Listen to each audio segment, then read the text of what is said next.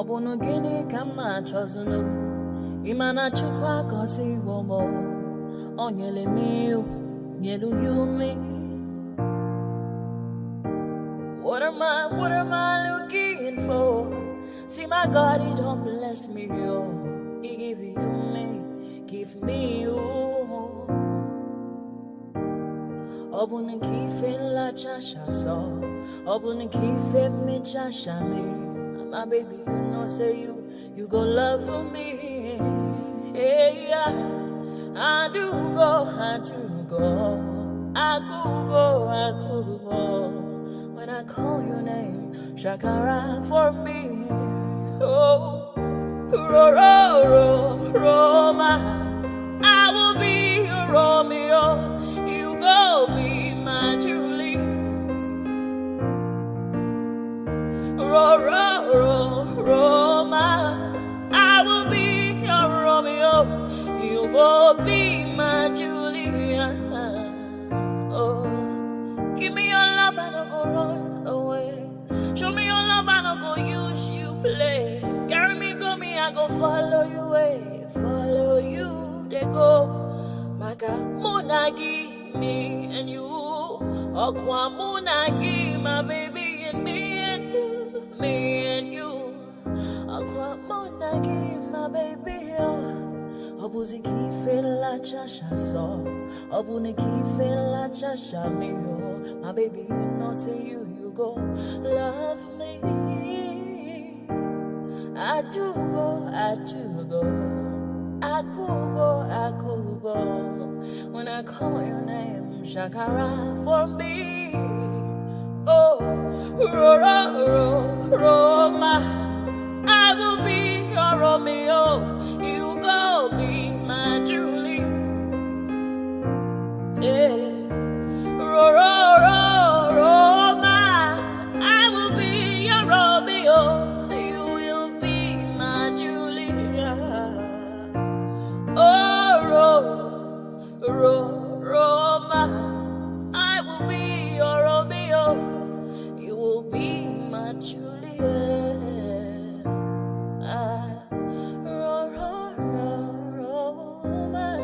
I will be your Romeo. You will be my Julia.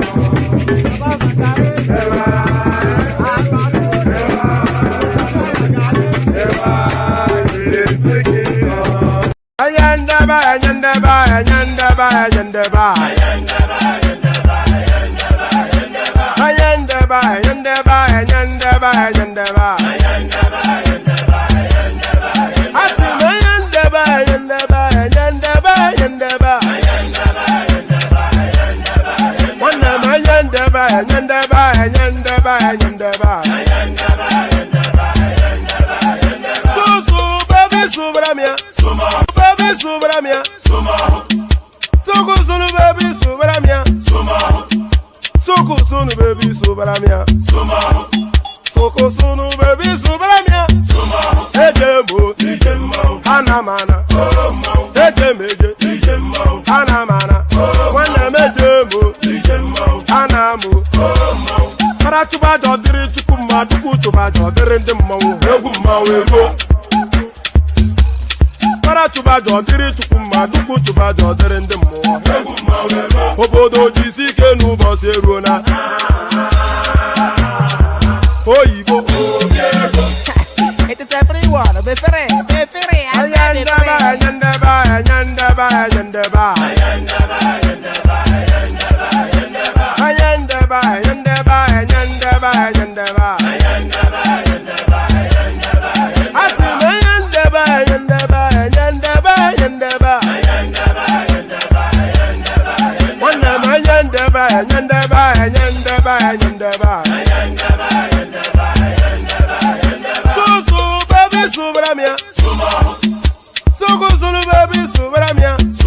Sunu baby Subaramia. Sunu baby Subaramia. Ladies and gentlemen, sometimes you just have to act like you are drunk, like you are crazy. Confuse your enemies, confuse them. Oh, that's yeah, we mo. Yeah, we mo. Oh, that's yeah, we mo. No basa ega ponto mo. Yeah, they go get me. Okwitara kara mi nguru ma mi ga kwuru mu gwo ya baby mo. Abe Maria. Boy feeling. Ayandaba.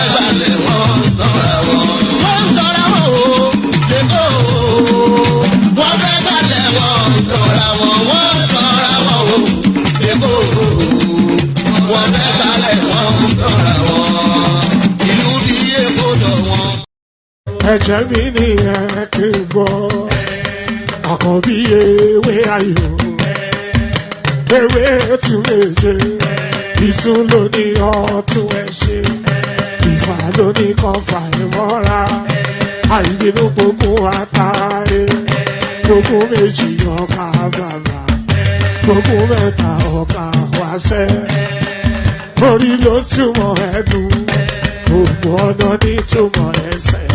Akọni ìmọ̀ tú ìmọ̀ jọ, ìmọ̀ èmi ni wọn kì í dálẹ̀. Bọ́bá lọ mẹ́lẹ́mọ́, wá fi jó ẹlẹ́mọ́. Akọni wọ́n bá lọ gbé fèrè, wá fi jó ẹlòkò. Bọ́wọ́ wọn bá tẹ̀ mí, wá fi jó aláre. Àwọn mẹ́tẹ̀ẹ̀ta parapọ̀. Wọ́n wá jọ ń pẹ́ mọ́, ẹ̀ẹ́mọ́ olóko jẹ. Wọ́n pa Akíntọ́lá ọmọ Ògún. Wọ́n pàdé Ìyọ̀dà ọmọ Àtàlàbọ̀bà. Àkọ́bí wọ́n pàdé Ṣàtàdá bẹ́ ọmọ ọba Ìjẹ̀bú Mèrè. Aṣíwájú odò gbólùkẹrẹ, ajagun lólòdì ọ̀run. Tó o bá ṣe pé tìyẹ, tó o bá ṣe pé tìyẹ, lọ bá ń darí jọ wí. Àgbèrò mi kún gbọ́wọ́, ọgọ́ ti ṣìgìdì máa gbé, àgétì ló máa ń gbé, àyàn ti ìlàyàn ewúrẹ́. Ọlọ́run dákun má padà lẹ́yìn ẹ, kó má gbàgbé ọ̀rọ̀ tẹ́. Aṣíwájú Ọlọ́run dákun má padà lẹ́yìn ẹ. Àkọ́bí Ọlọ́run dákun má padà lẹ́yìn ẹ̀. Ọkọ̀ onírẹ̀lẹ̀ Ọlọ́run dákun má padà lẹ́yìn ẹ̀. Òdòlé sọ bẹ́ẹ̀, gómìnà sọ bẹ́ẹ̀, dẹ́pútì sọ bẹ́ẹ̀, Ọ̀túnba sọ bẹ́ẹ̀, speaker sọ bẹ́ẹ̀, bàbá Ìjẹ̀bú. And there it is right there, Baba Ijebu, Baba Oyo. It's not Baba Ijebu, it's Baba Oyo. So there it is right there. Pardon me. It is not Baba Ijebu, but Baba Oyo, but nevertheless, there it is. It's a Baba or something or the other. So here we go again. Good day to you. Good to be in your company, and how are you? So hope you've had a glorious day. Hope you've had a glorious day to happen into how you spent the rest of the evening. Of course, in your with your favorite or your laughing man, one man went to mow. So yes, no rehearsed lines here. It's just organically speaking. Although I say the same things every single day, so perhaps somewhat rehearsed. But I hope you've had a wonderfully glorious day. And what will make my day wonderful and glorious like yours is if you clicked on the like button. So do that. Click on the like button. Click on subscribe if you haven't done that as well. So click on like and subscribe.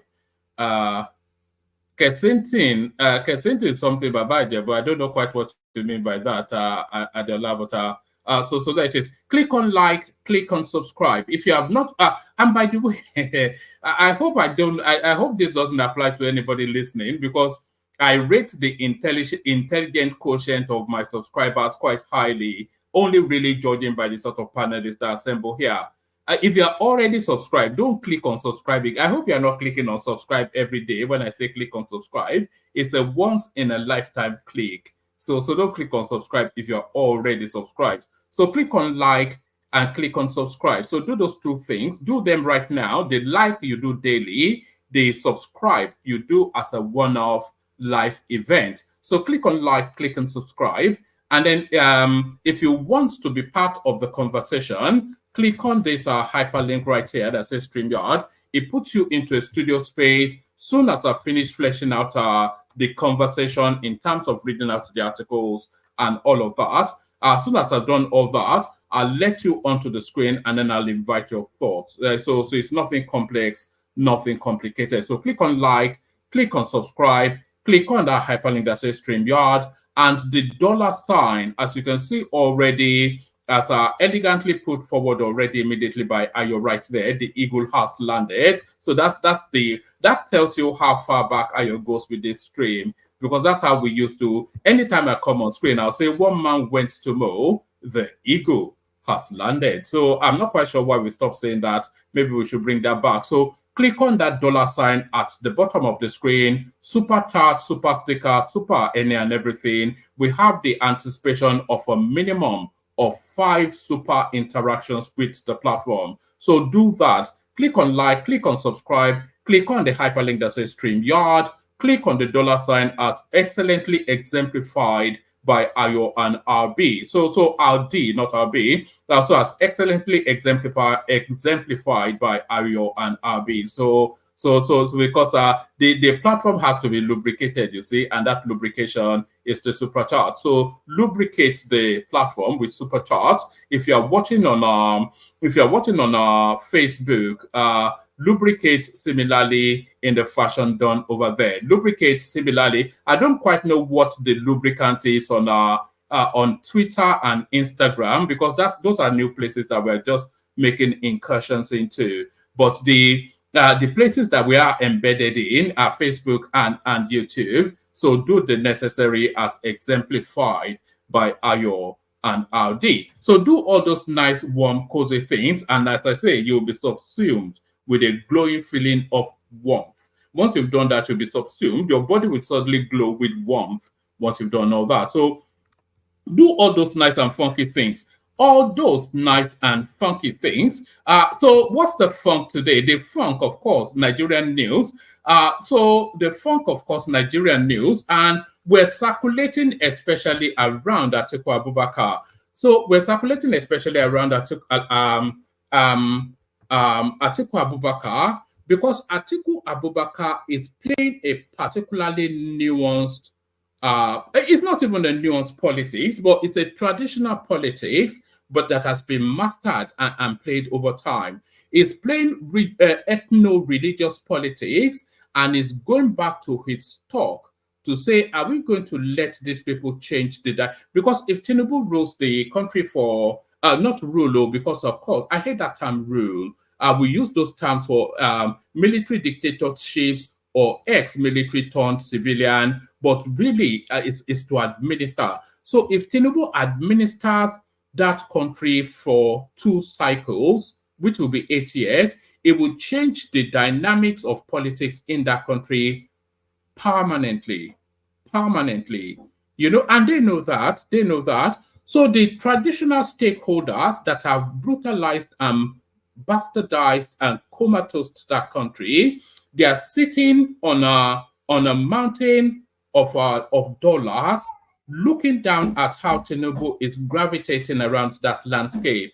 And they are wanting to make the decision then that do they go out and destroy him and revert back to how they were?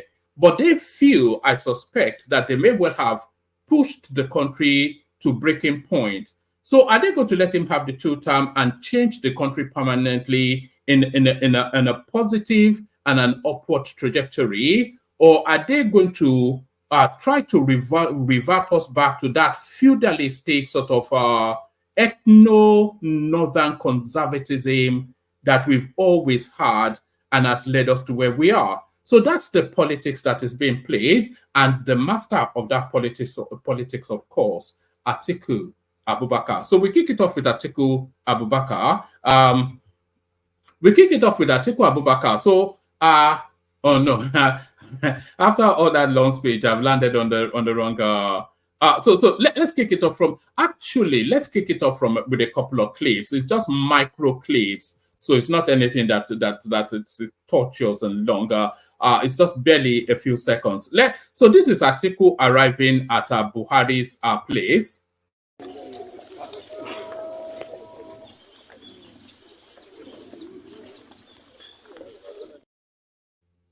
So that's Atiku arriving at Buhari's place, and this is Atiku in conversation with the Mala from Daura.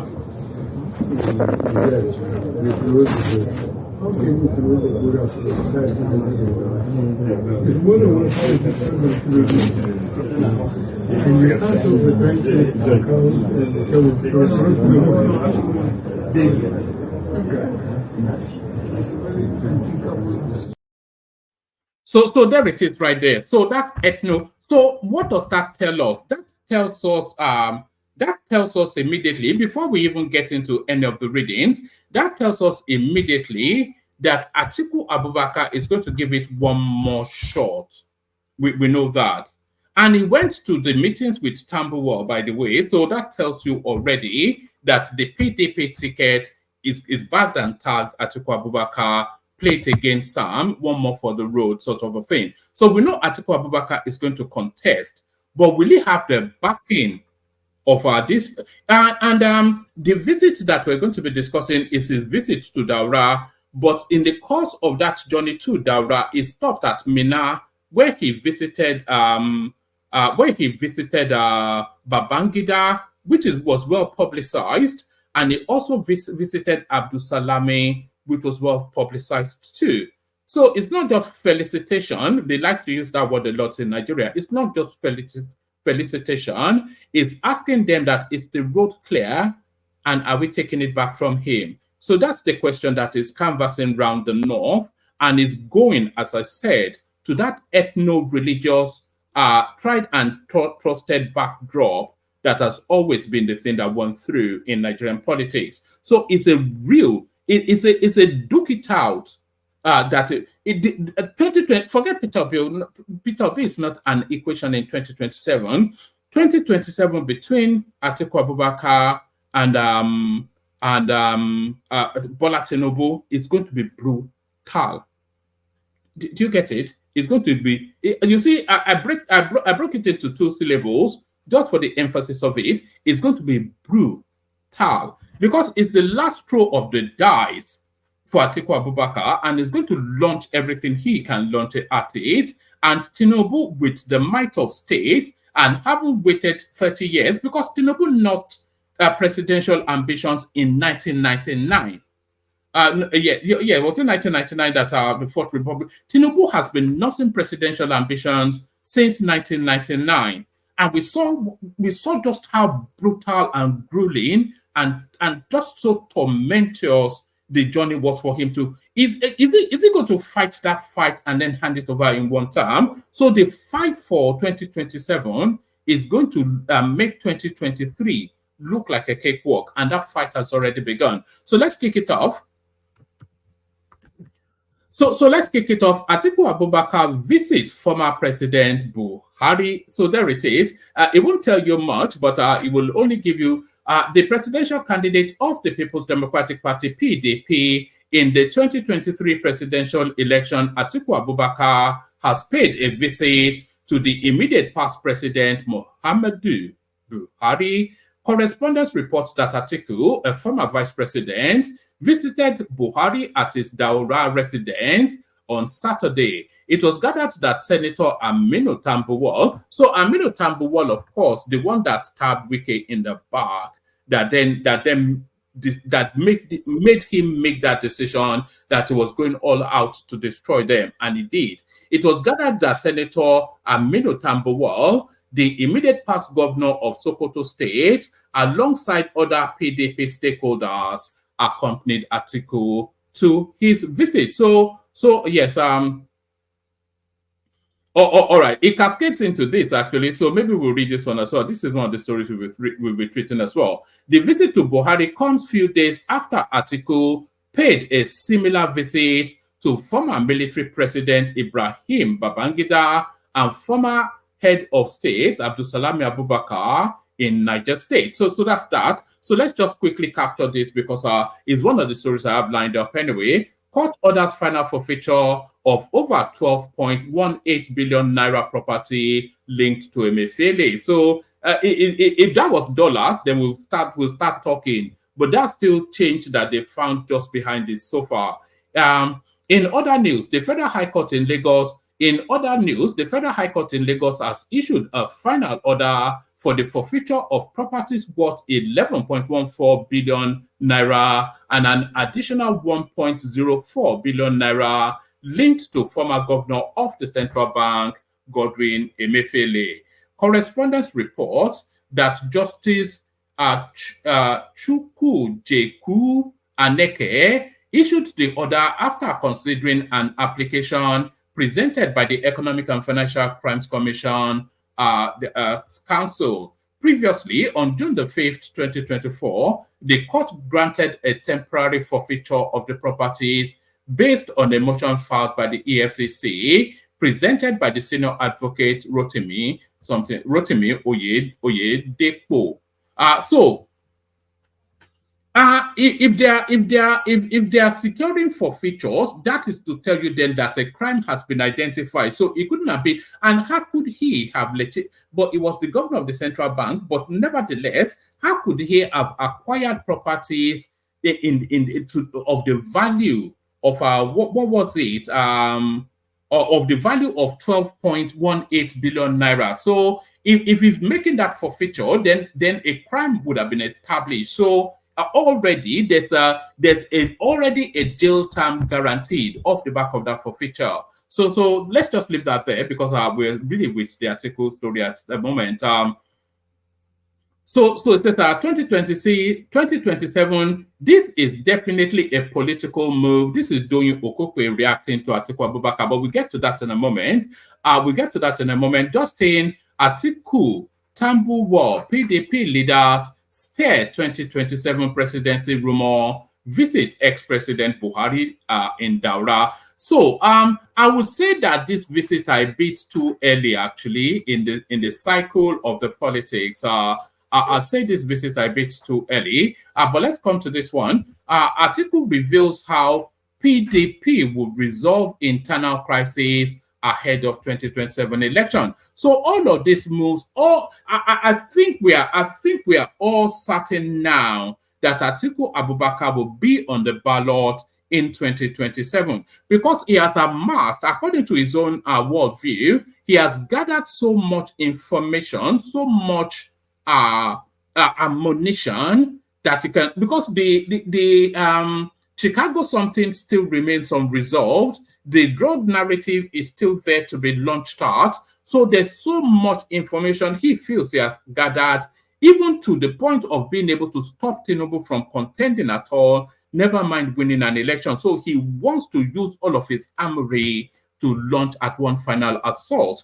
Atiku reveals how PDP will resolve internal crises ahead of 2027 election. So that will be his first test, actually, because he mismanaged that party to then lead on to him losing that election. So he did not show any signs of being able to manage a party, which then, of course, then cascaded in then, of course, not being able to manage a campaign and subsequently leading to a loss. So if he's able to bring the party together, but then, of course, there's the factor of Wike. So how does he even resolve that? The presidential candidate of the People's Democratic Party, PDP, in the last election, Atiku Abubakar, has revealed how the party will resolve its internal crisis in Katsina State ahead of the 2027 polls. Correspondents reported earlier that the former vice president was in Daura in Katsina State to pay a courtesy visit to the immediate past President Muhammadu Buhari. Atiku was fielding questions from journalists after the meeting with the former leader. Atiku was fielding questions from journalists after meeting the former leader. The forthcoming party congresses will resolve the lingering crisis rocking the PDP in Katsina State. There will soon be congresses, so people will elect whom they want to be their party leaders, Atiku said. This news platform understands that there is an ongoing disagreement with the PDP leadership in Katsina State. So, you know that the Katsina State is actually the epicenter of the Fulani race. You know, that and is essentially the epicenter of the north as well, not Sokoto, but Katsina. A lot of people might not know that, and a lot of people would not even know why. It is the epicenter of the north for reasons of being the epicenter of the Fulani race. A group called PDP Major Stakeholders and the State Caretaker Committee are at loggerheads over the sale of Congress forms. I don't know quite what this means. While the group claimed that they were denied the purchase of the forms, the State Caretaker Committee remained silent on the issue, despite several efforts to hear from them about the allegations. Having briefly spoken about the party crisis, Atiku noted that he was in Katsina to sympathize with the Emir of Katsina on the demise of his son, Abdullah Abdul Mumuni.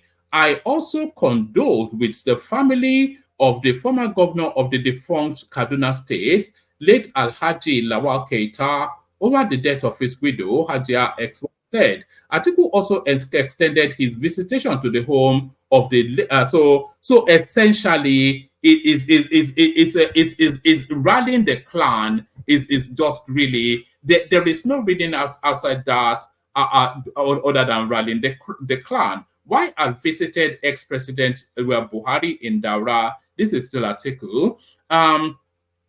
Former Nigerian Vice President Atiku Abubakar paid a surprise visit to former President Muhammadu Buhari in Daura on Saturday, June the 22nd, sparking speculation about his political intentions ahead of the 2027 presidential election. Atiku, however, said the visit was a courtesy call to offer Salah homage. So, my goodness me, why would he go to Daura to go and pay a courtesy call to Buhari? Of course, it's a political meeting. In a statement signed by in a statement cited by correspondents, the former vice president said he was accompanied by key stakeholders of the. So, if you are paying a Salah visit, why would you take heavyweight political functionaries? So, in a statement cited by correspondents, and by the way, Buhari has to tell us where his alignment is. He's a senior figure within the APC, and its 2 terms were entirely, were wholly, if not solely, Tinubu's doing. If it wasn't for Tinubu, Buhari would never ever have been president, and if it wasn't for Tinubu, Buhari would not have been re-elected. Remember when they sent bullion vans from the CBN to Bodilion? to ask Tinubu to use state money to rig Buhari back. So where is his loyalty, or his loyalty, of course, always with tribe? In a statement cited by correspondents, the former vice president said he was accompanied by key stakeholders of the opposition People's Democratic Party (PDP), accompanied by some stakeholders of our great party. We visited the Daura residence of former President Muhammadu Buhari to pay a courtesy call and offer Salah homage. So there it is right there. And so a picture tells 1,000 tales. So here are the outtakes from that space. So here are the outtakes from the space. So there it is right there. I wonder how these sort of meetings go. Is it going? I don't know, man. I think they'll be speaking in coded words, won't they? So they'll be speaking in coded words. But let's now see now what let's now see now what politics is making of these visits. Let's see now what politics is making of these visits. 2027, this is definitely a political move. Doyin Okupe writes as Atiku visits Buhari in Daura. So of course, we didn't really, thank you, Sherlock, but we knew that already. Let's see what other insight we might glean from it. Right. Former presidential candidate of the People's Democratic Party (PDP) in the 2023 elections, Atiku Abubakar, on Saturday, June the 22nd, paid a visit to former President Muhammadu Buhari in his hometown Daura in Katsina State. The former vice president arrived at the Umaru Musa Yar'Adua Airport, Katsina, aboard a private jet at about 11 something or the other, from where he went straight to Daura, where he visited the former president in his own home. Right. Let's pick it up from where I think we've gotten. So reacting to photos from the visit, Doyin Okupe, like some Nigerians, believe the visit is politically motivated and is geared towards the 2027 election. Atiku, in a recent interview, said he will continue to contest for presidency as long as he's healthy. So he's not healthy, of course. So I think as long as he can draw breath, I think it's more likely the case. Atiku Tambuwal and other PDP stakeholders visited Atiku Tambuwal and other PDP stakeholders visit to Buhari is a deft political move that can only be decoded by masters of the game. This is Okupe speaking, of course. I'm not quite sure that it's a deft. It's signaling, isn't it? Really, it's signal. One is stating categorically that is running a game, which is always somewhat inferred, but I think it's beyond equivocation now that he will be running again. So it states that with this well-wind tour of our former heads of state, Buhari, Babangida, Abdulsalami. So is making it known. But why is it just doing it this early? Is just what I don't get. Because a lot can change still. This sort of moves, I wouldn't even say it's a masterstroke political move, because this sort of move already signals intent with 3 years still left in the game. So it's already signaled intent, so they can politic against his ambition already, but I'm not quite sure if it's deft. Atiku Tambuwal and other PDP stakeholders' visit to Buhari is a deft political move that can only be decoded by masters of the game. When it comes to regional interest, and as I said, it's playing to ethnic whatnot. When it comes to regional interest, the North becomes non-partisan. So, that implies. I'm not quite sure that we can. I'm not quite sure that we can continue to harp that narrative as fervently, because we saw it with the Abiola election, who defeated the Kano man Tofa. We saw it with Tinubu, who defeated an Adamawa man, Atiku. So I think we don't accord enough sophistry to how politics is being played in the North. I would even go as far as to suggest that we in the South play more ethnic politics than our cousins in the North. Atiku Tambuwal and other PDP stakeholders' visit to Buhari is a deft political move that can only be decoded by masters of the game. When it comes to regional interest, the North becomes non-partisan. Posa, under what condition will 2027 be considered regional interest by the North? So yes, I think a lot of Tinubu's second term is in his hands. So if he goes, because they not expect that there will be they saw how prejudiced Buhari was towards his own side, and I don't think they'll be too offended if Tinubu prejudices to his own side. But if he pushes too hard against their entrenched interest and they feel ethnically threatened, then of course they will circle the wagon. But I don't think Tinubu just governing and jailing a few northerners. So it has to, the deftness has to be how Tinubu plays this is first term. But then, of course, Tinubu can go brutal for brutal, of course, because he has the instrumentality of state. So there is that space. So the politics has begun, and Atiku shows his hand. The politics has begun, and Atiku shows his hand. I did not take my first dethronement to court because I would not be happy working with Ganduje. So this is and this still plays into politics, by the way, because of course a lot of people see this Sanusi narrative as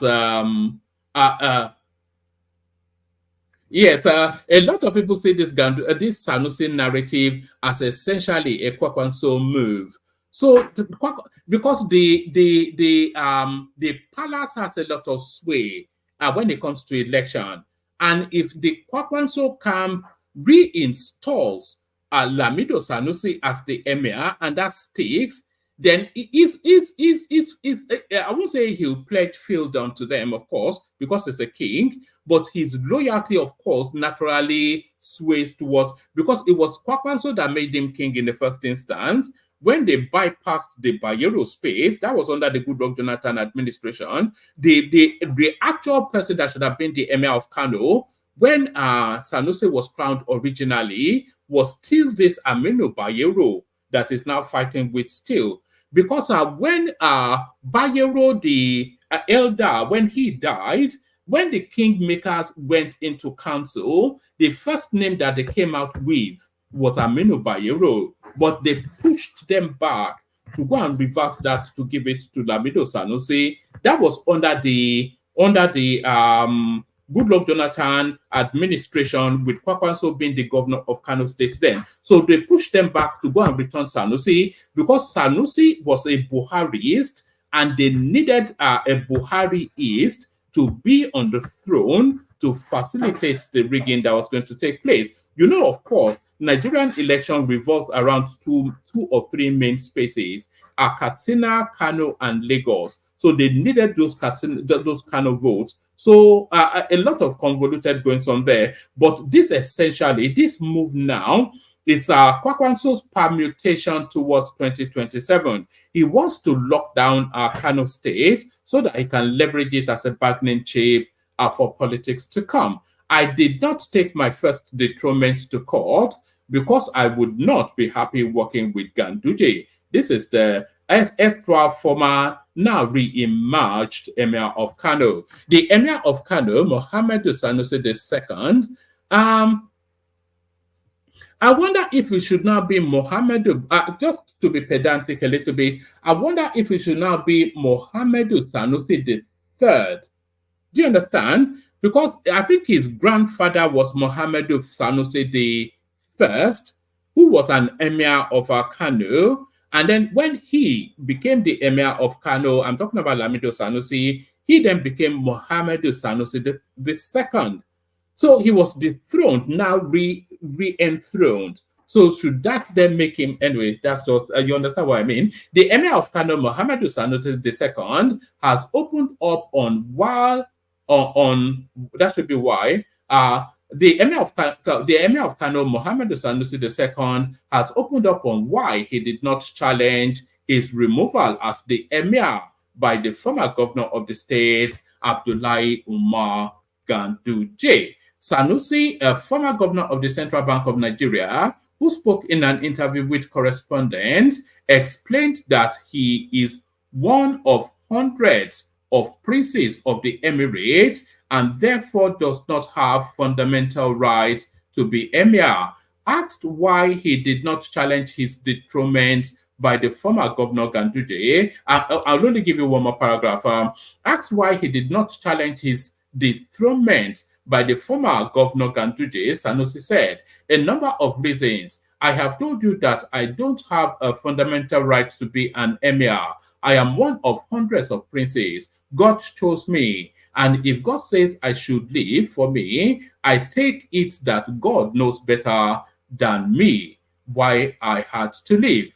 Okay, let's say I go to court. Let me even say this. I just got a letter that said I had been dethroned for insubordination. I have never been queried for insubordination, he explained. The details of the insubordination were not given. I had not been given any chance to defend myself. So it was clear that the state and the federal government had both decided that it was time for me to go. Okay. So that would have been what? That was still the Buhari administration having facilitated, of course, the emergence of Buhari as the president. Because I'm saying that because actually during the campaign, Sanusi then, as the governor of the central bank, donated about 3.5 billion naira to the Buhari campaign, and he marked it under the CBN social responsibility. So it was frontally for Buhari during that campaign. He revealed that even if he had gone to court and the court returned him, he would not have been able to work with the administration of Ganduje. So let's even assume that the court said I should come back. Do you think I was looking forward to working with that government?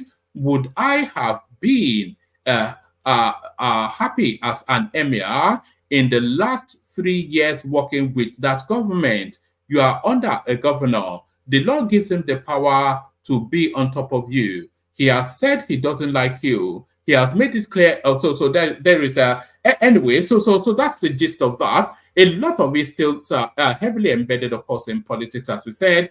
This was on the headlines as well, but we've already gone through it. Court orders for future. So there it is right there. What else do we have? It's a case of bring your own. No, so I hope we have one more. Yes, I hope the pan. Oh, we have two more. I'll be very quick though. I think now we have been pushed for time somewhat. We have two more. So this one, a Papa faction makes you turn. Backs Abure as Labour Party chairman. So it's the language of surrender, but what's the politics of it? A couple of paragraphs and then we move on. A year after the leadership of the opposition Labour Party was separated, with the incumbent national chairman Julius Abure and the deputy chairman of the party, Lamidi Apapa, laying claim to the mantle of leadership, both camps have agreed to sheathe their swords and work together. Loyalists from both camps were torn apart in April 2023 following a court judgment restraining Abure and 3 others from parading themselves as national officers of the party. But Abure fought back fiercely to retain his seat with the help of the parent body, Nigeria Labour Congress, under the leadership of its national chairman, Joe Ajero.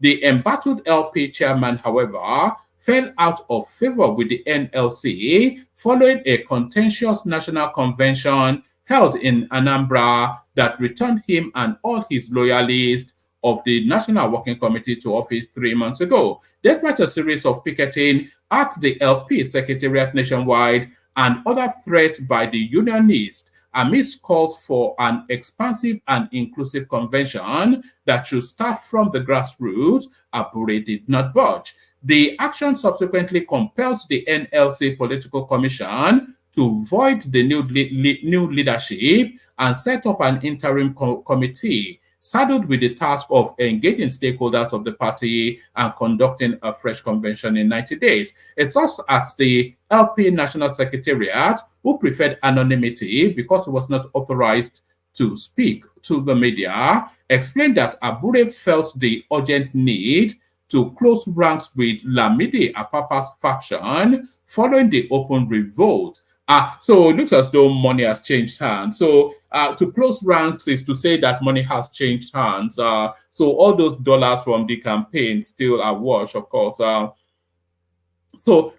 as far as at the LP National Secretariat, who preferred anonymity because he was not authorized to speak to the media, explained that Abure felt the urgent need to close ranks with the Lamidi Apapa faction following the open revolt and media war from its presidential candidate Peter Obi, as well as the pressure from the NLC. It is the only logical way for him to have a united front against the threat of the NLC in particular. I believe you already know Abure has a long history with Lamidi Apapa and Abayomi Arabambi before now. Correspondents, when correspondents contacted the Apapa camp, the factional spokesman Abayomi Arabambi confirmed the development. Arabambi, so this is the last paragraph. Arabambi told our reporter that they had no problem with Abure from the outset because they knew he was being influenced and misled by some leading officers in the NLC. Okay, let me just give you. Is that the last two? Oh, all right. So let's leave that there. Let me just give you one more. Then we come into the room, kick off the conversation. So this is good news for some and bad news for others. This is very much to the chagrin of the naysayers. This is very much to the chagrin of the naysayers. To the chagrin of the naysayers, Lagos to Calabar road project, solid concrete. So it's going to be a road that will last for 100 years. That's what they're building. The contractor is making significant progress, demonstrating that this is not business as usual. The concreting, let's do that again. After a swig of water. Right, Lagos to Calabar road project, solid concrete. The contractor is making significant progress, demonstrating that this is not business as usual. The concreting on both sides of the road is progressing steadily, a unique achievement that we can all be proud of. We commend the renewed hope. So this is, of course, this is APC United Kingdom. I'm not part of it, by the way, before you start making comments. Yes, it's Lagos to Calabar road project, solid concrete. The contractor is making significant progress, demonstrating that this is not business as usual. The concreting on both sides of the road is progressing steadily, a unique achievement that we can all be proud of. I commend the renewed hope administration and the Honorable Minister of Works, His Excellency Senator Engineer. Look, they like so much. Which one is Senator Engineer? Just call him Mr. You know what? His Excellency Senator Engineer. You know, how much importance can one man need to assuage his ego? They forgot to add chief because there'll be chief there sometimes. The appellation's longer than the name. His Excellency Senator Engineer Nweze David Umahi CON for their dedication and effective oversight in ensuring the success of this project. So I'm only really bringing you this, one, to bring you the update, and two, to show you that that road is already, the bits being finished, already in use. So let's catch it up here. Let's catch it up from here, and then after this, we come into the room.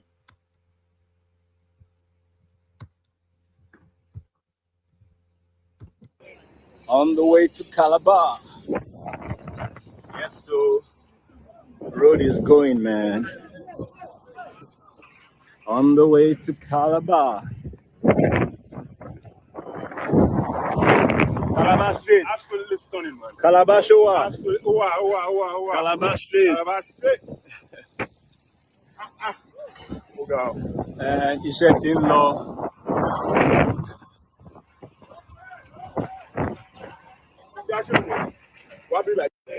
On the way to Calabar. All right. So once that is completed, it will be a world marvel. Do you get me? It will be. It will not even be a Nigerian achievement. It will be a war. It will not even. It will not even be an African something. It will be a world marvel. Once this has been completed, it will be a world marvel. The world will marvel. Nigeria is slowly evolving out of the third world phase. We have the biggest single train refinery in our country exporting. They're exporting diesel to Europe. Whatever their specifications are, we meet it. Now we are having a road that would never be surpassed by any country in Africa because they don't have the acuity, they don't have the blue sky thinking, and more to it, they don't have the funds. To talk about South Africa, is a Dutch country in Africa. I doubt even if they have this. So the road is already being trafficked, but the naysayers will still say, but there it is right there. So there it is right there. I think that's sufficient enough to be going on with. Let me not keep people hanging around for too long. Play the Kegite music, bring the panelists on, the conversation commence. But first, the Kegites. Egbe Lemu, the Kegites. Have you got your calabash ready? Only water, where they see ma. Water, only water, where they see ma.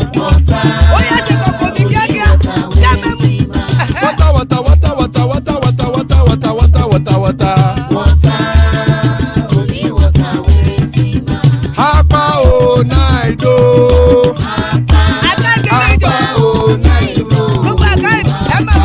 Hapa you don't come o.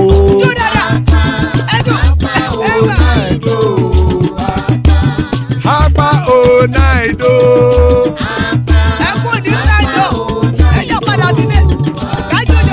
Oro kẹ̀kẹ́ ẹlẹ́mù yé o. Ibe sodi ya kẹ̀kẹ́ ẹlẹ́mù re o. Bobby master kẹ̀kẹ́ ẹlẹ́mù re o. Chief Waila ti kẹ̀kẹ́ ẹlẹ́mù re o. Eruku lẹ̀lẹ̀ ẹlẹ́mù dé.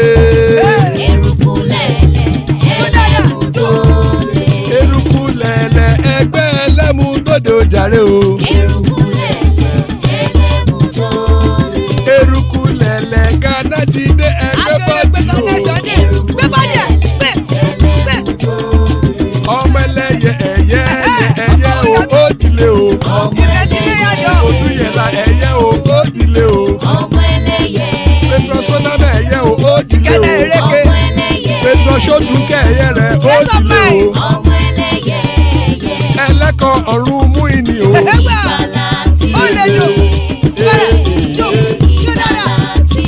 Àkùkọ ọ̀run mẹ́kọ̀.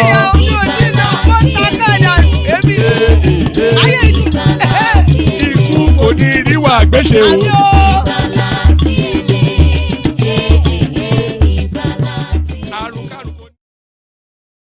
And there it is right there. Akoko Onumeiko, the cockroach of the heavens don't crow yet.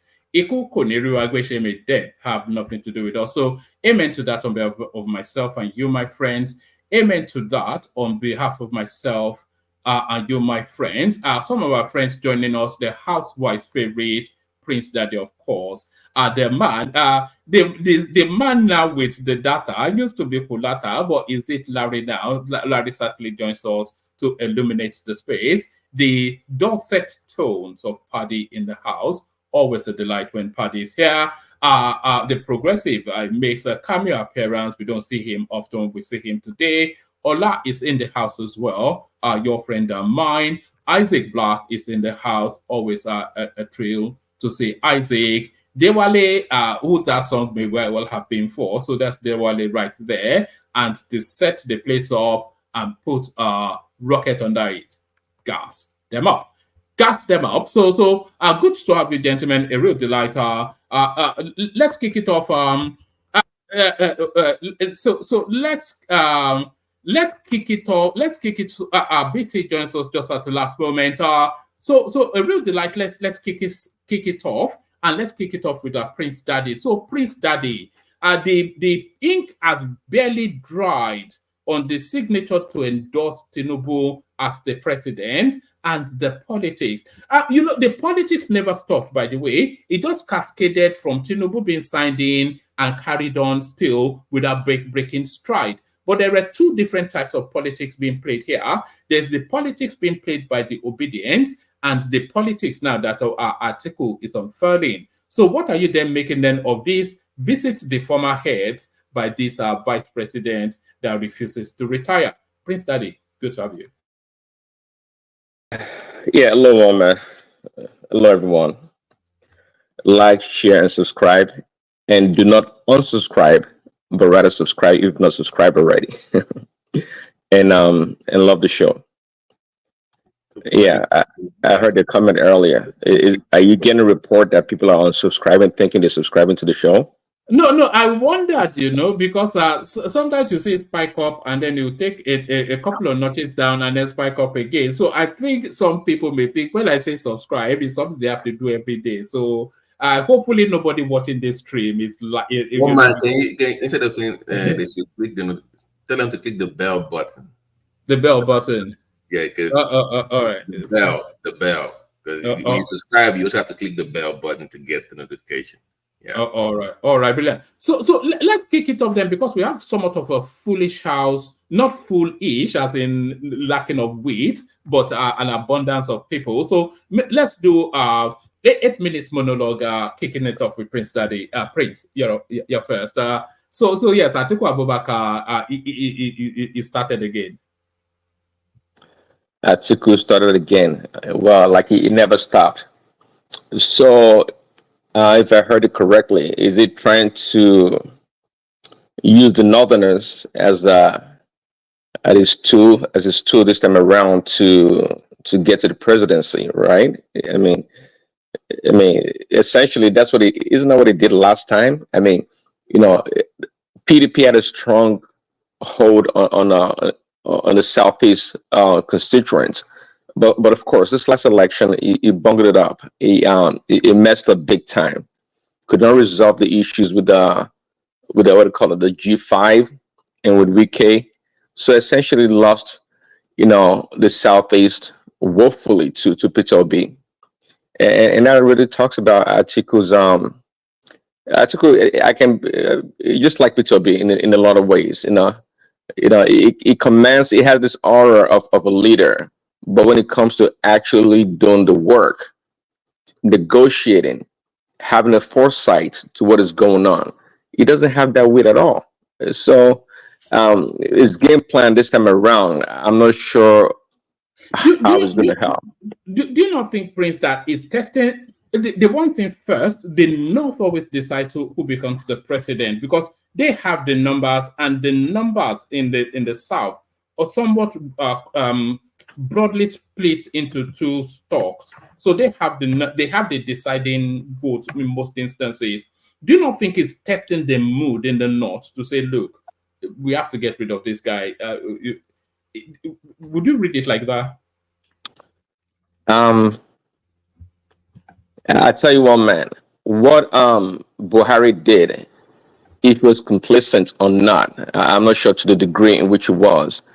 But what his administration did to Tinubu this last election, and all the forces that came against Tinubu, really, they threw at Tinubu everything they had in the bucket. All the wrench they had, they threw at Tinubu. And yeah, Peter Obi played a role, but they did not survive. They didn't make it. So how much more now that Tinubu is in charge, in control of all the levers of power, that they're going to have their way. No, I don't think so. When Buhari ran twice prior to merging with Tinubu. He had the northern vote. It's not what they say. That's why I was trying to remind Buhala last time on your show, Danny Buhala, that is. It keeps saying that before the elections, Atiku already had in his back pocket the 12 or 10 million vote that Buhari had always commanded. He said that. But do you know, after the election, Tinubu's performance was extraordinary. I'm telling you, it was almost like a 50-50 split from between him and Atiku with the northern votes. That shows how much Tinubu really did. That his way of playing politics didn't start overnight, unlike Peter Obi. He's been doing it for 30 years. And the northerners, they have their own personality individually, of course, and as a group. And you can trust a northerner. If they give you that word, they will do it. They're more likely to do it, even more so than the Yorubas. Yes, but if the northerners turn against you, you are out of power. That is true. And Tinubu has roughed up El Rufai. You know, he's roughed up El Rufai. Yeah, we know that Buhari is not really keen on him. Maybe he'll just let him. But you know, and the North are really agitating that. Look, you have to love us more. Do you not think that ethnic something could well go in favor of Atiku? Nothing has told me that yet. You know, I think maybe Hassan may have alluded to it, and I think we all can have an idea about the northern electorate or voters. They are not a monolith in the voting bloc. They have different factions. Roughing up El-Rufai. See, El-Rufai is a strong voice in the north. It's powerful, but I don't think he has a very strong voting bloc that will support him. I think even I can put money on it that Tinubu has a stronger voting bloc in the north than El-Rufai. I'm telling you, man, that Tinubu does. And don't forget about this Ganduje guy. And I think there's some other characters like him. Ganduje is a loyalist. I know you love the dollars, but he's a loyalist and he knows how to play the game. He knows how to play the game. It wasn't a coincidence that he became the chairman of the APC party. It's not. Ganduje can nullify El-Rufai, if you ask me. And I don't think Tinubu is damaged his reputation with the Northerners. I don't think so. And I know you would like to court Kwankwaso and the current governor of Kano State. Tinubu is a master planner. The man is brilliant. No matter what the obedience say, the guy knows how to play politics and he understands Nigerian politics to the core. He's one of a kind, and I don't think we've seen someone like him in a long time. If you look back to Obasanjo, I don't think even Obasanjo was not a politician in that regard. They favored him. They brought him to power. He won. Then he rigged the election left and right. Brought about Yador. Then Jonathan showed up, and because they have the apparatus, they were able to win this. Tinubu is the man. Sorry, it's absolutely. Are you suggesting that OBJ was a puppet? Well, absolutely. I mean, what more can we say? Was it not? I mean, I'm just asking the question. That's all. Yeah. Was it not BT? Was OBJ not a puppet? I was just asking the question. That's all. You two answer the question now. I was just raising the question based on what you said, sir. That's all. Thank you. You know, OBJ was handpicked to be slotted in that space, but I think he then broke the shackles off his ankles once he became president. But he could not really break off of it. You know that's why I don't know the validity of the story that he had to kneel down for Atiku. I mean, it should, because he didn't have the power. It was chosen, and everything was, you know, he had to kowtow to a lot of things. He had to accept a lot of things back then. So it was not a true politician in that regards. So they came PDP, they gained power or seized power, and they, you know that everything else was history, and they became too arrogant. And Tinubu, man, that guy, I'm telling you, I'm still waiting for his book for him to write a new book, I guess. This guy, was able to crush. I used to hear that there was a saying back then, like, the PDP are going to be in power for 60 years or so. That was the mantra, that nobody's going to displace them, the biggest party in Africa, this other stuff. But there comes Tinubu. Okay. He said, Buhari was crying. He brought Buhari together. Buhari that was getting 10 or 20, 12 million votes could not win. So as important as the northern vote is, let's not try to over exaggerate, the politician that will control that vote. Northern vote did not get Buhari in. He needed the other parts of the country also. He needed the Southwest and other parts. So, sorry, Prince, once again, please. I'm just asking a question because I'm just listening. So, you said that Tinubu is more skilled. So, let's just do a ratio scale. How influential is Atiku in the North really, compared to the likes of Buhari? How influential or how powerful politically is he? I think that was tested during the election, was it not? Is it a ratio 1-4, 1-5, or can you give me like just scale, like how? Because Buhari is obviously more, but does it really have any sway? Like if you compare him to Buhari up north? I see. See, Buhari, if you ask me from my analysis, Buhari is liked by the politicians. Is a liked politician. Buhari is an absolutely a poor politician. Is not a politician in any regards to be reckoned with. Atiku has been a vice president. He's a politician. Why? Because he's been trying to become a president for the past how many years that he's tried. And for that reason, he has a name and he has influence in the North. But overall, he's shown himself to be a poor politician also. He's not a good politician at all.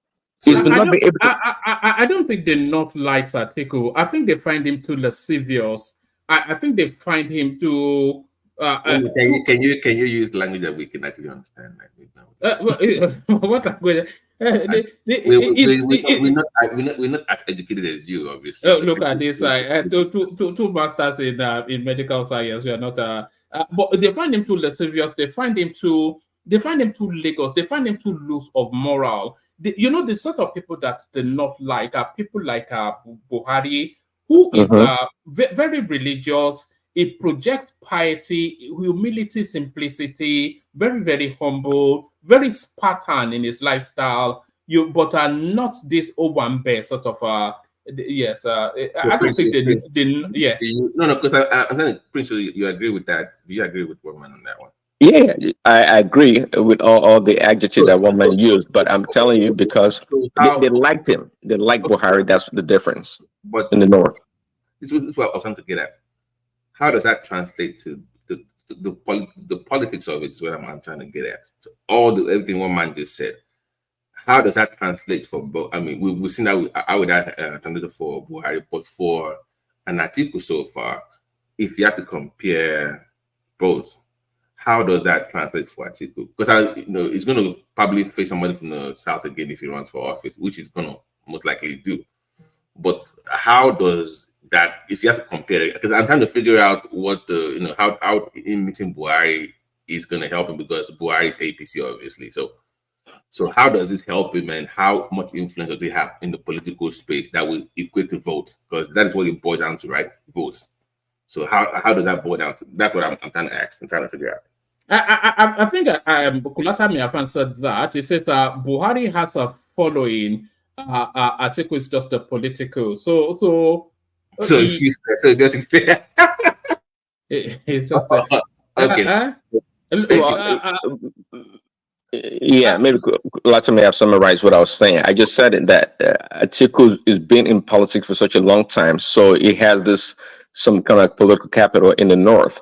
Not because he's a great politician. He's shown himself to be actually weak, perhaps even weaker than Buhari. And in politics, people just have to like you. In Buhari's case, again, it was not a good politician at all, but the people liked him because of the values he espoused, and that's why, as you mentioned, one man, and that's why they like Buhari, and that's why they voted for him. But I'm telling you, just like I said earlier, that between Atiku and Tinubu, it does not. I mean, and this past election showed it. It was almost 50-50. Tinubu commanded almost 50% of the northern vote. That shows how strong the man is, and he understands politics. So Oh, oh, oh, yeah. yeah, go on. Prince Daddy, you would not know, of course, but a good friend of Babati, look what the cat dragged in. Bia, our fight is not finished. I thought it was a fight for life. Bia, good to see you. Bia. Hi, woman. Where Which you one? going? What's this? What's this voice again? Have you been at that red wine again? You're my lost darling now. We can't fight. Look Nigerians at don't they that. fight, so we can never fight. You know we are Uh, brothers and sisters. no, we This can fight. It politics, only makes it makes the making up even the more, whatever it sweeter. is that is. Yes, Yeah, so exactly. How so are you? It's been a moment. yes, so when two Nigerians are fighting, guys, let nobody stay in between, because they will always settle somehow. Yeah, I've been good myself. Been busy. Lost interest in politics because of all the punches we throw at one another. It got extremely toxic, didn't it? Yes, very, very distressing. That sometimes it was even affecting my business, my studies, and that's why I just had to decide to choose what to focus on that is more important and for my own mental health. Because it's just it doesn't make sense to fight so long, losing a lot of energy, no progressions, nothing progressive. And then there is no love. We should learn to love one another. We cannot afford to hate people. We should do constructive politics. Even if we are Yoruba, Igbo, Fulani, we are all one people, regardless where we are born. We can That's have all. That's all. opinions. That's all nice and flowery. But our politics is an ugly game. It's kill or be killed, isn't it? It's it's a fight to finish. That's just politics, isn't it? It's fight to finish, but if we fight, the grass will suffer, and then there is no nation, and it will not stand. We fight constructively to build. We don't fight to kill each other with hate and bitterness because we are from different religion, all those things.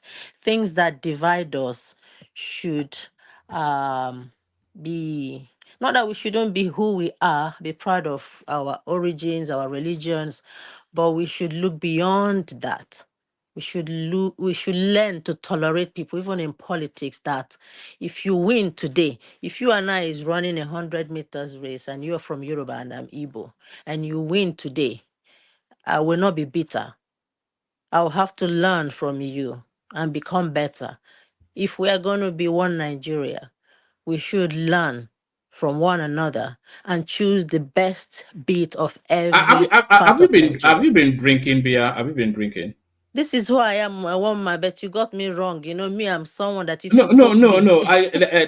Your voice, no, the texture of it. I'm not saying you sound slurred, but yeah, I know your voice. So, you've been at the red wine again, you have don't know you? my voice. You I don't got know me your voice. high.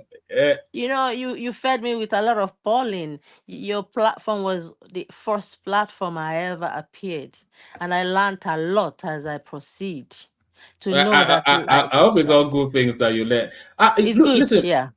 Listen, Bia, if you're fed up with the politics, then I have good news for you. We have shows on Sunday hosted by an excellent lady called Dupsy, and nothing at all to do with politics. So if you want to reemerge into the space, that might well be your first step back into public discourse.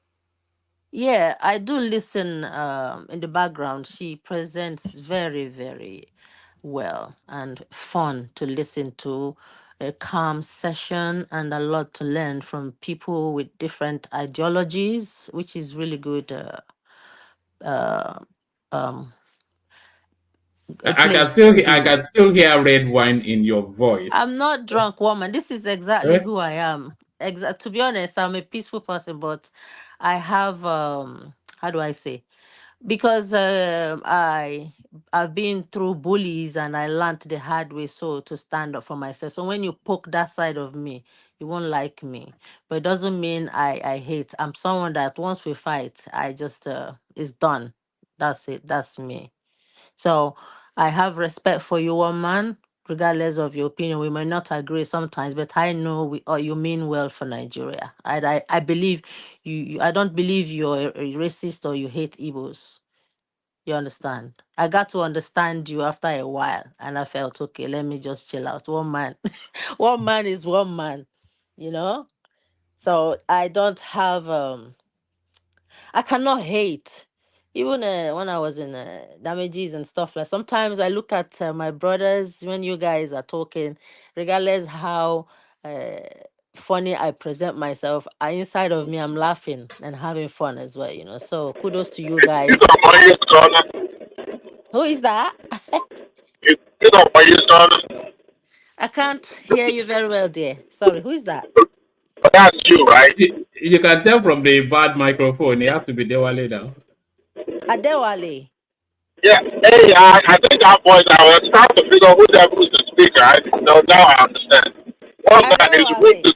Adewale. One man is rude to tell a woman that she's drunk on your show.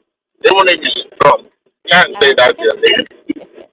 I'm not No, drunk. Bia is an old school member of the Bia. I mean, it's been 3 years that you've been part of this team now. That Going is on. a ginger. That is a ginger. You have to have that Holy Spirit in you. You know, when you put that Holy Water in your system, it helps you.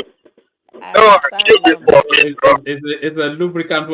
Sadly, I don't drink red wine anymore because it just makes me balloon. I don't even drink beer anymore. You know, it's just it's too fattening.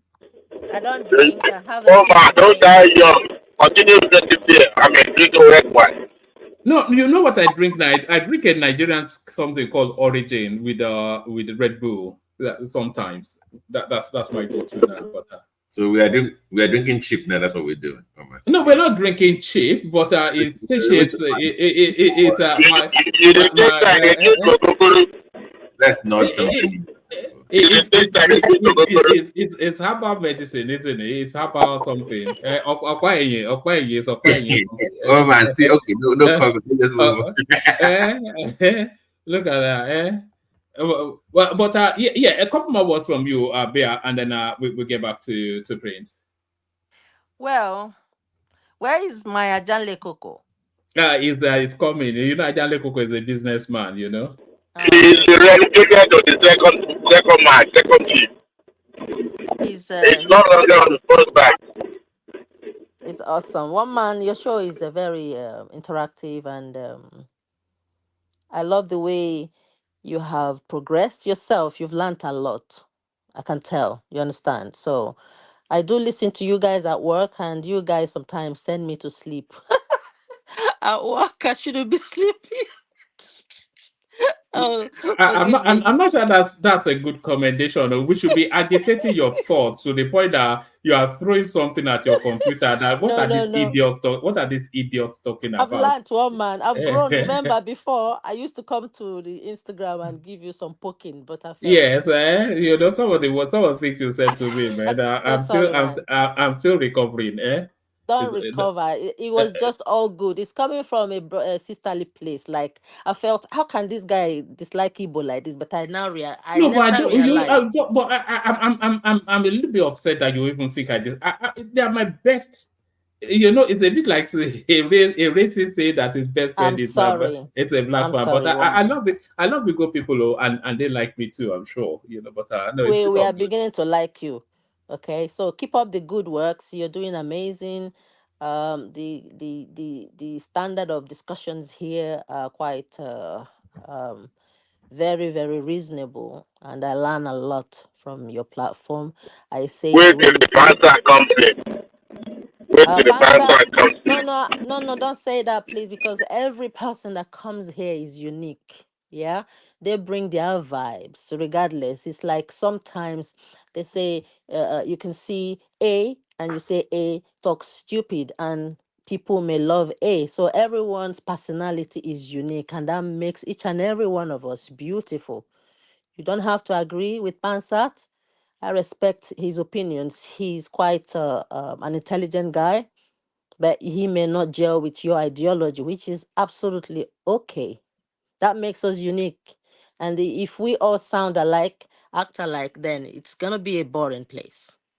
So keep up I, with the I, good I'm works. not. I'm not sure if I'll agree with you. I'd say Pansat it affects being intelligent without actually being having the necessary crew treatments to I'm not sure that it's not the full ticket. I told him it's there in the comment section. It's a water meaty personality. MITTY water meaty personality. If you know what that is, then you know who Pansat is. It's a water meaty personality. But there it is, Pansat. You always get the poke from me. But thank you, Pia. Join us more often. I think you're ready to reemerge into public discourse. So hopefully we see more of you, Pia. Yeah, not in politics. The other one, maybe. All right. Thank you very much, woman. Guys, have fun. No, Take care. Rest. I think BT wants to say No, something. no, it's good to see her. No, I didn't want to. I know she has to go. Yo, BT, my guy. How are you? Long time. How you did? Long time. I do, bros. All right. Yeah. All right. Thank you for all your time, and it's nice reconnecting with you guys again. Please keep showing love to one another, regardless. Yeah, we are one people, one love, and take care, guys, and bye for now. Thank you. All right, brilliant. So that's the excellent Bia Odua. I think she's I'm changed her no more Bia money. Odua. I Yeah, prefer now to be Lou. Lou I'm now. Lucia. I'm evolving. Yes, I know you are Lucia, but I didn't know you wanted the fullness of your name said. I know you're a very private person. I know your name now. Yeah. Lucy Lou. Well, are you married to Rupert Murdoch? I think Lucy Lou was married to Rupert Murdoch. Did you see how I laugh like a village champion? I beg. Now go now. All right, excellent. Thank you, Bia. So that's Bia, of course. Before you go ahead, I apologize. Can you hear me, woman? Before you yes, I can. I think on behalf of for the channel, we need to set up a good forming to buy the wallet mic. It's just as much as we enjoy his commentaries, we would like to hear it. Yes, Hey, Robert D, I have no idea what is wrong with my phone. It's my phone. It's not my mic. It's the phone. Okay. Hashtag buy the wallet new phone. If that's what it would take, because it is. There's this new invention that they call an iPhone. I'm not quite sure if it. And I hear this more than anything. Have you heard of it? The version called. I've heard about it, but I hear that from more than anything. I used to be with you, but I had to surrender. I had to surrender to it eventually. I too hated the idea. I felt I was being manipulated, and I thought I would never join them until my wife just went and bought one. I said, "Look, man, you're embarrassing me," But I think it's more of the Bluetooth. I think it's the Bluetooth. I have. I'm not, even when I don't use Bluetooth. Okay, last night I joined the show before Thomas abruptly shut it down. But by the way, I'm going to sue Thomas. One man. In fact, I don't. Shoo!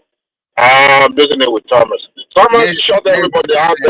Can you do the after? Don't do this. He has to go to work now. So. Even with that, it was well put on in the background and let us continue with that discussion. He chose to shut it down and just left, and he was playing one Yenatu music like that. Can you imagine? Woman, can you give the Wale his own after hours? Yes, come with the bottle. Come with the bottle of red wine. I'm telling you, if you don't have bottle with you, you won't be part of that show. Thank you. One man. I think guys are serious about that thing though, because I know that yesterday people really wanted to stay behind, but from Thomas' assumption, it's like you gave him order to shut everyone out. I don't know.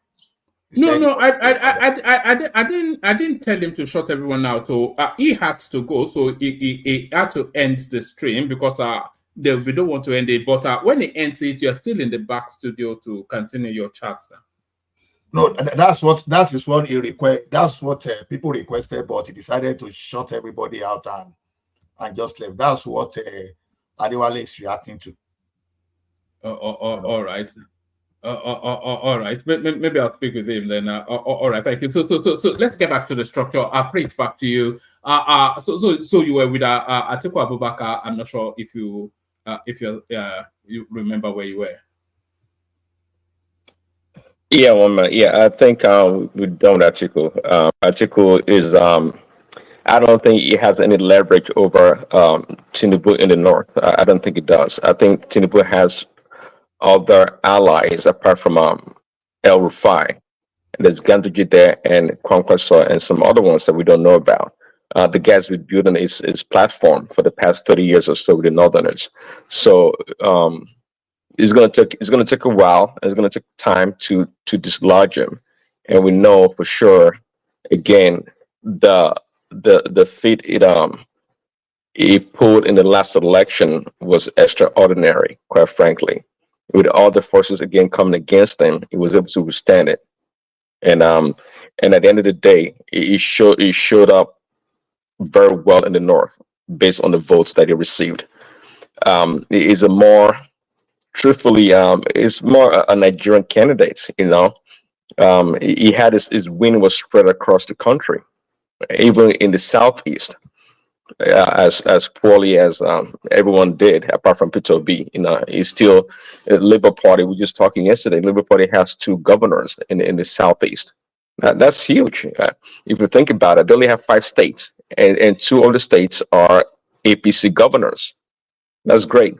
And it's going to continue to get better from there. So yeah, so Atiku can continue to play to find other ways to try to meander, to try to manipulate whatever it does. He's just overall a poor politician, and that also speaks to you, one man, because you think he's such he command this respect or this personality as a leader. He may because of the way he speaks and present himself. Um, but he has to go down to analyze this man and see what he has to offer. Just like Peter B goes around talking, but if you put Peter B to the test, put him on the scale, it's lightweight. He has nothing to offer, and is only able to garner people of I'm not going to question anybody's intelligence, but people, younger people, even though some older people fall for his gimmick, and which kind of surprised me. Also, if Can Do is there, I didn't know Can Do drank bit of his Kool Aid. I didn't know he did. It was falling for this that slogan. I'm an obedient. I didn't know that. He is. Well, he was saying. I mean, he said between Tinubu and Obi, Tinubu can barely speak, but he loves Peter B's mantra from production to corruption mantra that he goes around speaking. No way he said that. No way he said that. No way. He did. He did. He just said a couple days ago. What's wrong with him saying that? No, The person speaking is already drank some mega Kool-Aid. So what are we talking about? No. I'm not even discussing that. Whatever. But I know his politics, so I'm surprised he supports. It's kind of. Am I Prince? I'm kind of surprised he's leaning that way. I was surprised too. I didn't know it was leaning that way. I was surprised. I'm not arguing about what he said, but I'm just surprised he. That's what I'm prestige. So come on, I'm not debating that. Yeah, it is but you have to deep. Go ahead. No. I was waiting for you to learn. I wanted to take you on to the next talking points, and then from there onto Larry. So now, as much as this has been heavily criticized, it is coming to fruition whether you like it or not. Over budgeted, under budgeted, adequately budgeted, corruption, whatever it is. Do we need it? Don't we? The Lagos Calabar Coastal Highway, the bikers are already enjoying it. So, what are you then making then of the speed at which and the quality that this project is being executed? Wow, are you saying this is actually part of the construction that they're biking on the road, or it's something that's been there before? No, that's the finished portion. They are telling us that they're going to commission the first portion of it in second quarter next year. So within next 6 months. Yeah, that is great. The expediency of this project really speaks to the, I guess, the leadership and the determination of Tinubu and the people involved. They really want the realization of this project as soon as possible for the benefit of Nigerians. So um, it's all good. I mean, it's all good. Yeah. What can we say? It's all good. I mean, there's so much belief that it's going to bring about a huge economic benefit to the country overall, and help improve the lives of the people and auxiliary businesses that will come from it. I don't know. I think we don't. I mean, road is always good in in any country, right? There's a Chinese proverb that talks about the importance of road. It opens things up greatly in a country. So building a road, um, it's always positive. It will bring about good things, no doubt. It can go in the other way, negative way, but it will bring about good things, and um, yeah, it bring more opportunity to Nigerians, and All right, make. Prince. I'm not sure if you are losing me or if we're losing Prince. Can people hear me clearly? Yeah, we can hear him clearly. Can Yes, people hear me clearly? yes, we can hear Yeah, you. yeah. Was, Prince. Yeah, was Prince. it? I think you're breaking up a bit. Oh, sorry, was it me? No, Yeah, Prince I is think not it was. breaking up. Oh. We can hear Prince. We can hear you. All right. Maybe it's my system. All right, carry on. Yeah, so it's all good. My only concern, of course, okay, I don't want to go back in time, so to speak, but let's see. So they awarded the project to the for this construction to is what's his name, the Kajuri, or what do you call it, the Lebanese Nigerian guy, without an open bid to the public. Um, that was kind of fishy, being a public project, and such a huge amount of money to be invested. Also, that was kind of fishy, but but they did it. Um, the only thing I would say about this project is to make sure they have the numbers, transparent. um, I don't want them to use the cost overrun to siphon money, and to flee Nigerians. I think they should make it public as much as possible. And the media, instead of them playing these silly games, the media is kind of lazy. They become sensational. They become people. They're not like publishers. They're like platform owners. People have their own YouTube channels or whatever, and they don't go after real news or trying to uncover what the government is doing good or bad. They only complain.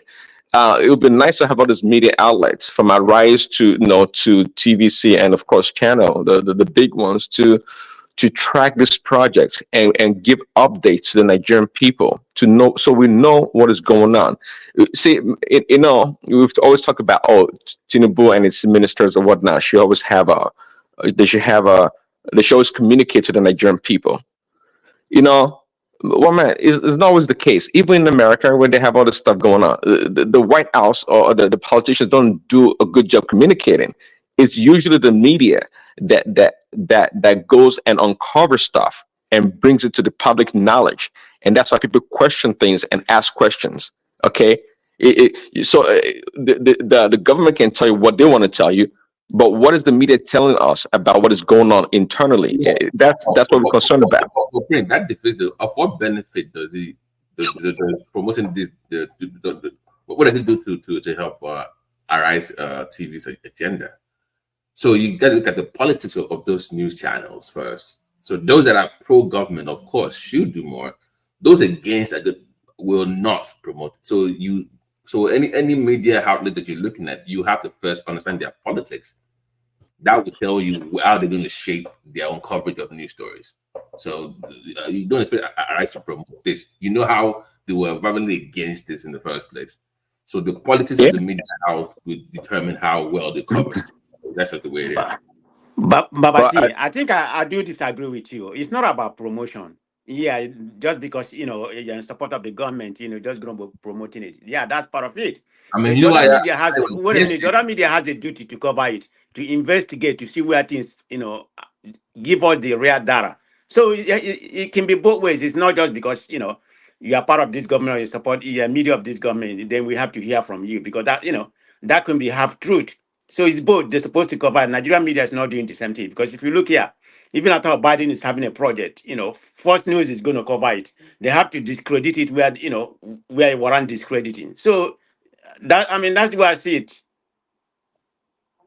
Yeah, well, Nobody's saying favorable coverage to showing it like people are putting it online. Is what I'm saying, without adding unnecessary commentaries from knuckleheads like Rufai and Co. Is what I'm saying. But they're not going to do that. If let's say there's a pothole that comes up in this first phase, trust me, they'll cover it. You see what I'm saying? When And that's the job of media. Yes, to very, do. very quickly. They will cover it very, very quickly. Yes. Sorry, where is Why this road? why not? Where is this road? That's the Lagos. That's the finished portion of the Lagos Calabar Express Road. One man, I hate to I have to interject. Oh, the coastal road. Are you sure? Are you Yes. sure you're bringing out the right picture? This is just not a Oh, narrative very from the beautiful. Tinubu administration. No, it's Because not. I've been trying to find out what you just portray No, right it's now. not. This is from the I've not. Hold on. I've not seen anything. I've been googling and doing all research. I'm not saying it's not, but I don't believe any. I don't believe in it. I'm not saying they're not doing something, but for them to go up to this extent for how many months in the Nigerian space, even at all, you look at the railway. The railway project that started about 5 or 6 years ago. We haven't heard from that one that's supposed to be wait. Calabar Railway. I Where is that right now? We No, haven't no. heard anything about that. Wait, no. Hold on, let me land. But Is they this embark fake? on new project. I mean, what is that? So what's your I point? mean, if No, you no. look at the line, What's the your rail point? line, it's supposed to get to the same place, from Calabar, Lagos to Calabar, going to Port Harcourt, about Onitsha, and some other place, a lot of the start place before coming back, So, All right. but So, no. anyway, Let's hold on, please. Man of prestige. Oh, and no. prestige. I can't understand what you're saying. Wait, don't let him get it with this. Are you saying that this is not real? Is this AI generated? Is this fake? Or what are you really saying? This is video. I doubt if it is rare. I have a doubt in anything coming out from Nigerian Are social you media. so this is fake? No. So this is fake to you. This is fake. What? I'm asking you. So this video is fake. Yes, I said it may not be rare. I use the word may. Why are you interacting with Man of Prestige? Does Man of It doesn't Prestige matter know where Lagos? interacting with me. I'm How is Nigerian. this Do you know Lagos?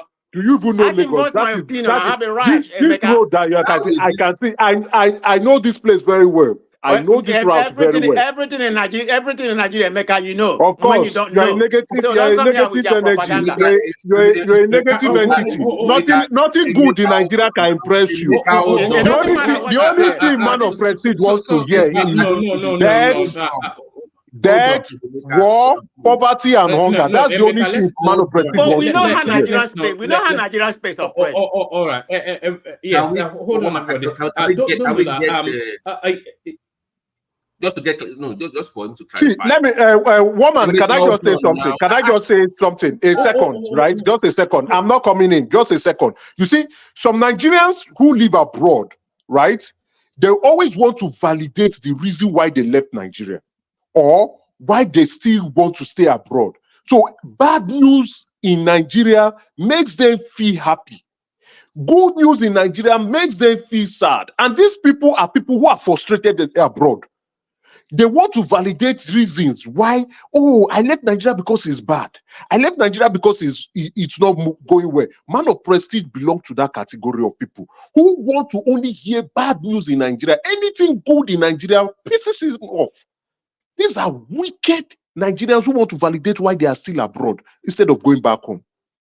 Emeka, you don't know me. So I'm not going to be going back on front, whether we are wicked or what. I don't know that word you said. Did you say something about poor? So I'm not going to go there with you, okay? But I leave it at that. But I have my opinion. I have a reason to that because of how Nigerian space, the propaganda, the institution where, the institution where we come from. I have reason to that. I hope it's reality, but in my own opinion, I doubt it. So I'm going to state it again. So if you don't like what I said, Emeka, go and use the transformer. Don't say that. Okay. Everybody, just hold on. Let's not turn up the volume too highly. Just this early. Have that say BT. Round of that space. Prince, and then we go to Larry. Just a quick question to Prestige. Just a brief comment. You said this is not real. So are you saying is this AI generated or a different location? Like, just briefly explain what you mean by it not being Okay, let me explain. I use the word may. That means I don't have the fact, to back what I'm saying. But I said, yeah, it could be AI generated something just for social media, because this person that did this, he tried to generate traffic. It may try to, let me use the word may. I have to, I have to use that word. It may try to generate traffic to back his narrative or to back the government. There's a lot of hard slave people in Nigeria behaving this way. So until I actually see the right information, then I will believe if this is true, it's a right progress. But for you to come here, I'm not an idiot, like the Emeka stated. But and I'm not gonna curse him, So as but anyway, having said that, I'm not just gonna believe anything that come out of Nigerian space. They all have big news to me. Thank you. That's what I see in Nigerian space. Thank you, Prestige. Thank you. One man. This is AI according to Prestige. Thank you very much. Let's just move on. Well, there it is. Man of Prestige is Thomas part of your name? Am I Datin Thomas? Yes, you can call me Datin Thomas when you come to Nigeria, okay? I will honor you wear the badge. Yes. All right. Let's get back. Prestige. Let's get back to Prince, just so that we can get to voices quicker. Prince, back to you. Okay, let me try and wrap it up. See, that's one thing. If Man of Prestige applies the same principles across the board, even in the country where it resides, especially in California, that'd be nice. But Man of Prestige goes around believing everything he hears from the liberal media, but he wants to doubt everything that comes out of Nigeria. In fact, I like the fact that he doubts and he questions if this is true. That we should all do that, and the onus falls on the media, the Nigerian media, to investigate and give us the right information. Yeah, I know they all have their own slants. They play partisan politics or whatever they do. That is fine. But I tell you, overall, the Nigerian media is far much better than American media in trying to give you information. They're not that too biased. They're not. But in America, it's a cesspool of misinformation, malinformation, and all kinds of way to deceive the people. And Man of Prestige happens to be one of those people that drinks that Kool-Aid all the time. And Adewale also falls into that category. Thanks, woman. Prince Daddy, do you know there's some independent news media? Hold on, guys. I'm not going to let's move on. He's a good guy to me. But do you know there's some independent media that can verify and counter other narrative, maybe coming from what's considered to be a West-leaning media or West media, left media or right media. We always have to have some independent, but in that Nigerian space, it's difficult to find. So this is why I'm a doubting Thomas, like Ola said, when it comes to Nigeria place. So that's me.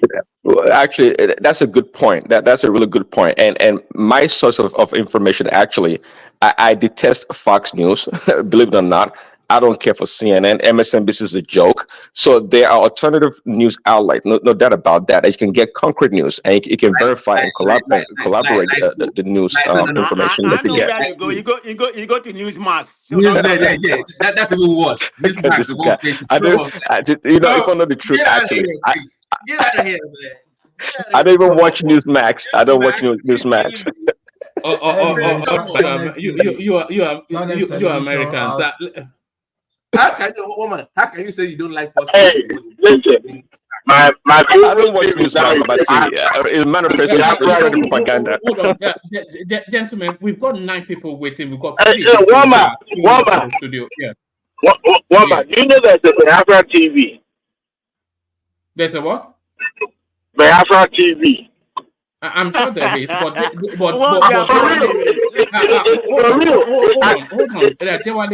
on, everybody, hold on. We've got 9 people waiting. We've got 3 people, not you, BT. The 3 people not in the studio, so we have to sort of try and move it around a little bit quicker. Larry. No, I'm just trying to confirm that there's a Biafra television. Yes. I think we go with my subscription. No, that's fine. Let's hear from Larry. Sorry, Dewale. Larry, you're up next. Yeah, good evening, everybody. Good evening. Good evening. Good evening to you. Yeah. So Larry, yes. The real hub of the conversation really is Atiku Abubakar and the sort of shall we say, it's not even a nuanced politics. It's going the traditional route politics, but starting early. But where would that land him? So we're talking about that. We were talking about the forfeiture in Mayfield, 12 billion naira in properties. So that already should secure some sort of jail term. Labido Sanusi that it's explaining why he did not contest his dethronement. So we're talking about that. And then we were also talking about this Lagos-Calabar Expressway, controversial as it is, fast being progressed, as we can see visually. So we're wrapping conversations around that, but come at it as you will, or you can even speak to whatever it is that particularly tickles your fancy. Yeah, thank you, Oman. Let me start from Atiku. Personally, I like what Atiku is doing because personally, I feel it's going to make the Tinubu government on their toes to ensure that they do the right thing. Yeah, politically, I don't really see that as anything that's going to move the Tinubu government because I think Tinubu is presently playing the right game. If you play some of those games, right, you see how the game has actually been going, and he's actually playing that game right. A lot of people don't know 2027 starts in December 2025 because that's when Tinubu is going to, nominate another INEC chairman. That's when 2027 starts. And the next INEC chairman might, probability of that person coming from the south is huge because the last two people we had were basically from the north. So that's when 2027 starts. Now, if you look at the strategies actually been using, if you've looked at across all the states in Nigeria, almost every governor, except Kano, is currently fighting their godfather, which is a good strategy. If you look at what is happening in Kaduna governor and El-Rufai, they are actually at the loggerhead, right? Which makes the power that El-Rufai has in Kaduna, it waters it down. That's number one. If you go to Rivers, Wike and Fubara are currently having issues, right? Which makes the influence that Wike also has get watered down. And Tinubu has actually been playing a good game, trying to be a little bit neutral, right? And looking neutral, it's a good game for him. And even if you look at Kano, now, Kwankwaso and the governor, they are still on the same path. But I saw a politics being played, particularly when the governor visited Ribadu, right? There was something that the deputy governor said. After that, they apologized. The governor went to meet Ribadu, and thereafter, there was a little bit of politicking going on there, which a lot of people didn't look at. So I see personally, I think Tinubu is still playing well in terms politically which I'm not really comfortable with, right? Because I don't really like people focusing on politics and not governance.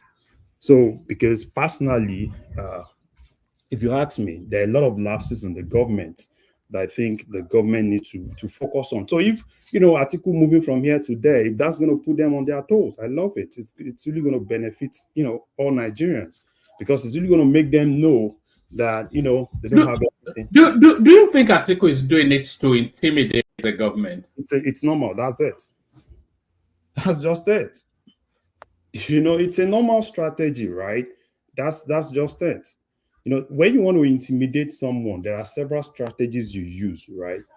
To kind of like solidify your base for that person to kind of like think that you are a key competitor. That's a normal strategy. You use it in business, use it in politics. So he's basically using that, right? And basically, when you want to do that, you go to people that are not your close allies. You go to your competitors' ally, right? And try to like form some kind of like allegiance. So that's a normal strategy that it's been used. They use it in business, they use it in politics, and that's exactly what Atiku is using. So My enemy's enemy is my friend, Abi. yeah, it's a normal strategy. You know that. So it's basically using that strategy, which I think, it's good. But I think Tinubu also, is playing his own game well too. He's a strategist, trying to water down all the key guys in order to make them, at the point when you water down all the key guys, which are the basic gladiators, you water down them, you kind of like reduce their power, and at that time you'll be able to negotiate well. So which I think is also playing too. Right.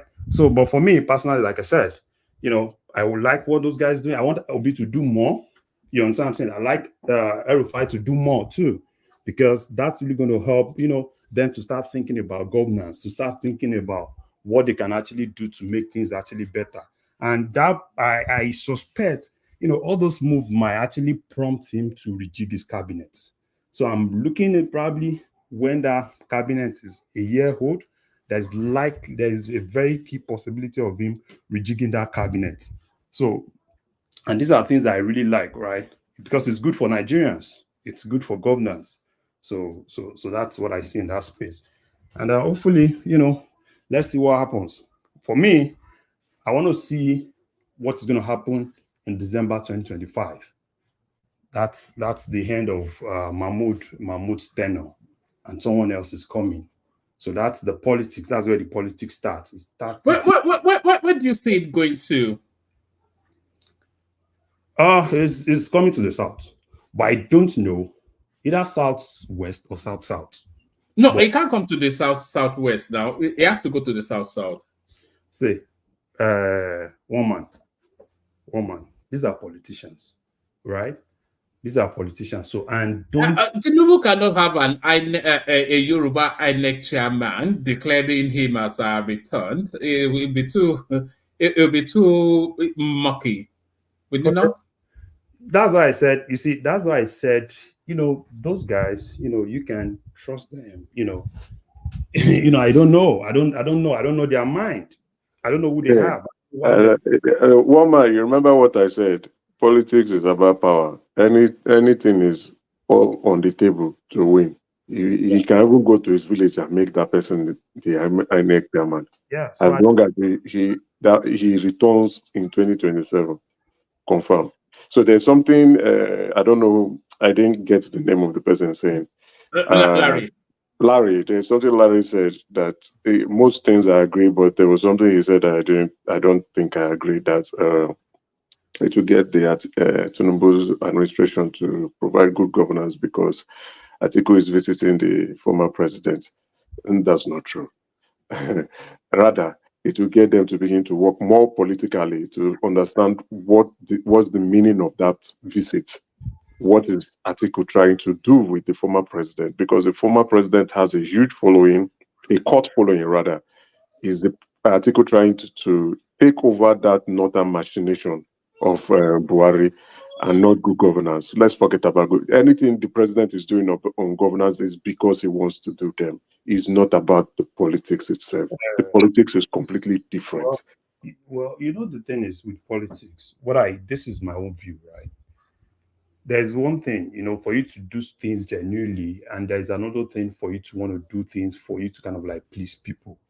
So when I say in terms of governance, it might not really be the realistic, them kind of. Okay, I understand what you mean. To please his important stakeholders, right? Yeah. I get your point. If it's to please the man of prestige, them. They can go and hit their head in the nearest stone. Those are part of, but I don't want him to fall into the trap that Jonathan fell into, right? Because anytime things like this happen, you see them wanting to please the North, which I think I don't. Jonathan pandered to the North too much. Yeah, so I'm not really expecting him to go that line because I think he understands the game, right? He understands the game and he's playing it well, particularly watering down the powerful guys, watering down their capacity and bringing new gladiators, even in the north, right? It's bringing new gladiators that didn't have power in 2023. Is now bringing them in because they are now beginning to have influence. Somebody like Ribadu is now beginning to have influence, right, in the north. So, and there are other people too in the north that are now beginning But to. the battle has no political influence now. Yeah, you The see, election the thing is, deceiving ourselves now. They just gave him appointment. the- He has no political interest. He could not even win. He could where not even win when ticket for when you don't have power, no political issue now. Let me tell you, just sorry. Tinubu has to perform. Tinubu, you see all this arrangement that he's not going to do well because he wants to win the election, which means that if Nigerians don't have choices in when they go to polling booths. Those things are gradually changing. We saw what happened Solid, is it Solid that is speaking? Patrick. Patrick, Obi sorry, Patrick. almost What are you, Obi almost won the election. brother? We are getting it. We keep getting things twisted. We still think getting. I think the Lagos and Abuja electorate, they keep thinking differently. I can understand why, but they think Nigeria revolves around them. Patrick, let me be very honest with you. The president does not need to lift an arm in governance. He's going to win an election. He doesn't need to build any damn road. He doesn't need to. Patrick, I will explain it to you. I will explain it to you. He doesn't. Let me say it clearly, categorically clear. Let me say it categorically clear. Like what Buhari did in 2015 to 2019, when everybody was shouting, we entered into the first recession. And people were saying, "Oh, let's kick Buhari out." Buhari came and he won his election again. How did you win? Right? And I will say it categorically clear here that the Lagos. Allow me to land so that I think your mic is a bit bad. So I will say categorically the Lagos population and the Abuja electorate, rather not population, electorate, keep getting things twisted. Nigeria is not Lagos and Abuja or even Rivers State. Nigeria is 36 states plus the FCT. And not just only that alone. Nigeria, the people who control the structures matters. Those are the people the president needs to attend to. Okay, so apart from Lagos and Abuja, other places they don't have voice. It's just those. So that's what I'm trying to tell you now. You are not. That's what you are not listening properly. I said the Lagos electorate and the Abuja electorate keep getting things twisted. They keep thinking good governance will lead you to power. It's a lie. What leads you to power is understanding. What I'm saying is this: the electorates know a good government when they see one now, because this democracy is maturing. When this democracy started, we didn't even know it was going to be possible. People like Fayose came out. The activists like Falana and Andres that were supposed to run, they didn't run. They head back. Then things started evolving. More people started coming out. Then we have more election participation. We have more activism. People are becoming more sensitive. Those things that the Northerners don't have brain to identify who is a good leader or not. You see, do you know what head mentality is? Emeka, let Prince come in.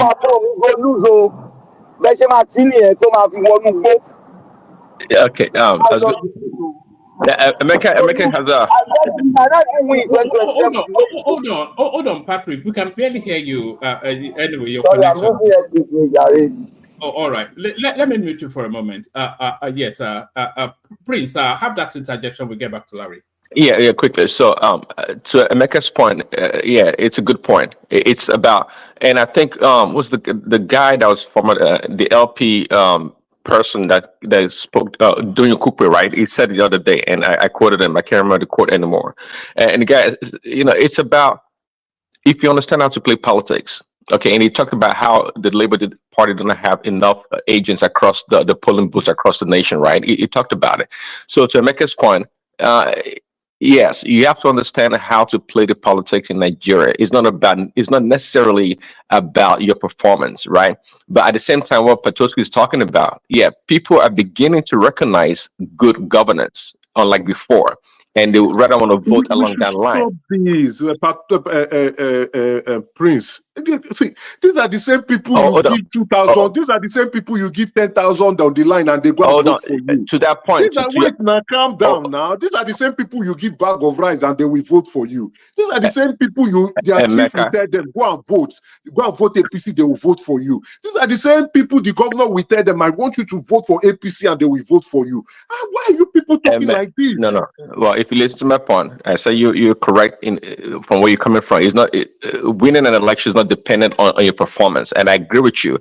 And also, I agree with Petoskey that the electorate they're becoming much wiser or understanding how politics play. That is what I am trying to say. Hold on, Emeka, now. Wait, let me land the point. I'm not talking again. They keep mistaking Nigerians for Lagos and Abuja and Port Harcourt. It is not true. Nigerians are not Lagos, Abuja, and Port Harcourt. Lagos, Abuja, and Port Harcourt are politically, the exposure there is different. The experience is different.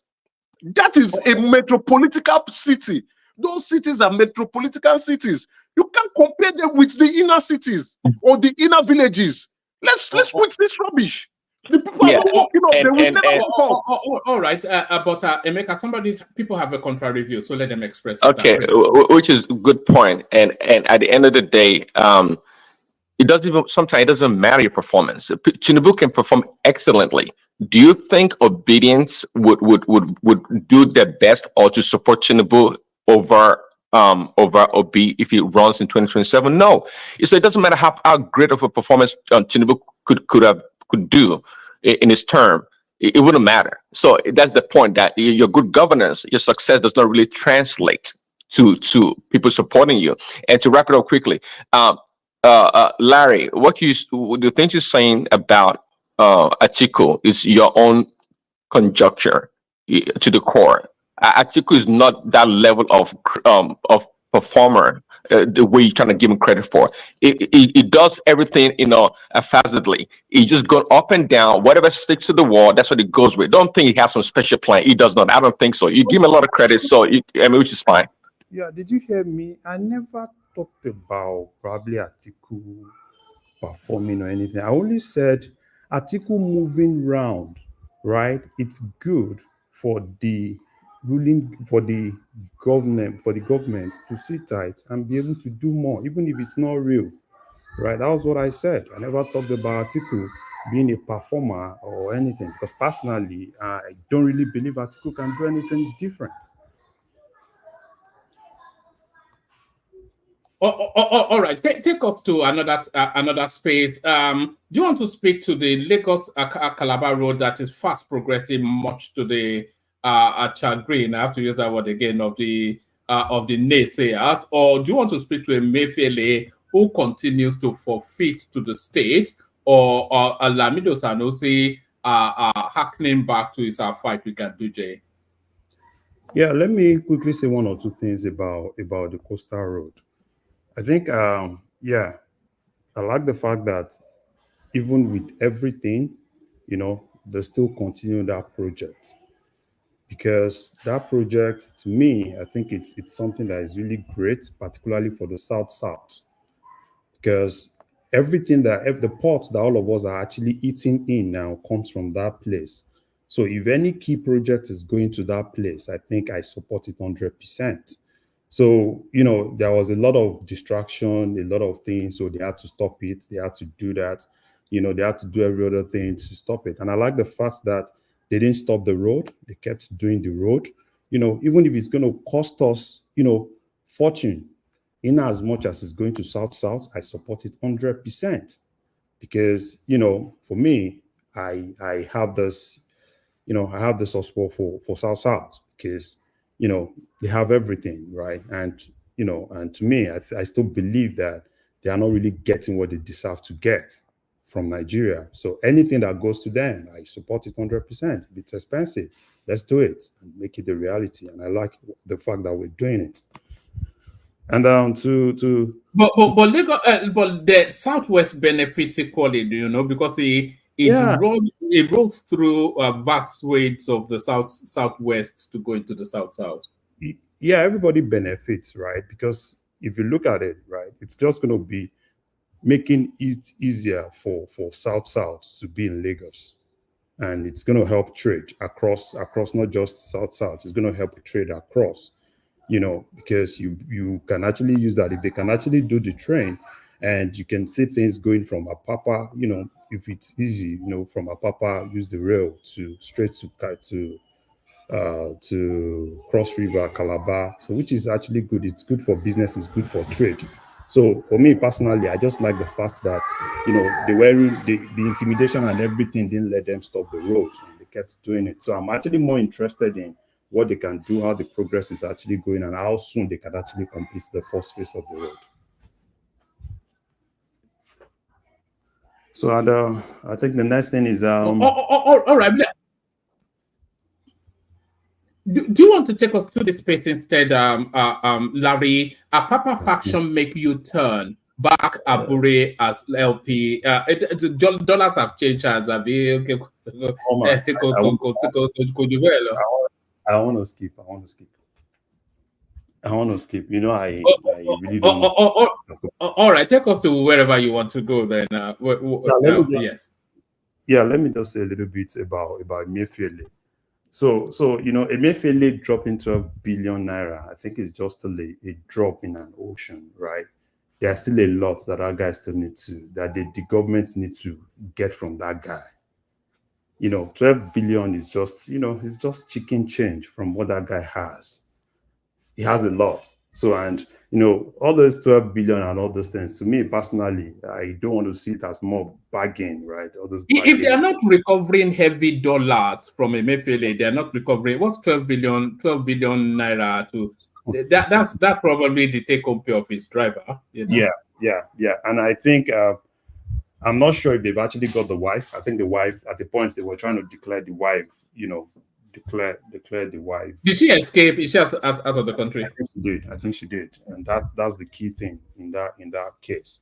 So they need to get the wife. They need to do more. They need to get more. Every dime that belongs to Nigeria that Emefiele is keeping, they need to get it.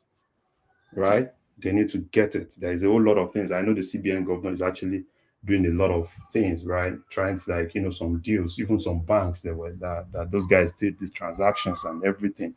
So they just need to just go all out. EFCC needs to do their job. And I like the fact that Tinubu is giving the EFCC that power to do their job, right? And they should just continue doing their job, and they should get more. 12 billion is too small. Emefiele is bigger than 12 billion. It's just too small. That's all right. All right. Is there anything else that struck you in the news cycle before we go on to Larry? No. You can go to other people. I think there's not to Larry or to Paddy. You are Larry. Yeah, there are a lot of people on the queue, so you can go to other people. All right, brilliant, excellent. So up next, a voice that equally delights, Paddy, of course, your friend of mine. So that's Paddy right there, the man of the moment. So Paddy, you're up next. You know the conversation. Atiku, Sly Fox politics, the Lagos Calabar Road fast are progressing, much to the consternation. Let me use that one. Of the naysayers. Papa calling peace with Abure, etc., etc. Good to see you, Paddy. Good evening, one man. Good evening to you. Perfectly. Carry on. All right, awesome. I would just like to chime in first off on the Atiku piece. And for a moment, when I heard everyone conversing and discussing, I thought we were discussing some Rico Suave of politics. We're discussing Atiku Abubakar here. Probably like the most useless politician ever. That dude has been running for elections since 1990, and he hasn't won anything. The only gubernatorial election that he won, he couldn't even run office. This guy ran for governor 1990. He lost in Adamawa. He ran for governor 96. He lost in Adamawa. He ran for presidency in 93. He lost. He's been losing presidency since then. So suddenly we think he's that Don Julio of politics. Whatever he's doing is not moving. I doubt it's moving Tinubu to anywhere. And I also very strongly doubt that the North would want to create this kind of political rancor. The least people they can try that BS with is the Southwesterners. The agreement is 8 terms. Tinubu will run his 8 terms and then he moves to the north. Everybody, I mean, we all know that. That Atiku is even trying to run further proves that that dude is not the political juggernaut that we are seemingly touting him to be. Man doesn't know what he has to do. The person is going to meet Buhari. Buhari has zoned out from politics since when? Like we all sorry, Paddy. I think the audience wants you to bring your voice up just a tad. Okay, maybe I need to get off my headphone then. I'll probably switch off my Bluetooth. Is this any better? Much better. Carry on. Okay, all right. I have to turn on my AirPod Max. All right, yeah. So, but Atiku is not that guy. He hasn't proven to be that guy. I mean, he lost to Goodluck, whimsical Goodluck. He lost to the worst of Buhari when Buhari had a very crappy economy. Forget that. He didn't do anything. He lost when the entirety of political landscape of somewhat than the big wigs were neutral. Let's forget that we had El Rufai who was on what's it called, on Tinubu. That election was Atiku's to win or to lose. Yeah, everything was going well for him, and he still lost. He was closer to the third than it was further from the first. So it wasn't maybe Tinubu got 8.3, Atiku got like maybe 7.9. No, Atiku and Obi almost got the same thing. That man hasn't proven to know what he's doing. He would always buy his northern votes. He would always, use that sentiment. But like you said, he's not that person that everyone just feels like this man knows what he's doing. Sorry, a message was coming in for me. Yeah, I get where everyone is coming from, but I don't think he's milfing or moving Tinubu. The North are not people you pander to or you shake or whenever they cough. The only person who has done that didn't even get away with it, and that was Goodluck. The North, so people, what I know of the North, I mean, from as far back as even modern history or recent history, even from the 1950s, whatever terms you agree with them, keep to it. They'll keep to theirs. When you try to pander and shake when they cough, then they'll trample up on you. They'll bring up all the crazy stuff that they would do. Tinubu has his agreements with the North, and it's fulfilling his own pact. That's all. And they all know that, look, 8 years, we'll relax, we'll have our key offices, we'll have our ministerial roles, we'll do the things we want to do, we'll enjoy our mining and our extractions, you won't trample upon us a little bit, we'll let you have your bureau de change that you've come a little bit to an extent. So, I mean, they'll compromise, but that they will now do 4 years, and then Tinubu will decide to do 4 years, and then they'll come and take it back after 4 years. That's when Nigeria will break. All this, but they not always get finicky when they don't have power. They always feel exposed, don't they, when they don't have power? They're not far off of power. They have, I mean, they're not complaining. They have their guys everywhere. That Gandola is still there. And there's a subsect play. Paddy. There's a subsect play as well within that North. There's a mortal rivalry between the Fulanis and the Kanuris. And a Kanuri man is the vice president, and Atiku Abubakar, of course, is the Fulani man, so there is that politics within it as well to be played, that because a two term, if Tinubu serves 2 terms, then that would the Fulanis will never really have straddle of that country again. No, they will. They know they're going to get it back. They know that no one from the North can take over power from them. See, the Fulani are one of the most patient people when it comes to taking power. They're not very aggressive. When they want to come to trample upon you, they will. But if you go as far back as history, the only ethnic group that has handled and humbled the Fulanis very well are the Yorubas. They know not to mess with them. I mean, from the Kiriji War, Ikitiparapa War, historically, everybody knows their lane. Agreement is clear and simple. You've done yours. We've backed you up for the 8 years. The Fulanis don't forget. They don't break bonds. They don't break bonds like that. They don't act on impulse. They know that, look, the moment this guy has won, is 8 years. We'll go ahead and do our 8 years. And even if you look at the landscape, North Central belongs to Tinubu. There's no, I mean, he belongs to Tinubu. Southwest belongs to Tinubu. He will get a little bit from here, south, here and there. He will get 40% from the north. So and he's won. Atiku will still have issues again with Obi. He will still contest. He won't even get anything from the southeast because he can't use Obi as his VP. He can't. Obi has become too proudful to want to become. Even if he wanted to be, even if Obi doesn't even mind being VP, his movement will not allow him to become VP. He already has a presidential ticket. Labour Party already set for him, uncontested. So how would you leave that to go and? Daniel Kuku has shown him that the only thing he can do that can make Obi have a pathway is to join PDP. If he goes to PDP, the people in PDP will not agree for him to come back. So Obi has to run in Labour or APGA or wherever he chooses to run. And that divides Atiku's vote already. So that's Southeast already lost. South already divided. It's going to be shared amongst three of them. And now with this coastal road, Atiku will not get zilt in the South. He won't get anything. The strongholds, the 25%, they can get a few 25% here and maybe Delta. Even Delta is not even sure for him. So where does he have his political? Forget even the Osho State he got, he won't get it again. Whatever it was that he got in Osho State under what's it called? Davido's uncle, what's that saying? Adeleke. He's not going to get it again. Adedansa, according to Enigmatic, Adedansa. Adedansa is already aligning. It's gone. Maybe you get some strong vote. They will tell him this is what Atiku should get there. He will be second. And Tinubu doesn't need to win everywhere. He knows where he needs to be. Abuja is already APC. They have light show. Look at what Abuja has done to all those Christian votes that if Abuja doesn't go to APC, then there is no justice in politics. No. For all that Wike has been doing, Abuja is not going anywhere again.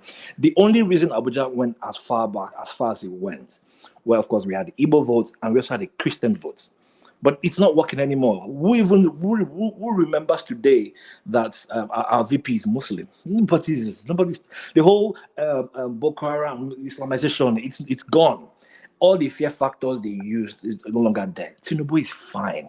The only place where I somewhat agree with Larry to an extent is, yes, he needs to govern, and he will govern. If you look at how Tinubu ran Lagos in the first gubernatorial election he had to pander to politics. He had to be very partisan. He gave this and that. But his second term, dude came out guns blazing, wiped out all the people that he owed allegiance to, brought in his technocrats, and Lagos has become better for it. The same thing will happen in 2027. He will come in there, he will pander to who he needs to pander to right now. Whomever the Fulani candidate will be for the next presidential, I'm suspecting Nuru Badu or whomever, that person will be very prominent in Tinubu's second term. The blueprint is already there. We're just trying to. I feel like we are skipping the obvious, and we are beginning to somewhat doubt the price of politics. Politics has already been cleared from day one, done and dusted. Atiku is not doing anything that he is going to. He just does his normal huff and puff, blows the hoof breeze on straws, but not on brick walls. This foundation. Look, here's the thing. The Fulanis, or the North, understand that if they do anything contrarian to this 8-year agenda of the South, there's going to be a political unrest they're not even willing to deal with, and that could even be what will lead to Nigeria breaking apart. And people will be shocked that even the South and the Southwest will become a stronger force. Even some part of the Southeast will divide. Because I think he'll want to come in and then he'll want to use a Southeastern VP, hoping that he'll get some votes from Southeast. But there's nobody that Atiku is in the Southeast that will break Obi's votes. There's absolutely nobody right now. No one. Obi is Obi. He's the king of Southeast, and they are adoring him, and nothing's going to happen. So what's Atiku going to do? Atiku, and the person with whom he's bringing doesn't even have finance. Atiku needs somebody who has cash. The only cash he can get. Yes, I don't think Atiku has enough money left to. It doesn't. It doesn't. So he needs either someone from Rivers or Delta. So he doesn't. Nobody from Southeast has that cash to drop. Nobody. So who is going to? But there's Fubara. They are hustling Fubara. They are trying to. Fubara will be a one-time governor. All that one that Fubara is doing is, I still feel like Fubara is still.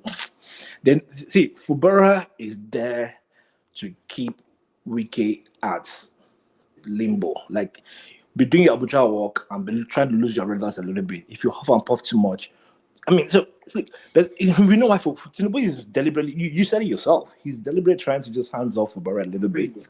Somewhat be somewhat neutral. But Fubara is there to just remind Wiki that you're not that Don Julio that you think you are. If you wanted to excel, we want to allow you to excel. Just calm down. But Fubara's after his first term, they will handle him. That one is not even a problem.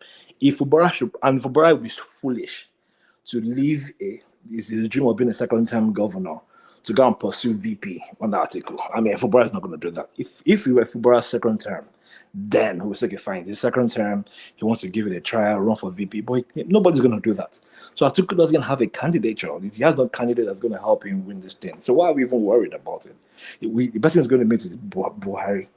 Buhari has zoned out of politics since forever. We know his body language. He will go there, he will listen, he will tell you the much he thinks you want to know. Tinubu will just be smiling and laughing. They will still somebody in that meeting, one of those APC Buhari's boys, will still go and tell Tinubu what happened in that meeting. That's how relaxed they are with Tinubu. Everybody that needs to be catered to are all catered to. Even if you're not seeing them in offices, these people are enjoying their contracts. They're enjoying their largest. They're fine. They're not to be fine. The Fullers don't mind. And this is my last statement on that topic. They don't mind that 8 years. It's not far. I mean, look at we're already 1 year gone. No real person of repute is complaining. Even El-Rufai that we're talking about, he's not complaining. If Tinubu thinks that in 4 years' time there needs to be some sort of compensation for El-Rufai, he will get it. Everybody will get what is due to theirs. 2 years, I mean, I think it was Larry that mentioned it. End of 2025, everybody, you start seeing things happening. People start getting aligned. Everybody is catering to their pulse. How much money does Atiku want to release to the people that will buy them votes? The only vote he will get, and the ones he will get his Northwest here and there. Tinubu only needs 25% there. He will get 25%. He's not catering to those numbers. We know how this is going to go. But, maybe for the sake of conversation, yes. But Atiku is the least of my worries. Atiku is the least of my worries. All right. So many things count against him. His age being one of the, and his health too.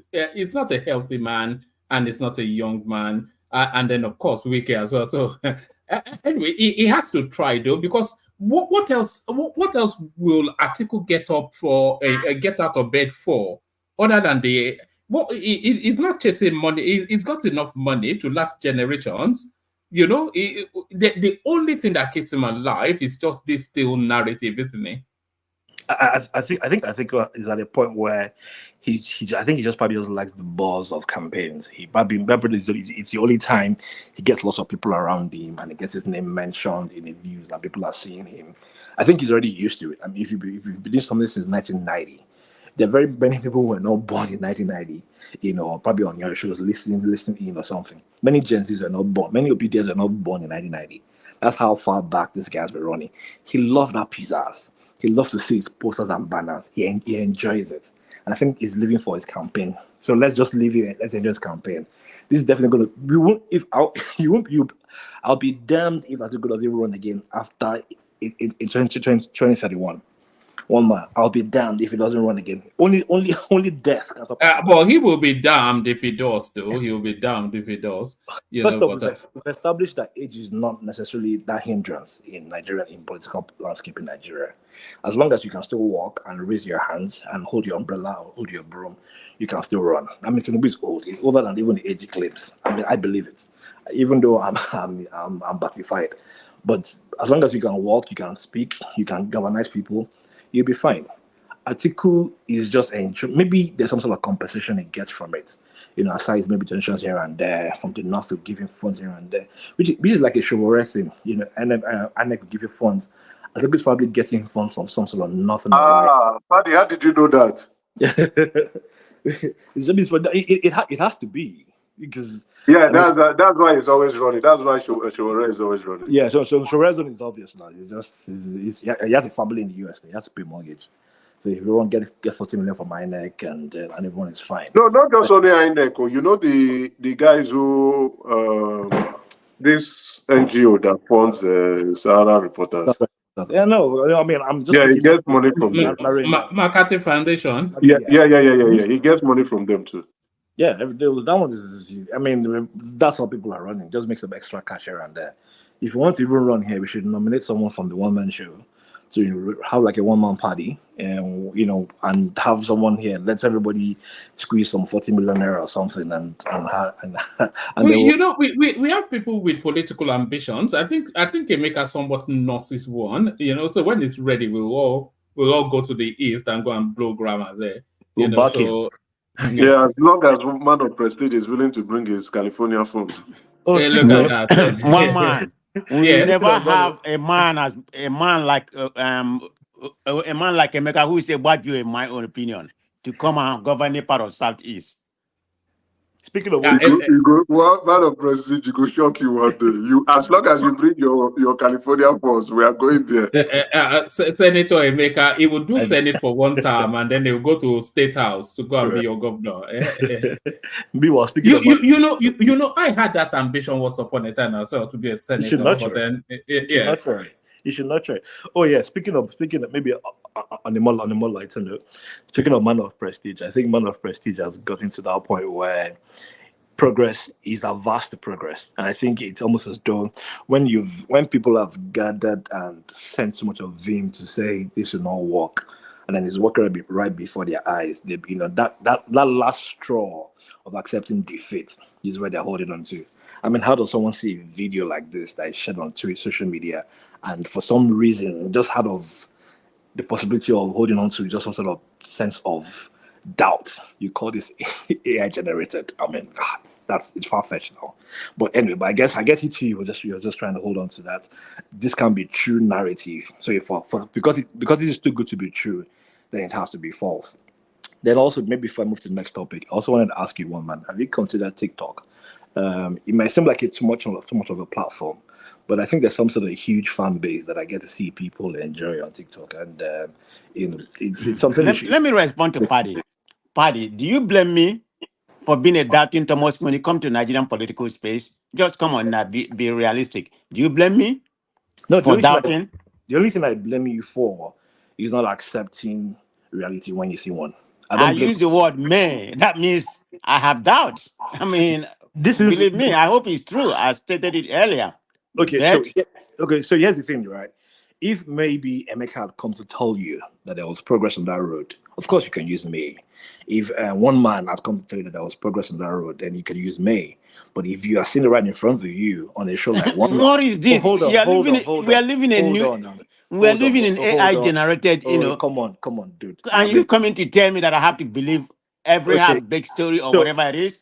I'm not born today now. Okay, good. If this had to be AI, then it would do a whole lot much more than this. It won't just be this small stretch. It would be a whole large stretch. You will see probably area views. You see much more fanfare. They didn't do. There's something people don't bother to do AI for. I mean, it would be much more than this. But however, if this would make you glad, this stretch that we are seeing is something that this was already pre-built even before the landmark thing was already done, was demolished. So maybe this might cheer up a little bit. So this part that is being shown here is not one of the newest extensions of the road. This one is from the Eco Atlantic extension that was already pre-built all the way down to almost the beginning of landmark. So from the landmark, if this is the Eco Atlantic, okay, that may have been true. But why did they put it as part of the newly they started a few months ago? Is it not an illusion they try to present to us? No. And you want me to believe that? No. See again, because you're very, you really want to fail. That's why you're acting like this. I mean that's your opinion, but I know how I see Nigeria, but that's fine. Okay, good. Hold on, but have in mind, these are just regular Saturday morning cyclists having their first field. That guy is well known actually. Yeah, it goes riding on all this land back. He did one on the third. Is it not the one that went on the third mainland bridge? No, it's not this. It's not this chap here. So these are just regular cyclists. Sorry, Paddy. One man, I've seen that guy's video. It's really real, for real. Great, yeah. That guy's perfect. Of course, a lot of Batify here are gonna agree to that narrative. So, but anyway, No, it's which because about a 80% of man of people here are prestige. Batifiers. So, No, no, what no, what no, what no, is no, what no. is If new? it is that guy, if it is that guy, I can tell you it is real. That guy goes around. He's been to He's not Ibadan, been just to What he's is other. he's that not the one. guy? He's not the one. Everybody wants to make money in Nigeria. He's Okay, not you the might be guy trying to though. strike It's some party. different. It's not like the regular There's video. nothing What do you different when call it them? comes to people in He's not the Nigeria. drone So don't shot. come here, That guy will Adeola, usually and do. try to spoon Relax feed me now, a man of nonsense. prestige. Hold on now. I mean, you made your point. We know your direction towards this. I'm just countering, pushing back a little bit. What this video is was just a random video of a cyclist and his friends just enjoying the ride on a smooth road. Obviously, it's the first time that they are experiencing this entrance from the Eco Atlantic path of the way. So they made a record. But if you went back to all our videos, this same road has been exposed to us before. It's not a new construction. From at the end of this road is where they are continuing the one from Landmark all the way down to Calabar. But this is just a short stretch. This stretch has been there for quite a minute. I mean maybe since last year. So don't fret it. This isn't the one. This road here will get to Calabar. They will build it. We will see it. We will enjoy it. You live in California. You have coastal roads in California. Allow them do. Even if you don't believe it, it's fine. Landmark is fine. His property is still there. Shiro's restaurant is still there. He's still enjoying his money. The 50K he earns every day from Gate Pass to the beach is the only thing that he's missing. He's not hurting him. Everyone, those bouncy castles are no longer there. Those are the people that are really hot. The guy who I can allow you that sells his sunglasses, his shed is still there. People that are making money there are still there. The facade of 2 billion people taxpayers money, quote unquote, that is making, they're still making it. Everyone is fine. The church woman is not fussing. She's on TikTok making money from her church. So calm down, relax, let them build the road. I know No, you. I you know can't you. tell me to calm down, because I've seen part Okay, of I this road get it. before. Okay, It okay. could be part of Eco Atlantic, but Keep the way agitating. they If you the look, way they if magnify you, it, oh, to no, it make it wasn't. sound like, Listen, how like long you did they did. start this? I mean, they're having problems, some environmental issue and everything. So One man, are let's you stop. going to tell me that I'm so naive that I have to believe they have been able to construct such a long way a long road right now for this up to date when they have not even started? If I have to say. And you're telling me Only to calm down. You can't tell me to calm down. You calm yourself down. okay, that's fine. Only a dingbat will believe that this road from here, this short circle road, What did is you from say? A Lagos dumb to. what? Bat? Listen, just listen. Only a dingbat will believe that this road from this is the And what are you full if road. I am? What Hold don't, on, just hold on. don't insult me, because if you do that, I'm gonna come at you too. So that means you're taking it. I didn't insult you. All I'm saying, only a dingbat will believe that this road that we are seeing here is Lagos to Calabar all the way to the end. We all know this is just a short road. We can see street lights there. This is a short glimpse of the road. Why are we arguing over this? One man, please, next topic. I try to humor you, Oh, but I think you're taking it too serious. all right. Take us to. Do you want to take us to Emefiele's for features, or yes, take us there, or I don't know. It's same old, one man. Same old. We know this was going to happen. It's just ludicrous how much this man has taken. He will forfeit the ones that he needs to forfeit. and by the way, Paddy, we're not restricted to the talking points. If anything else excites you more, just speak to it. I mean, the news has been slow for me today. I was just hoping to bond with the gentleman for this week and I'll probably go back to my reality next week. I just wanted to enjoy my 1 week with the one-man show. So if you Look at that. Well done. headlines, it'd be lovely. Wait. Did you say you are running away from the show? No. No. I'm a good It's listener. unacceptable. No. We can't be listening to Man of Prestige when you are here now.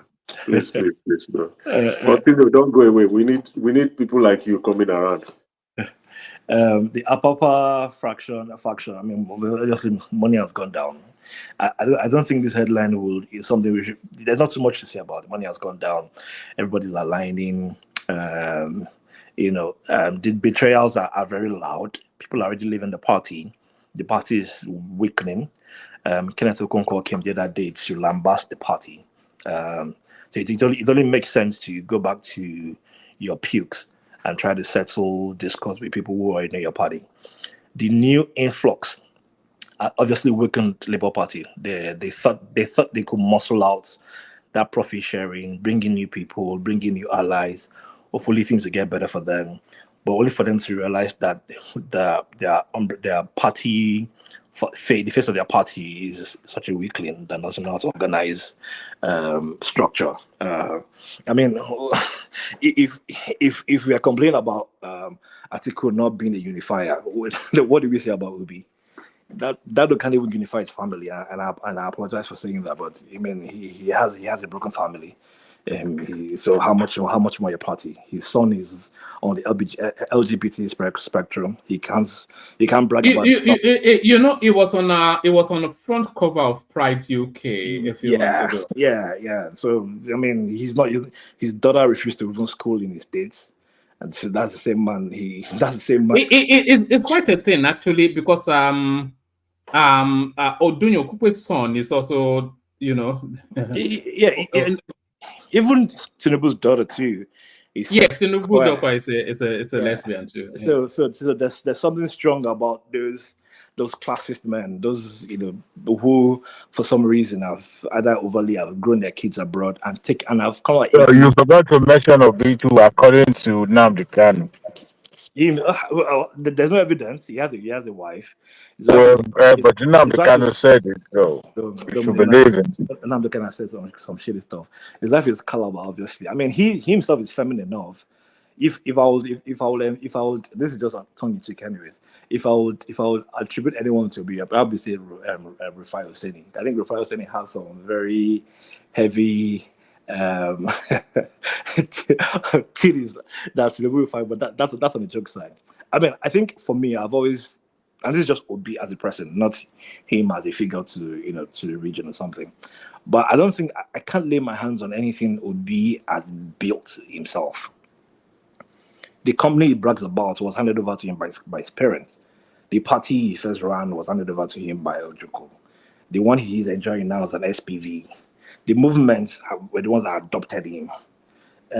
I mean, the VP that they gave to him, he was dashed.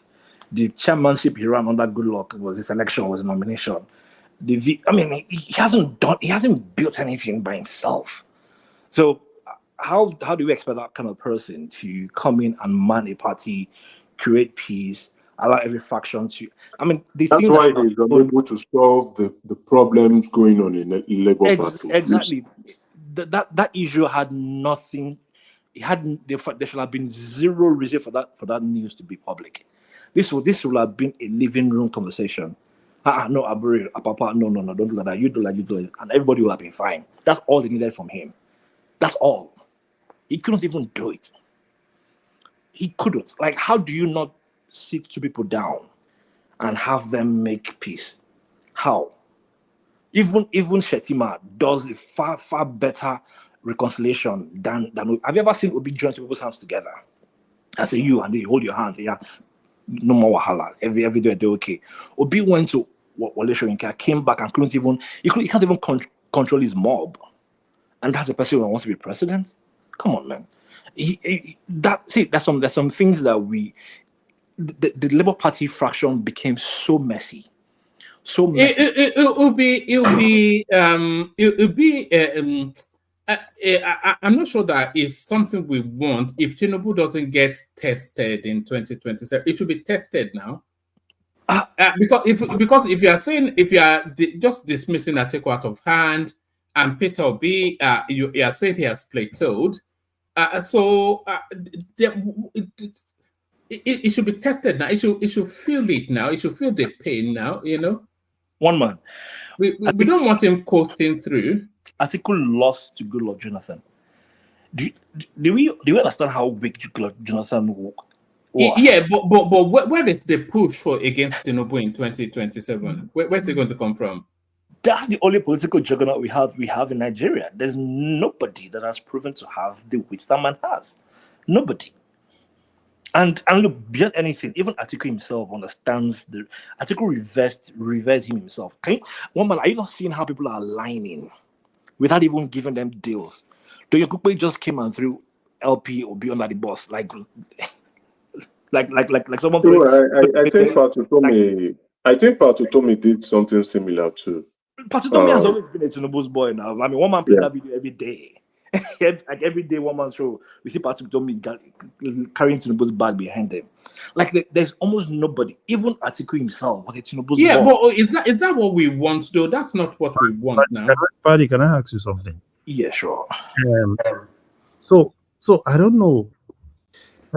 With this Aisha Buhari, I saw something recently where Aisha Buhari was kind of like saying, "Oh, Obi didn't make obedient movement. It's kind of like aftermath of NSAS." Is she trying to throw Obi under the bus? What's she doing? I don't know. Yeah, she's only stating the fact. I think the tweet was as a result of letting people understand the genesis of the obedient group. It's a follow-up to subsequent tweets that she has done. I think she did that yesterday, right? So, just like what Paddy is saying, Obi is just an opportunist, keying in when he sees an opportunity, and then he will exploit it.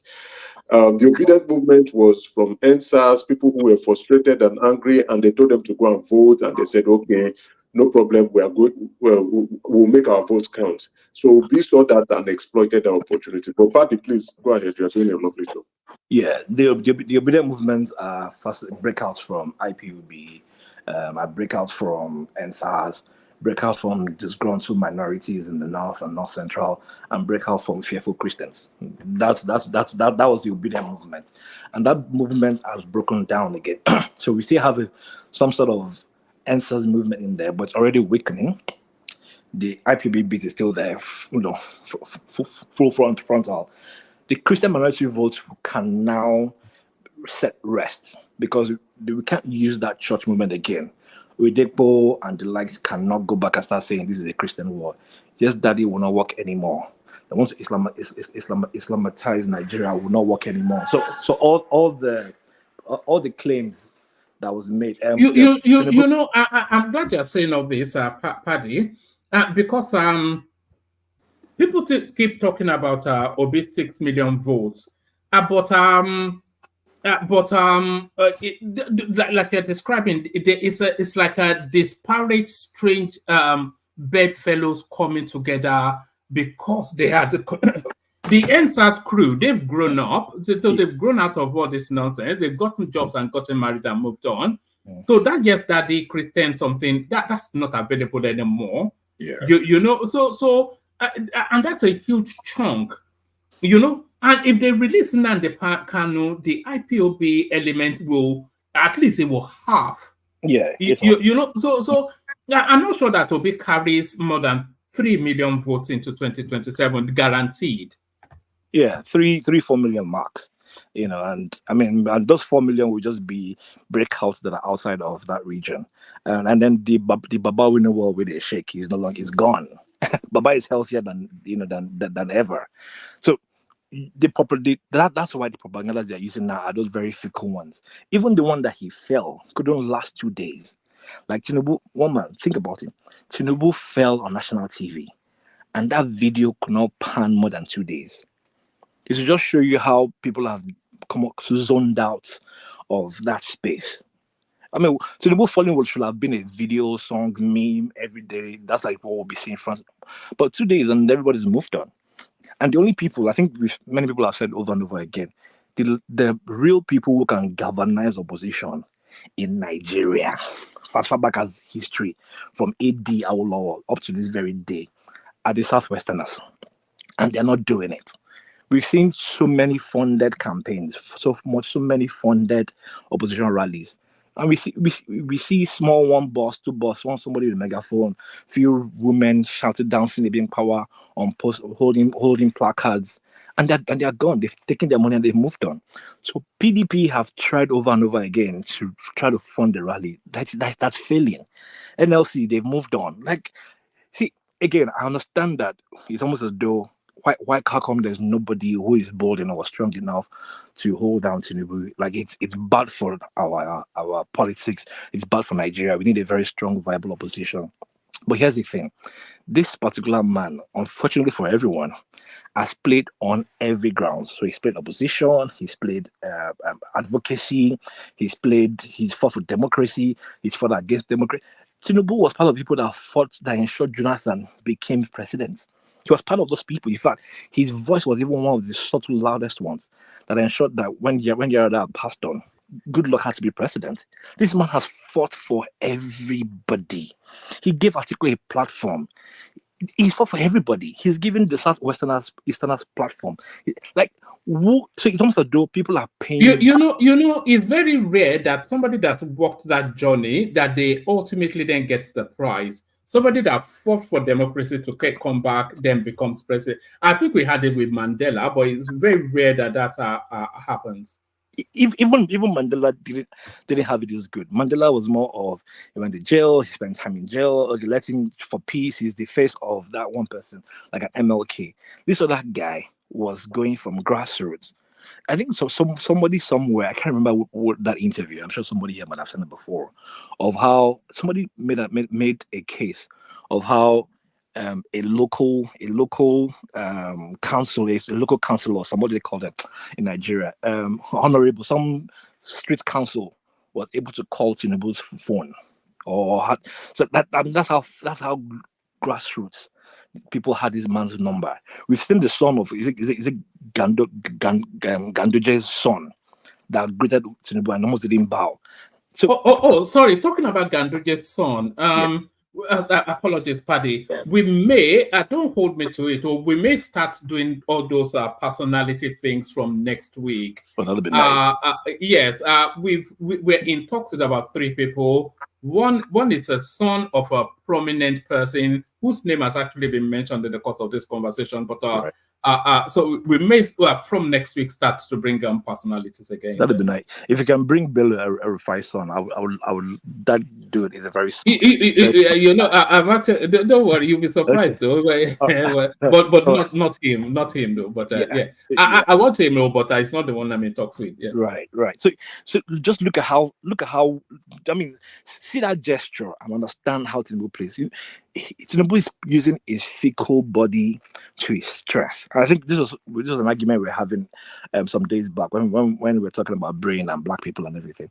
That people who have smaller body and smaller posture tend to use their brain a whole lot more. This man will bow to anyone. All those gestures that people see and they're laughing. He's in South Africa. He's bowing to everybody. He's creating that humility perception and he's finding his way all the way to the top. He understands that, look, I am fickle, I am weak, but I will play so sly to you that I'll get what I want and nobody will see me coming. And that's how he's been playing politics all along. He goes in there and everybody respects him. His Jagaban title wasn't even given to him by the Yorubas. It was given to him by the Northerners. So he's fine. Unfortunately, it's a Gaban of Bogu. I think that's is that not in Bauchi or somewhere? Yeah, I mean, so this man has been balling for so long. He has allies everywhere. The reason why the 2023 election went the way he felt it went was there was so much divide, and for some reason the CPC fraction of the APC felt a little bit power drunk, and then they tried to look like, if this guy's gonna come in here, he's gonna get this off us. I mean, this is a space where someone was a recharge card seller now owns a PJ. So those people don't want someone to come in. And of course, Oshibajo came in and fell himself. I felt like Tinubu would have groomed people like Oshibajo, Aregbeshola, and a few other northern people as well to become political juggernauts.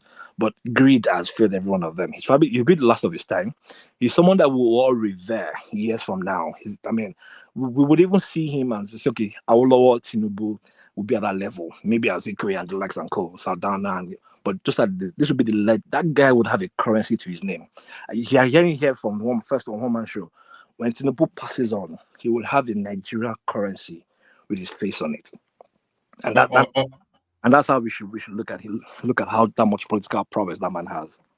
All right, Vedan. So thank you. So thank you. Let me move the conversation or move it around. I did say 5-7 minutes, but we've not been sticking to that. But let me move it in the direction of man of prestige. Man of prestige, we may start to be a bit rigid with the time now, but let me use this clip to bring you in. It's just because so many people still waiting to speak, but let me use this clip to bring you in. I've seen a little bit of it, but not the fullness of, so let's watch this together. it is very easy to distinguish between someone who knows what he's doing and someone who doesn't know what he's doing. Those who know what they are doing are usually cool, calm, and collected. They don't show their guests that they are in charge by trying to intimidate them. They show them that they are in charge by relaxing them.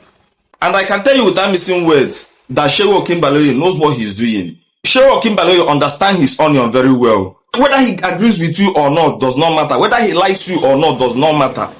He will make sure you are very relaxed going into the interview. He will ask you all the right questions. He will never allow his emotion to overshadow the interview. The worst that can happen is that if you are dodging his question, he will drag it further, he will stretch it further. He will rather present to you people's opinion than his personal opinion. His personal opinion never really matters during his interviews. Now, comparing with Hussein Rufai, who usually starts his interview by intimidating his guest. As soon as you walk into the studio and sees his face, you will know that he is not happy with you. You know that he does not agree with you, irrespective of whatever you are going to say, irrespective of the fact you are presenting. He does not want to hear your opinion. Everything he put forward is his personal opinion, his personal sentiment, his personal bias towards the issue. When he likes you, he shows it that he likes you. Even when you are not saying anything meaningful in the studio, even when the information you are putting out does not align with the facts on ground, he will be covering it up, and that is lack of professionalism. You cannot compare Hussein Rufai to Shehu Okinbaloye. Shehu Okinbaloye is far more professional than Hussein Rufai. Hussein Rufai is usually very aggressive. Those that doesn't know what they are doing are usually very aggressive. They are usually very antagonistic. They attack you first, they show their emotion, they show their bias, they make sure their guests are not relaxed. Somebody like Hussein Rufai should not be allowed to be on Nigerian television. He lacks professionalism. He does not have respect. He insults people at will on a national television. He does not carry with him any form of African value, any form of Nigerian value. All his activities on television are antithetical to Nigerian value. He violates every single code of conduct guiding the profession of journalism. Shehu Okinbaloye is a far more professional compared to Hussein Rufai, and this is my humble opinion.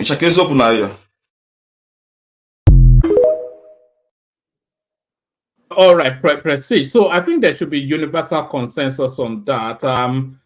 Just in terms of setting aside whether people agree with him or not, in terms of presentation, in terms of professionalism, in terms of just the common courtesy of human decency, a lot of people would rather Rufai Hussein not be on television. It's just too crass.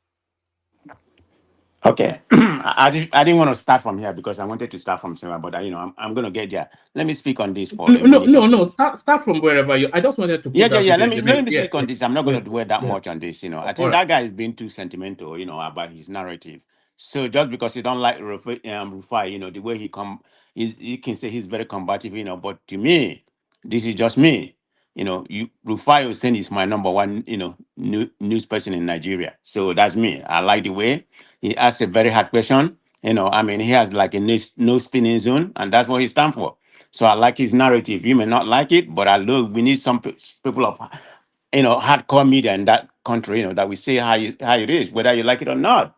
And that's what we suppose. Everybody can be singing, can be so mellow, can be singing on the same, kumbaya, what you want to hear. No, it doesn't have, I like Abati, So Abati has his own way of narrating. So there's nothing wrong with that. What's wrong with having a hardcore newscaster who can ask you a hard question? Maybe you don't lie. I wouldn't come the way he come about it because he seems very combative, sometimes very, bravado, but there's nothing wrong with it.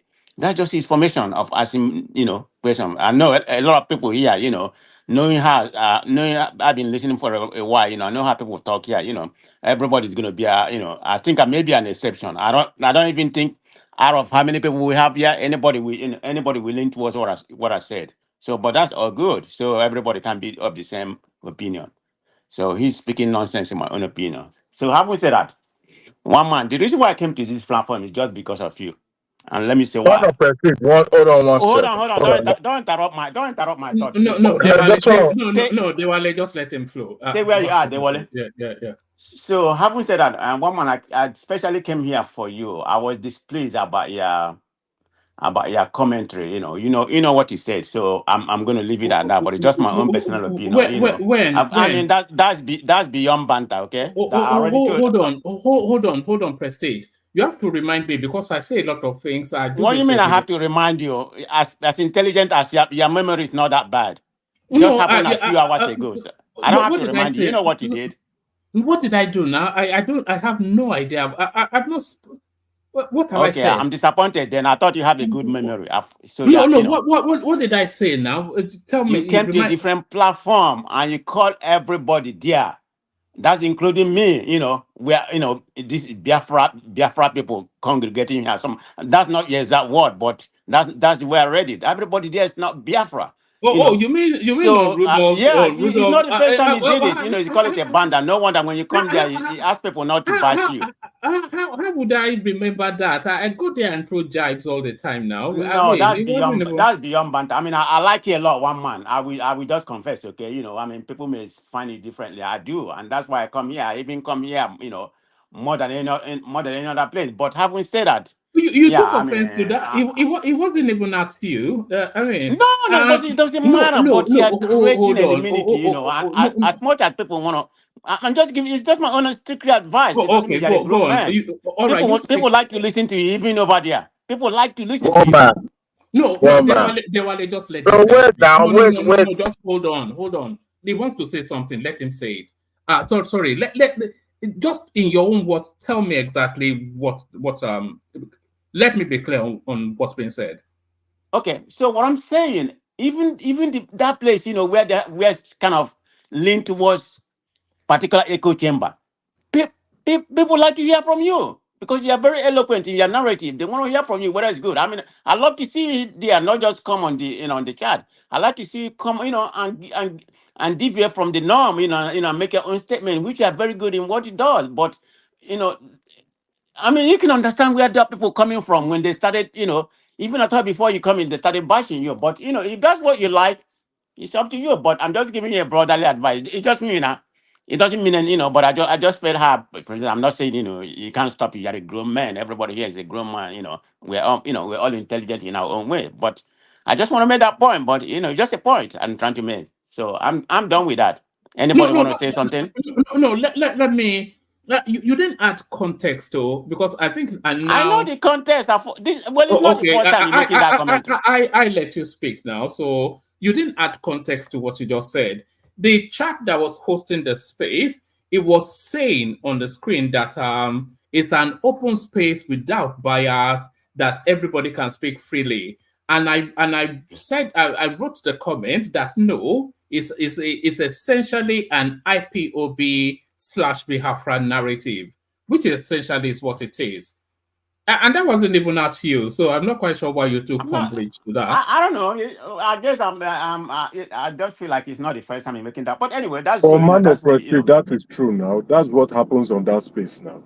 You know. Emeka, this is not for you. Okay, so I, just bore up. Okay. I didn't even think of what I was expecting you to say something big. I didn't expect that was what we were saying. You I, know, But man of I Prestige. responded to you on that channel and on that space, and I told you that exactly the same thing I speak. I said, one man, I'm losing respect for you. This was no, my but exact quote.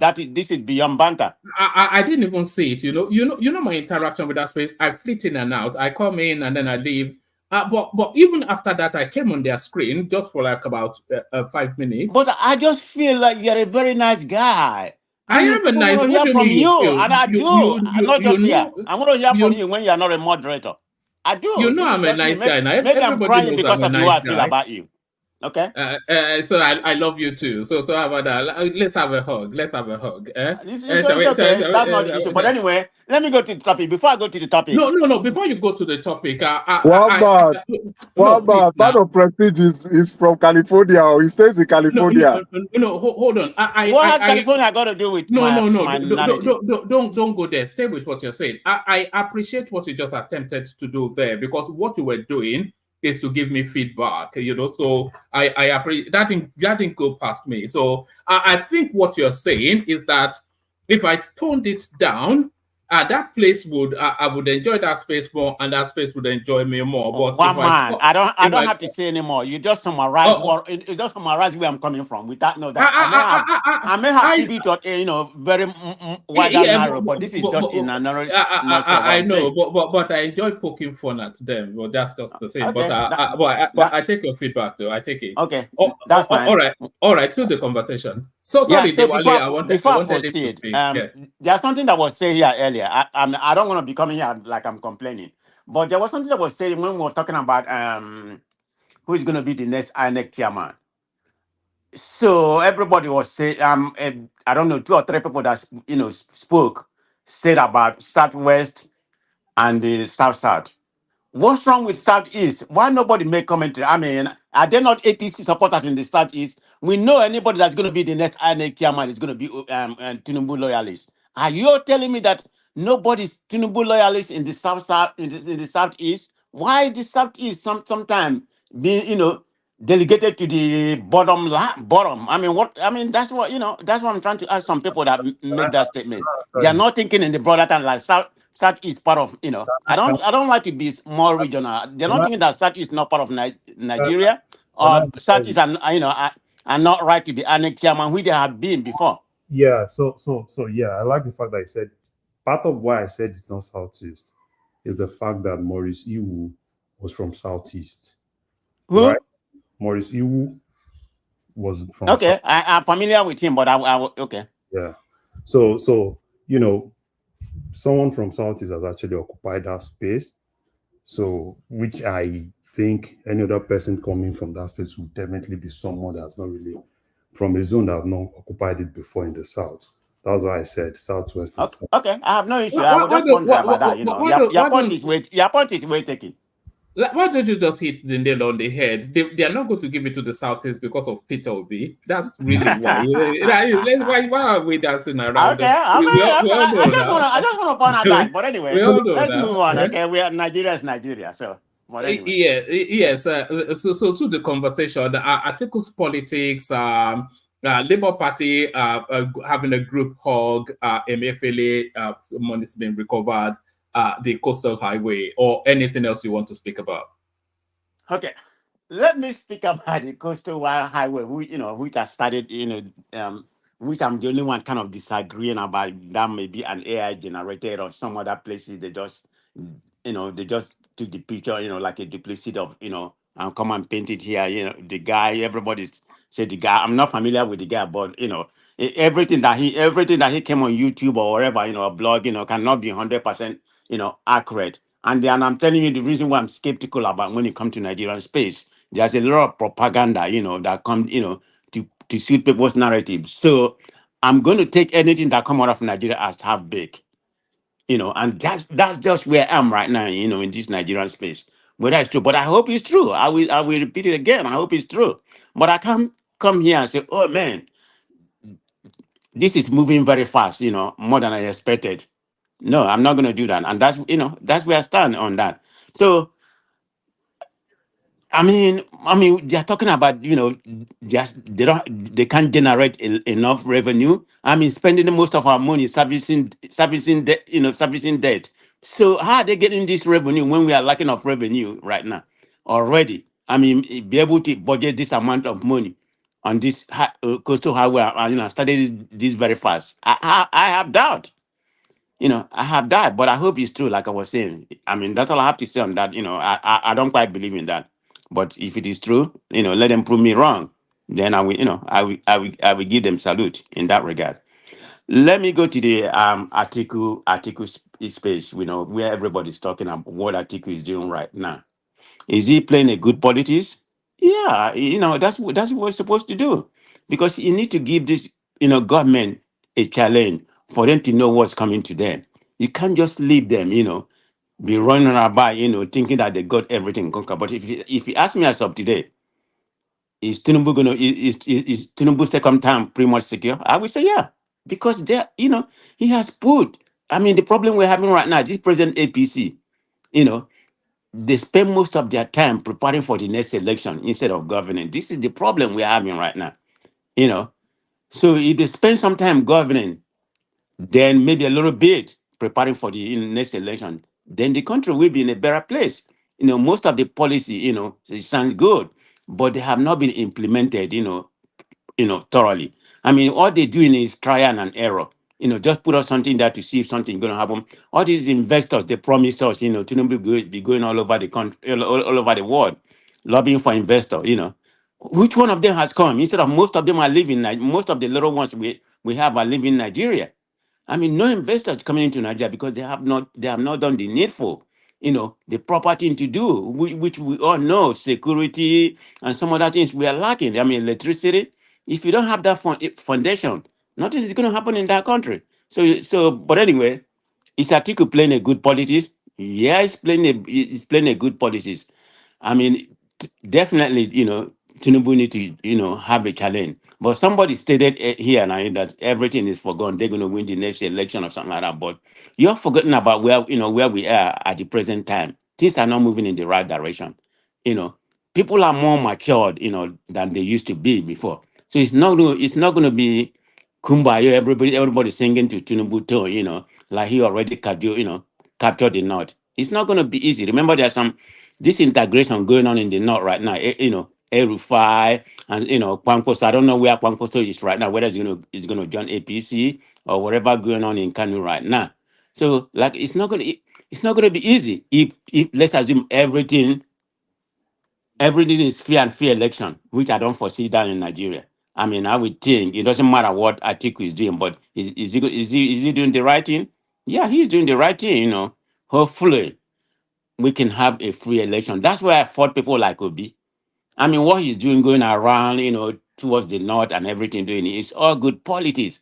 But he's not focusing on the right thing, in my own opinion, because his main focus or whatever they call obedience and some other, good people in Nigeria should be focusing about the election, how to conduct a proper election, restructure the election process in Nigeria, particularly the INEC and everything, to make sure it's working, it's functioning right, not just what we have right now, because what we have right now is an APC machine that need to be dislodged. It doesn't really matter what anybody do in Nigeria.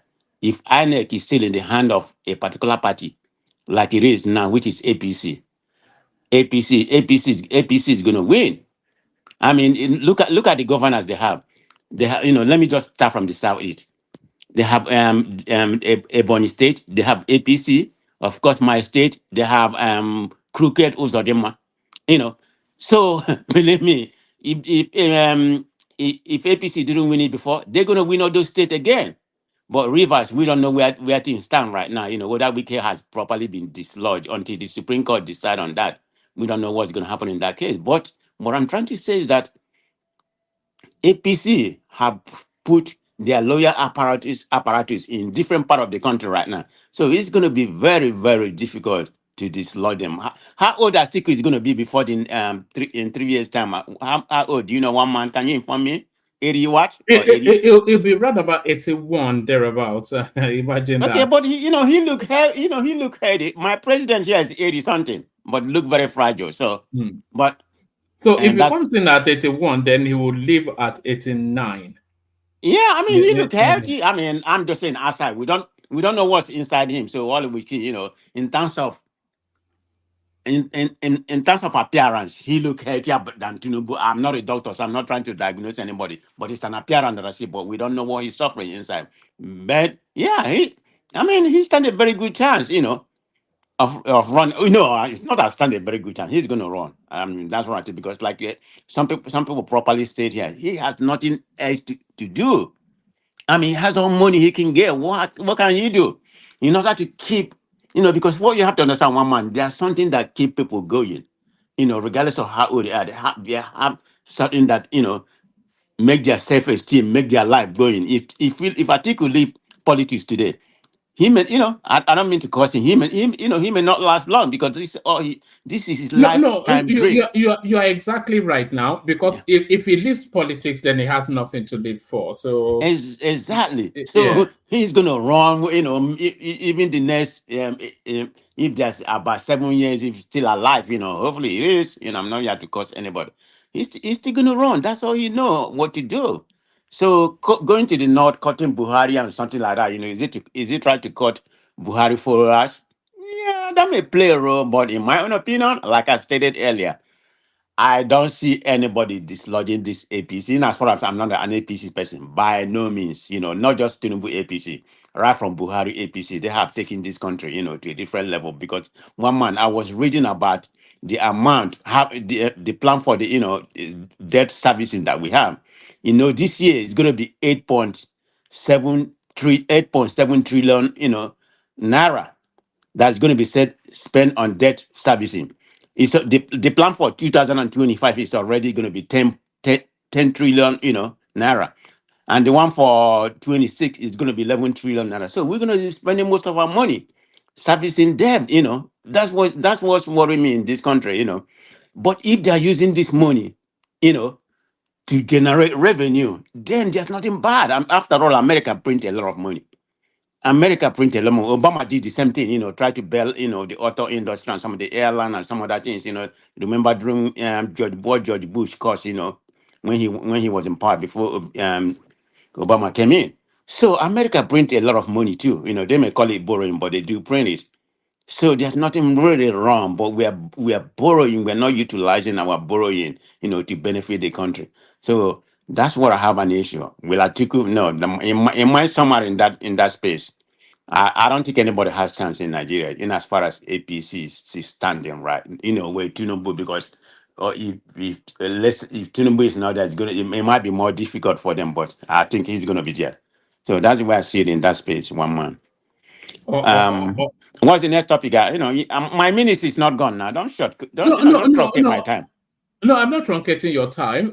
We were talking about Emefiele. We were talking about Arabambi, Pata bowing to Julius Abure. So, and Okay. like I keep saying, Prestige, you are not limited to the talking points. If there's anything else you want to speak to, just Okay.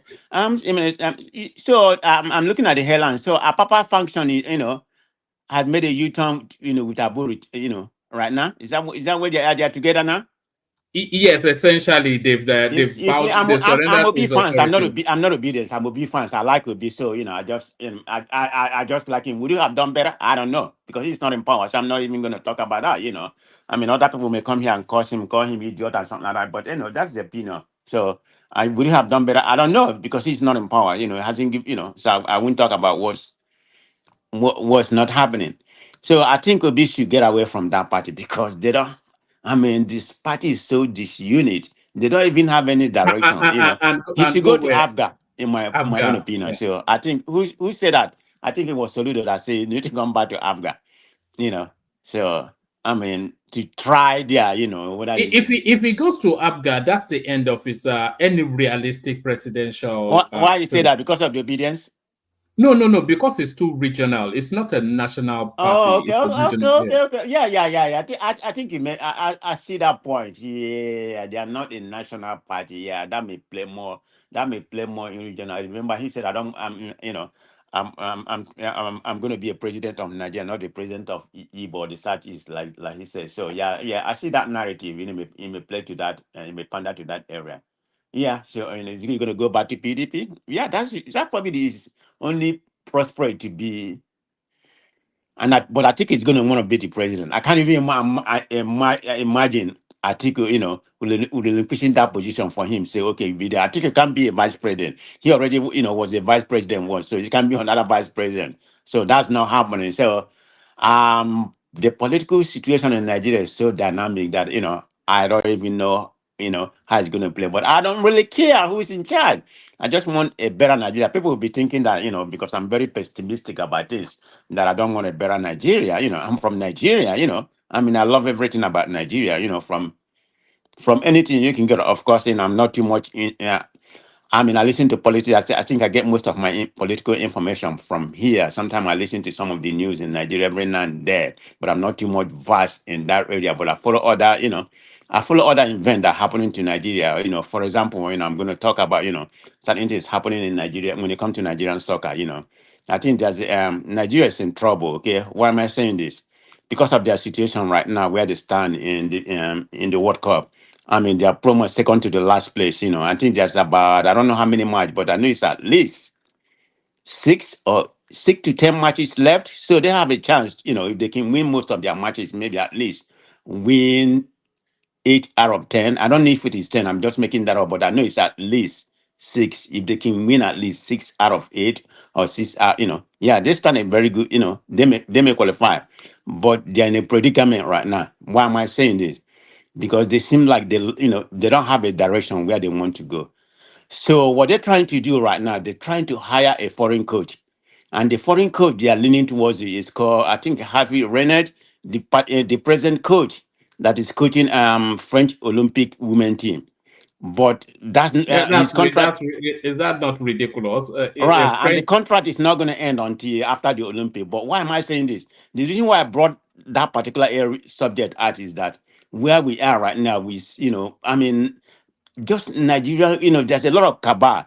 That's what I noticed when it comes to Nigeria. Just like we have in politics, there's a cabal, in the sports, in this.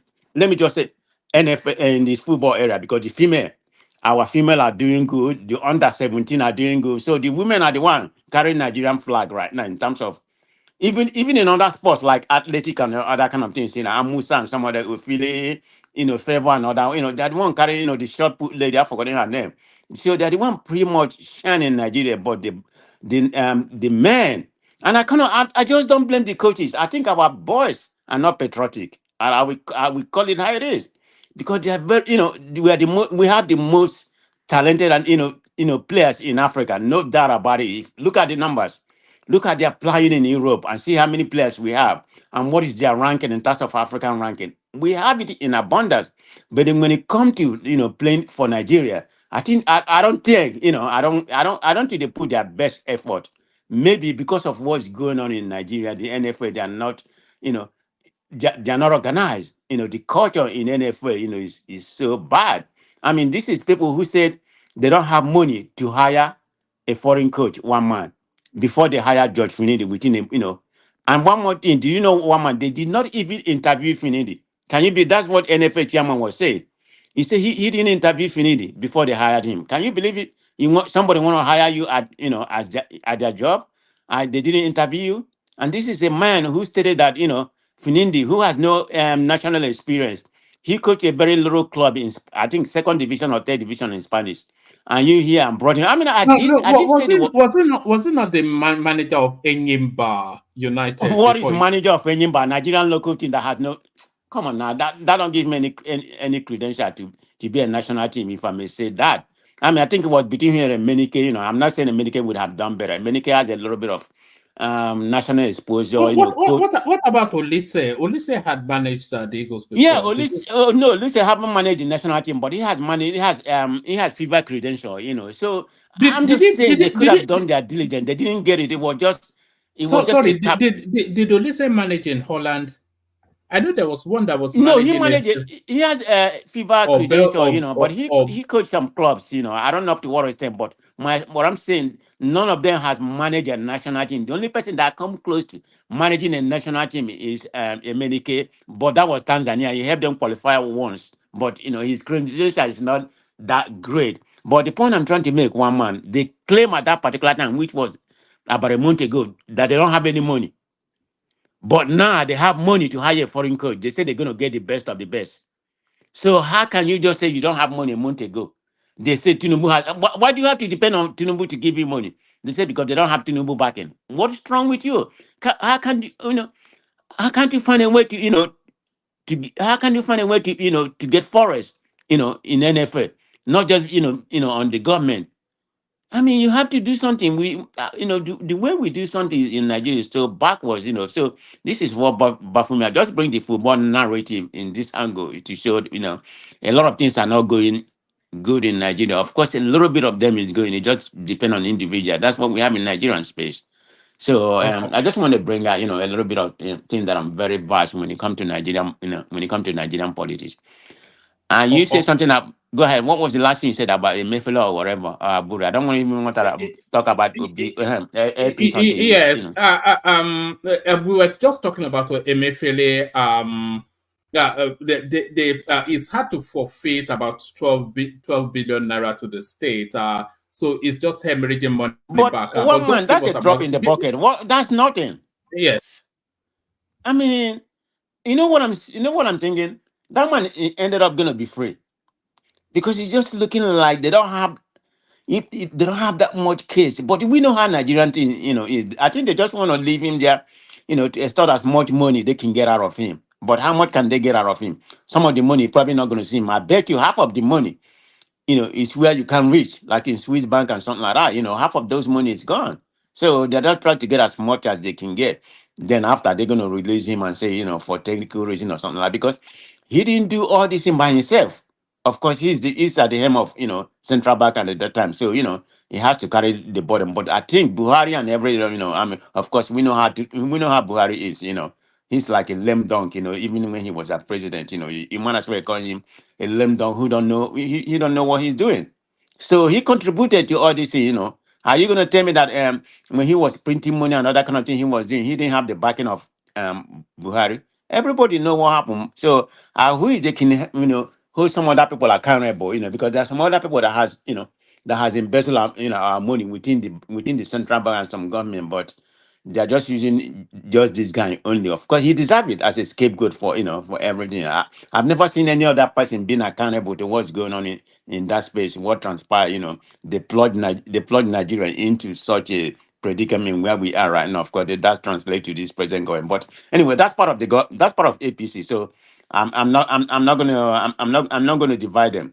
They're all together. It's the party we are right now. But we have a lot of battle fire here. That ready to die for them. But good luck to your butterflies here. So All right, brilliant. Let's move the conversation on from you, Prestige. Let's take it to Ekene, who I think are running low on battery. Ekene, are you there? Are you ready, Ekene? Ekene, you were talking about your battery just now. No. Hello. How far?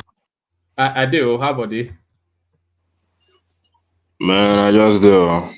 You just did. Like, you did like what? Like Dundu or Dodo? Which will be I just did? I did like Billy now. They like daily. They like daily. That there it is. Yeah. So what did they happen now? What did people they rage about for where you did? What did they solve? Yeah, everything is shopping. Everything is happening. We are having some argument yesterday in the market. One of my Yoruba guy that came to the market yesterday. So there is all this comedy clip we are watching, and that video was showing the guy was showing the situation of Nigeria, what Nigeria is going to be if care is not taken, maybe in the 2030 or in the 2040 also. So I was telling the guy that the guy is too far, that the thing is already happening. The guy was showing a video of when he was he alighted from the bike, and he was counting huge amount of naira. That is up to about 30,000 naira to pay a bike for once.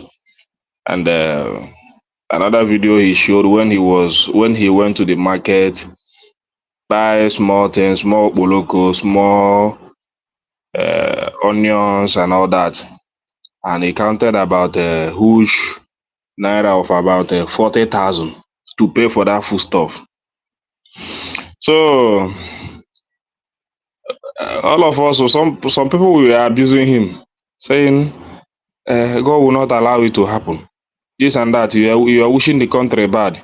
You are doing this. You are doing this. And I was telling them, you guys are very ignorant. This is already the situation of the country. How can you tell me that this is not going to happen? You go to market now. You know what it takes to go to market. At least to cook a pot of soup, you must put about 25,000 naira in your pocket, and the money will must be exhausted just with small nylon. And you are attacking this guy. That means you are blind. You don't know your situation. Before, when you go to the market to buy a bag of rice, it's just few naira of about maybe 1,000 naira note of about maybe let's say 12 pieces of it.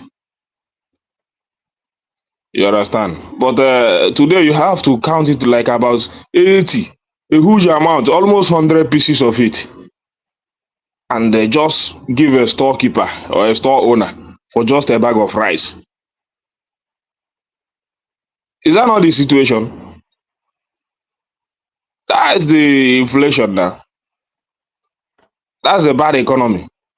Ekene, So I could just clip what you said yesterday or the day before and then play it on loop because I'm not sure you've said anything different for the last 3 months.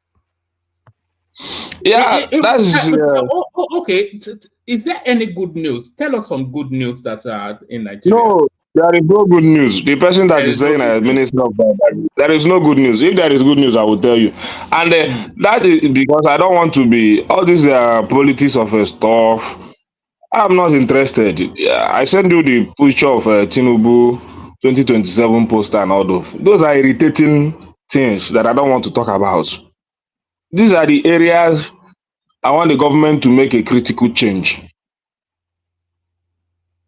You understand? It's very ridiculous seeing Tinubu poster on the street, 2027 poster on the street with the situation of the country. It shows that he's not a human being. He's not aligned with the situation of the country. All he cares is about politics, how to survive. Wait. Who put the poster there? I don't know whether he supporters or whatever. I don't know. So what influence does that poster must not be? Hold on. What influence does he have over there?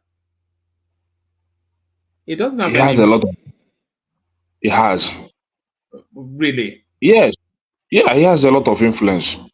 If I decide to go and spend my money to put the poster of Atiku Abubakar up in Oregon or Ibadan, Atiku lives in Abu Dhabi. How would they know? What does they have no influence over these things? Ekene, you know that you are not sure of who pasted the poster. Yes, So now it's it's not claiming to know. that, You can't say yeah, that now. You are too sophisticated to. Yes, it's something that you are sure about, that you can speak strongly and be very emphatic, about. So since you are not sure of it, nobody is sure of it. We don't know who is doing. So we cannot start to blame Tinubu. I'm pretty sure. Hold on, Ekene. I'm pretty sure that Tinubu knows that it doesn't know that poster is there. How would he know? I mean, know it's just Okay, 1 year. Why will it be let me choosing poster for what? say, okay, Tinubu is not aware of it. That means APC supporters are very wicked. Because that is his supporters doing that. So I will now leave Tinubu and blame his supporters. Okay. That means they are very fanatic. Yeah, we have some fanatics. Some people are so fanatical in their support. It's even sycophancy, isn't it? These are sycophants that are, you know how sometimes they take out adverts to say happy birthday, we love you, and all that. It's those sort of things in order to gain patronage at some point. It's not. It's just the way. It's just sycophancy now. It's not anything to. Yeah, we're not there yet. We're not at that point yet. Yeah. So it's going to be very wrong to start blaming Tinubu for that poster. I don't think he knows about it, and I don't think it's behind it. So people that are doing it, we don't know. You don't know. So it'd be wrong to go after Tinubu on that poster. Okay, Babaja, that means his supporters are so blind. You still have the flow, but it's getting somewhat desperate the way people are scrambling about just to look for something to. So you know what that who would have put that poster and why. So, but you still want to leverage it anyway. It's similar to that Aisha Yesufu clip that tells us that the South African president snubbed the president, even when she knew that wasn't it. There's somewhat of a desperation it's just unseemly. It's just crude. Well, that means Nigeria love their oppressors, especially the APC part of it. They love their oppressors. So, and it's very uh, ridiculous. You see, I was watching our debt profile to about 121 trillion. Tinubu has borrowed about more than almost 30 something trillion in just a year and a few months in office. He has borrowed about 30 something trillion. And How much is that in dollars? maybe you should go and do the mathematics and check it. So billions of dollars, you understand? So all this, that means to what effect? My question will always be to what effect? Because I'm not against him borrowing, but this issue of borrowing and sharing it is getting too much. When are we going to stop it? When are we going to see the real development that this money will affect? It's quite ridiculous that Nigeria is owing about 121 trillion today, and the country is still looking somehow. You understand? Especially the economy. So, and where is the money they say they are saving for? They have saved from the fuel subsidy removal and all those stuff. They continue to borrow, and all that. And most of the time, the way our senators react, all these APC senators, we survive this what's the name of that former one? Is it I've already even forgotten their name. Before Buhari? this no, the former Senate president. Is it Lawal or waiting? Ahmed Lawal. Ahmed Lawal. Yeah. Or Lawan. Yeah. And this Ababio signing everything signable. It's very unfortunate the kind of leaders we are producing in this country. Is it that they don't know basic economy? Man, what do you mean signing everything signable? What does that even mean? It means a lot now. When you have Lawal, it doesn't mean anything. Hold on. It says let's acknowledge Kulata Supertat. It says debt profile is federal, state, local government, not Tinubu. So this is just the thing, isn't it? You just glaze over details to land at that alarmist narrative that you want to, and that alarmism, then you make it the substance of it. You're saying they're signing everything. Do you know that the Senate will go through whatever it is that is presented, and it has to be broken down? By law, it has to be. It's not just. I mean, come on, man. You're too sophisticated for all this sort of thing. Anyway, it's your space. Just carry on. I might be too sophisticated. You guys are too liberal and very accurate when it comes to all these things. But for me, an Alaba economist, the way I think might not be the way an English-speaking economist will be thinking. You understand? Because my is 1 + 1 = 2. So that's how I do my own economics. So, and I think I'm also good in my own side of the economy. Sorry, I'll say this and then I'll shut up. Have you heard the phrase, the phrase, "Don't let facts get in the way of a good story"? Have you heard that? Have you heard that said before? Don't let facts get in the way of a good story. No, so where is a good story? No.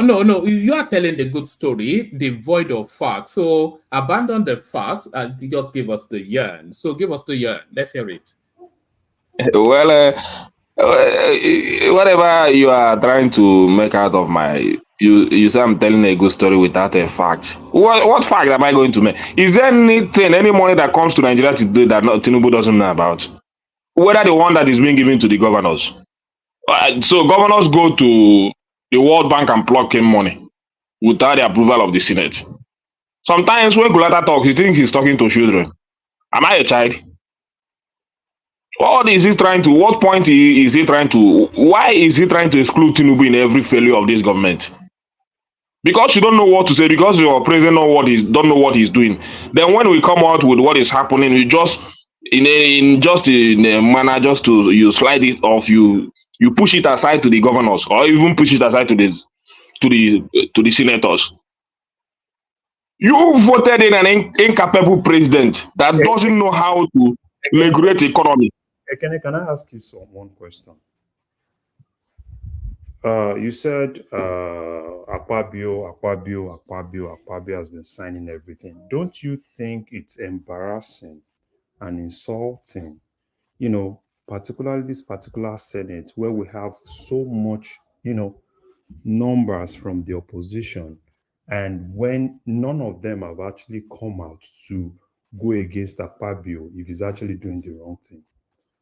And don't you think you have a voice, right, to be able to orchestrate that with probably Labour Party members that are actually in National Assembly than you blaming Akpabio?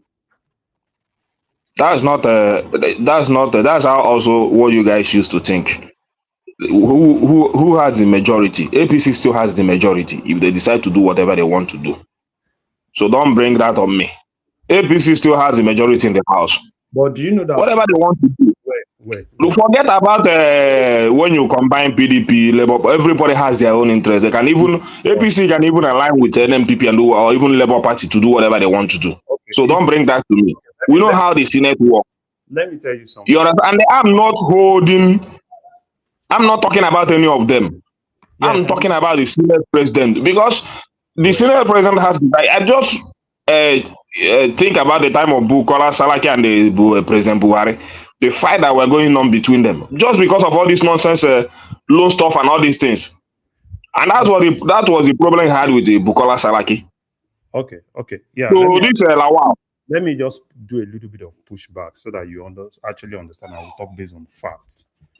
So most things in National Assembly do not just pass by single majority. There are several critical bills, right, that in most cases you still need like 2/3, right, for at least for you to have that representation. And for you to have 2/3, that means in any critical thing, that means you need to have the support of the opposition. And in this present National Assembly, we have several people in that opposition that are chairman of committees. So if those chairman of committees who are actually part of the opposition are not talking, then don't you think then it's embarrassing, right? And it's insulting, for you to now come here and start blaming. The last time there was a Senate representing, is it Anambra South or so, that lady that was challenging during the time of democracy.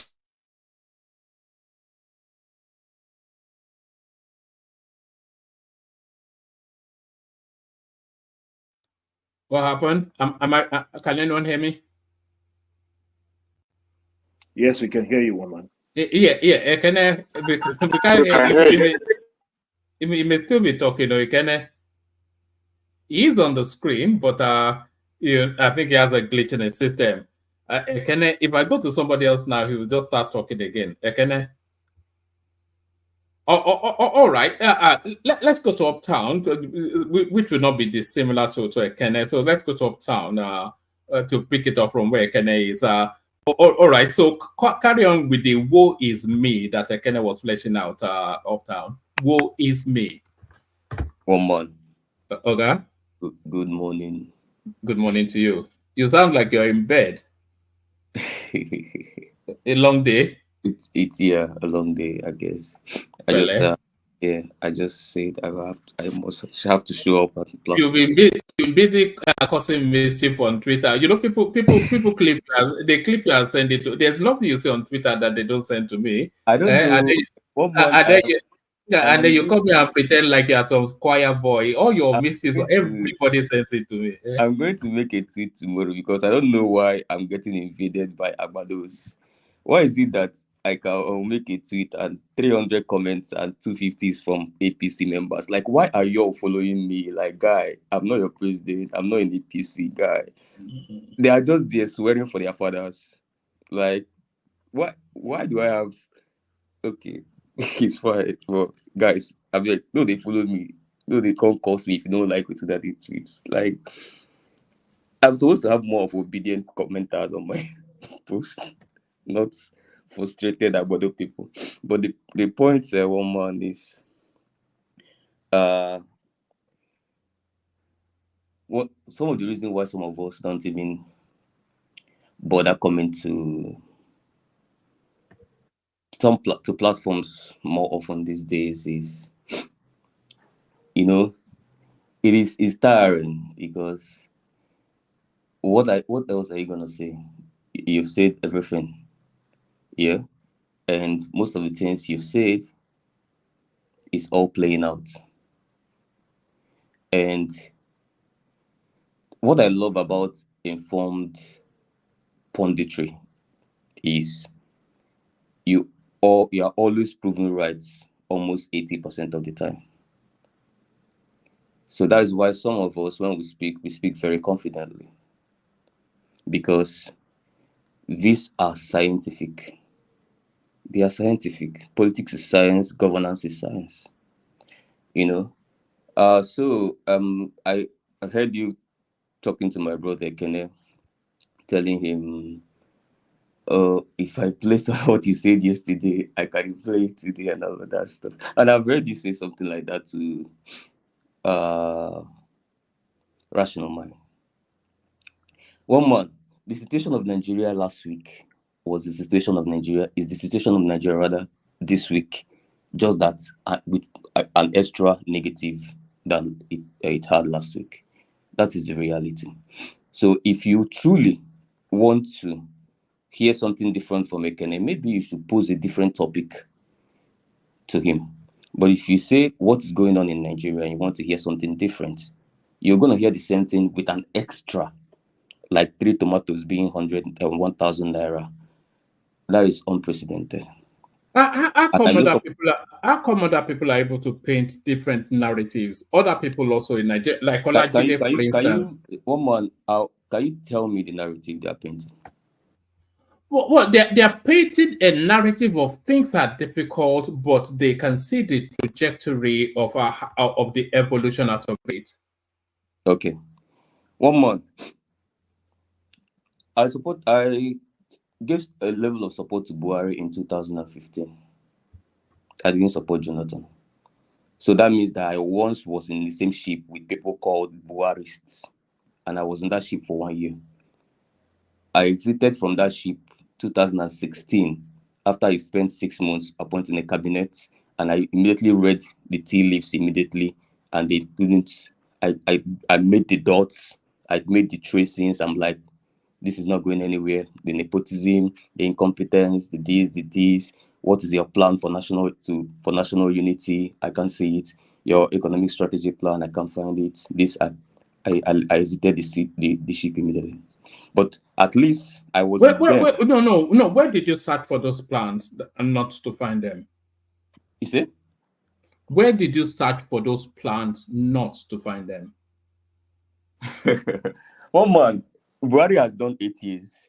Yes. Have I not been proven right? Yes. Exactly. No, you are saying where this XYZ plan is nowhere to be seen. Where did you search for it, and what is your concept of those plans? Okay, let me explain. One man, I wanted to call you on Sunday to know if we can negotiate a section. I've been trying to do this since the election period, but probably we'll still do it in the future, where we have to talk without a lot of interjections and all of that stuff. We do that. That's actually in the pipeline, one-on-one with Uptown the homie. Yes.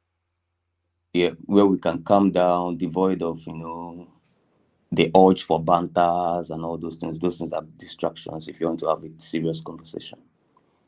But you know the point I'm making is you by you I mean the broader strokes of where you are you come up with all these peppy little sing-along cliches that sounds almost pre-packaged, predetermined, and then you know they say if you repeat something often enough, it becomes a truth of its own.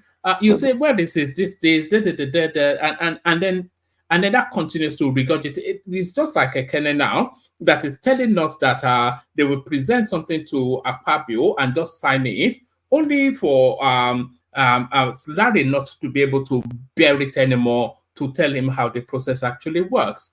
So it's just I'm gonna alarming something or the other. One man, have I ever come to the platform and told you the price of rice? Well, because exactly. you come from privilege. Maybe your maid, your maid will come and tell us. No, I know those things, but those are not my own trajectory of where I just from. For example, now, the day you will tell me we are going to have one-on-one conversation on this, and you will tell me about speaking to, which I have not done yet, to Tinubu's 1 year in office, I'm going to give you very pure metrics. And those metrics are not going to include price of rice. They're not going to include, they're not going to necessarily even include inflation numbers. They won't include unemployment. They won't include any of those cliches. There are some level of arguments to make in those spaces, but they won't include that. I was not expecting any drastic backsliding of the inflation numbers and what have you.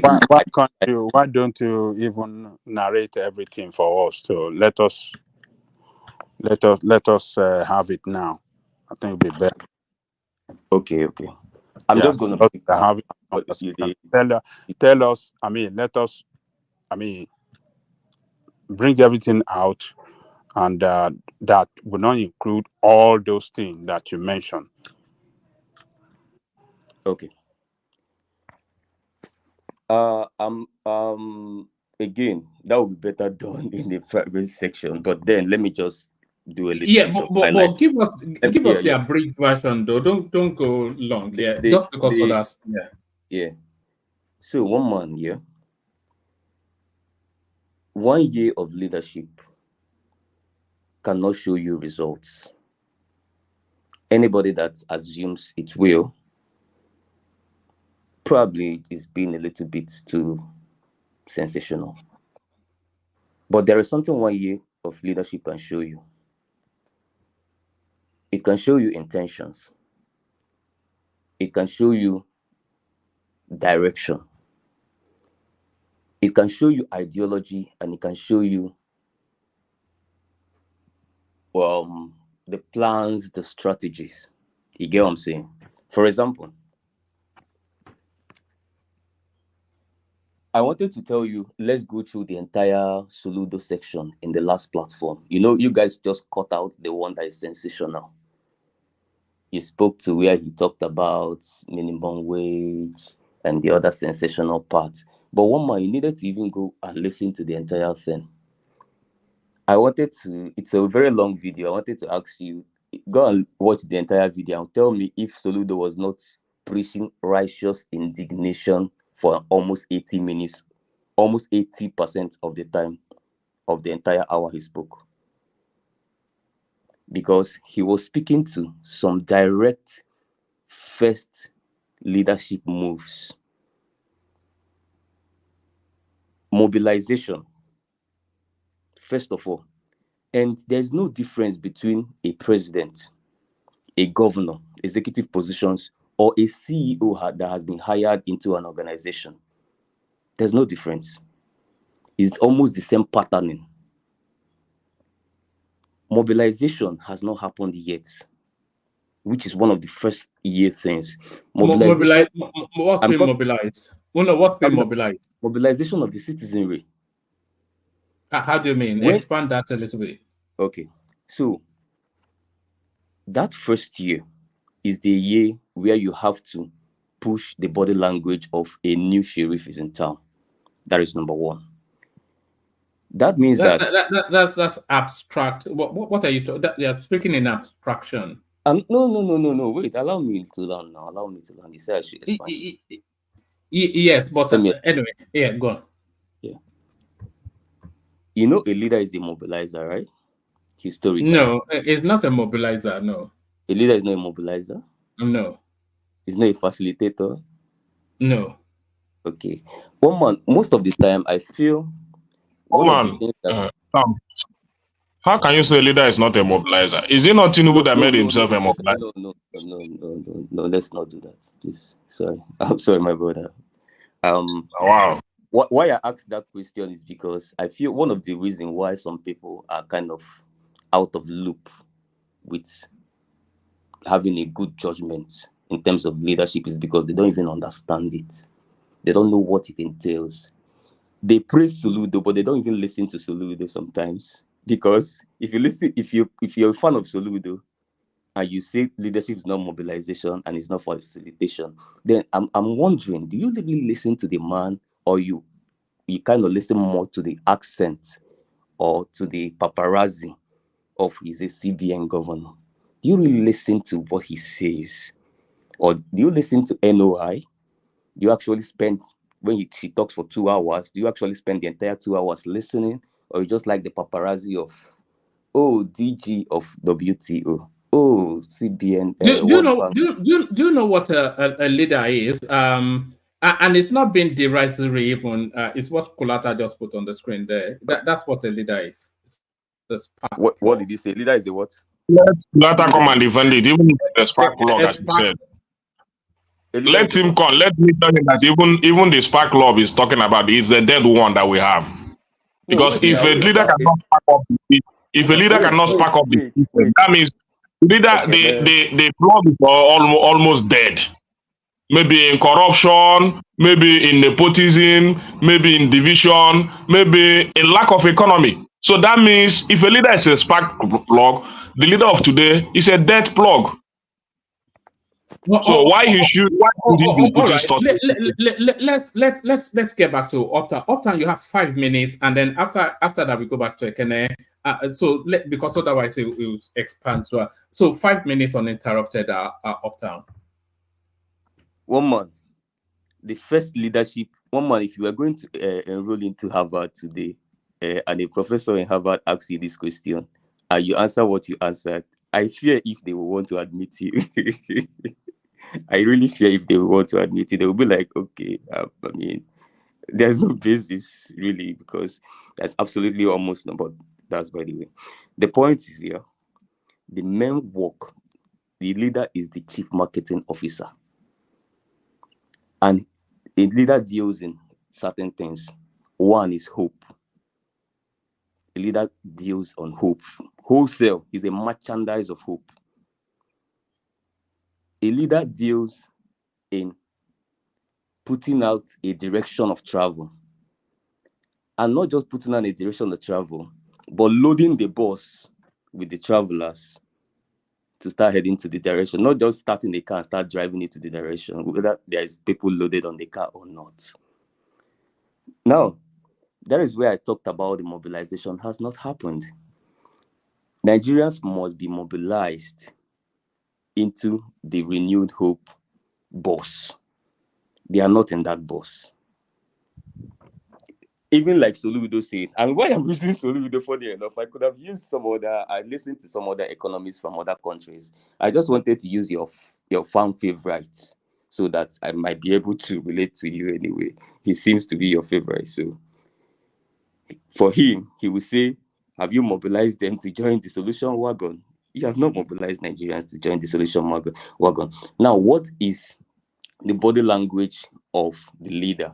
What is the key ideology that we are keying into? There is something Nigerians has to key into. If you talk to economists, and at starting economists have asked certain questions recently, 1 man, and funny enough, this is a question that Uptown asked just 1 month into second month of the Tinubu administration. You can go back and click it out, and I can tell you economists that are now asking the same question. I asked a very important question. I said, what is Tinubu's strategy for implementation of his policies? Where is the strategy document that we are keying into? Is it not in non-existence? Just I learned. It is in existence. It was in circulation. No. He just told Wale. He just told Wale to go and draw up one for him. No, Just publicly. don't worry about all of that. These are just frivolous stuff. No, they're not, man. That's why we are failing. But we are not failing, though. That's the thing. We are failing, no, we are not failing. We are actually succeeding. Do you see what? Do you know that in the last 1 year, Ghana has shrunk their inflation levels by almost 20%? Ghana is the example you are using. I want to use a very your mates. I don't want to go to other ones. Ghana is 10 times in dire straits than Nigeria. One man, that's not their economy is near collapse. We do it here. One man, listen to me. It's one thing to have a policy. It's one thing to have strategy of implementation. This is basic economics. Right. Which you understand, but the people that went to the best schools on the planet that occupy Aso Rock, they don't. Well, it's not about. And I've worked in one of the most prestigious places globally. One man, let me tell you why I'm proud to be an elite, and I'm ashamed of some elites. I call them pseudo-intellectuals. Pseudo-intellectuals assume that people on suit and tie should originally know what they are doing, whereas there are some people on suit and tie that has presided over collapsed companies and organizations, and they went to the best schools as well. But the real intellectuals and elites, they question you, even if you are an Ngozi Okonjo-Iweala, because they believe that the fundamentals you know, even though you have more experience and groundwork, that they know it. And they can also question you line by line. You got this right. So sorry, where are we conversationally? Because I'm not sure. Take us on a journey that lands us somewhere. One man. There is no reason. Do you know there is no reason why your president will still driving a German car as his official car? Are you aware? There's no reason. There's no reason why it should be driving innocent. It should drive innocent on any other Nigerian made or coupled car. Really? There is something they call symbolism in leadership, and that is one of the first year readings of leadership. That's why I told you I will not go to Price of Tomatoes in first year. First year is more about symbolism, and this is obtainable across organizations, not just presidency. Any leadership position, one man. Symbolism is massive.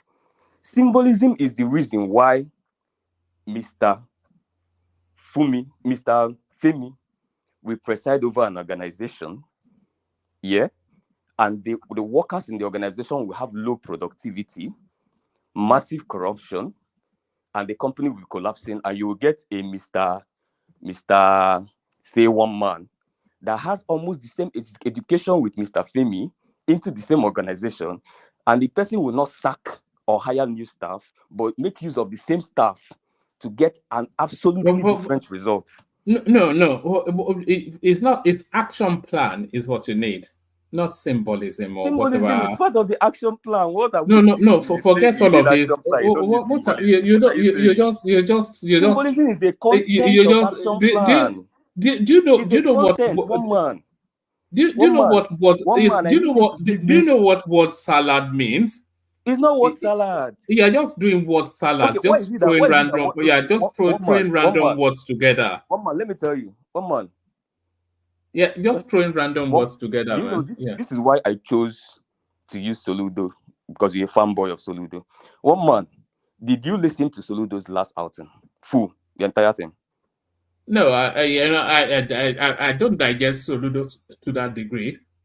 Oh, nice. Okay, so you suddenly maybe you want to wave him off now. No, I'm not waving him off. No, I'm not going to sit through any hours of listening to Soludo. because Why? I know the broad strokes of his politics, which is consistent with what he has always held to be true. So it speaks to politics of fastidiousness. It speaks to economic planning. It speaks to realism. It speaks to the complexity of the Nigerian dynamic, and so we know where Soludo is in the Now, broad now, strokes of his politics. Yeah. can I ask you a question?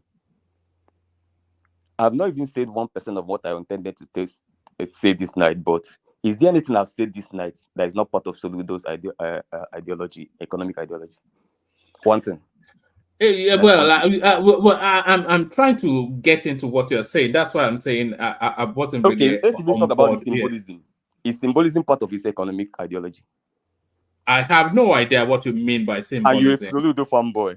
You see, you are not actually a fanboy. No. I didn't say it wasn't part. You didn't listen. I didn't say it wasn't part of. I said I have no idea what you mean by symbolism. I mean what Soludo means as well. Which is what? Do you know the constant use of Soludo is just to be able to relate to you because he seems to accept him, so that you won't be entirely a. I'm not alone. It's universally, globally accepted. It's a world figure. So why is it that when Soludo it's not even a Nigerian figure, it's a world figure. Yes. Let's not worship. I'm not into all that. I'm not into all that. As opposed to your man who is just a regional figure. Yeah, just that the conversation is too intellectual for banters, so I won't go there. But the point is, Soludo speaks to cutting cost of governance as one of the major first year things here. And the person you want to shade also talked about cutting cost of governance as one of the first levels of symbolism in leadership. But for some reason, Soludo zone is good. Obi zone is bad. Soludo zone is good.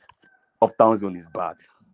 I relate to Soludo's cutting cost of governance, but I don't relate to Uptown's cutting cost of governance because Uptown is just doing word salad, but Soludo is doing World Bank economy.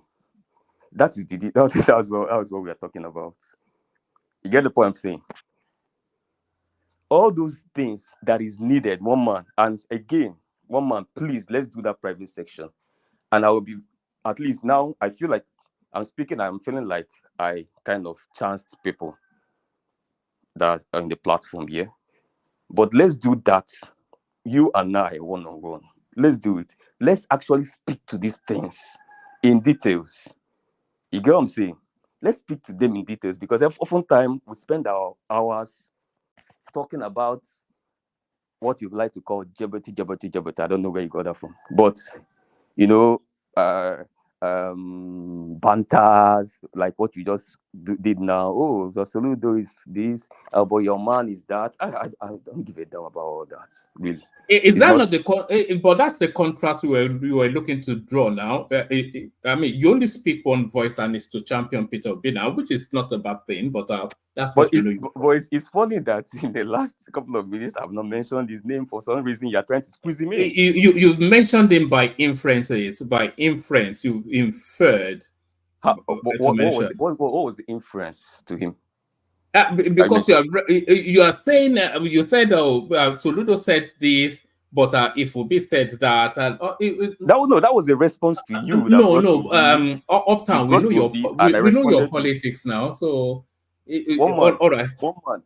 It's either you want to speak to intellectual conversations or you want to do politics. No, we can have an intellectual conversation if I'm able to keep up with you. But let's have it. I've had conversations from 2015. One man, there was no obedience in the picture. There was no obedient movement in the picture, and that's why it's very annoying now that when you want to have those same conversations, we had conversations about the borrowings, the unproductive borrowings that happened under Buhari. We had a lot of conversations. It's really annoying now. But that's really annoying now that when you want to now speak, that's people false. are like, that's false, though. Movements. That's false, though. They borrow everything. And go back to square one. What you just said there is false. The borrowings under Buhari are not altogether unproductive. They're largely unproductive. They are largely not. They are likely not. unproductive. If they're They are not likely unproductive, not. he's not going to give a dead economy like your Tinubu called it. He's not going to pass a dead economy to Tinubu, you see. We can account for a lot of what Buhari spent. One man, He built several Means? railways. You know what unproductive means? Maybe unproductive does not necessarily mean that they were all stolen. No, if that's what you're inferring. That's not what productivity means. Hold on. If he borrowed money to build the Lagos Ibadan rail service, is that unproductive? Or the second Niger bridge, or the vast swathe of roads that he built up and down the country, or the rail service that he built round about the country, are those unproductive spends? One man, how much of borrowing was used to build second Niger bridge? Can we take it one by one if you wish? I don't have the documents. Exactly. Do you? That is the point. Do you? Never followed up No. Do you have the word salad? No. Hold on. You never Do you have spoke the to the issues.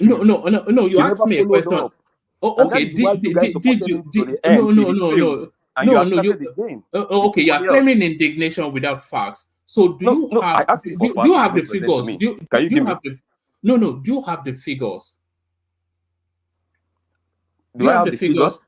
Do you have the figures of Buhari's borrowing vis-a-vis the projects that he executed to then tell us then that wholly his borrowings were unproductive? Do you have the figures?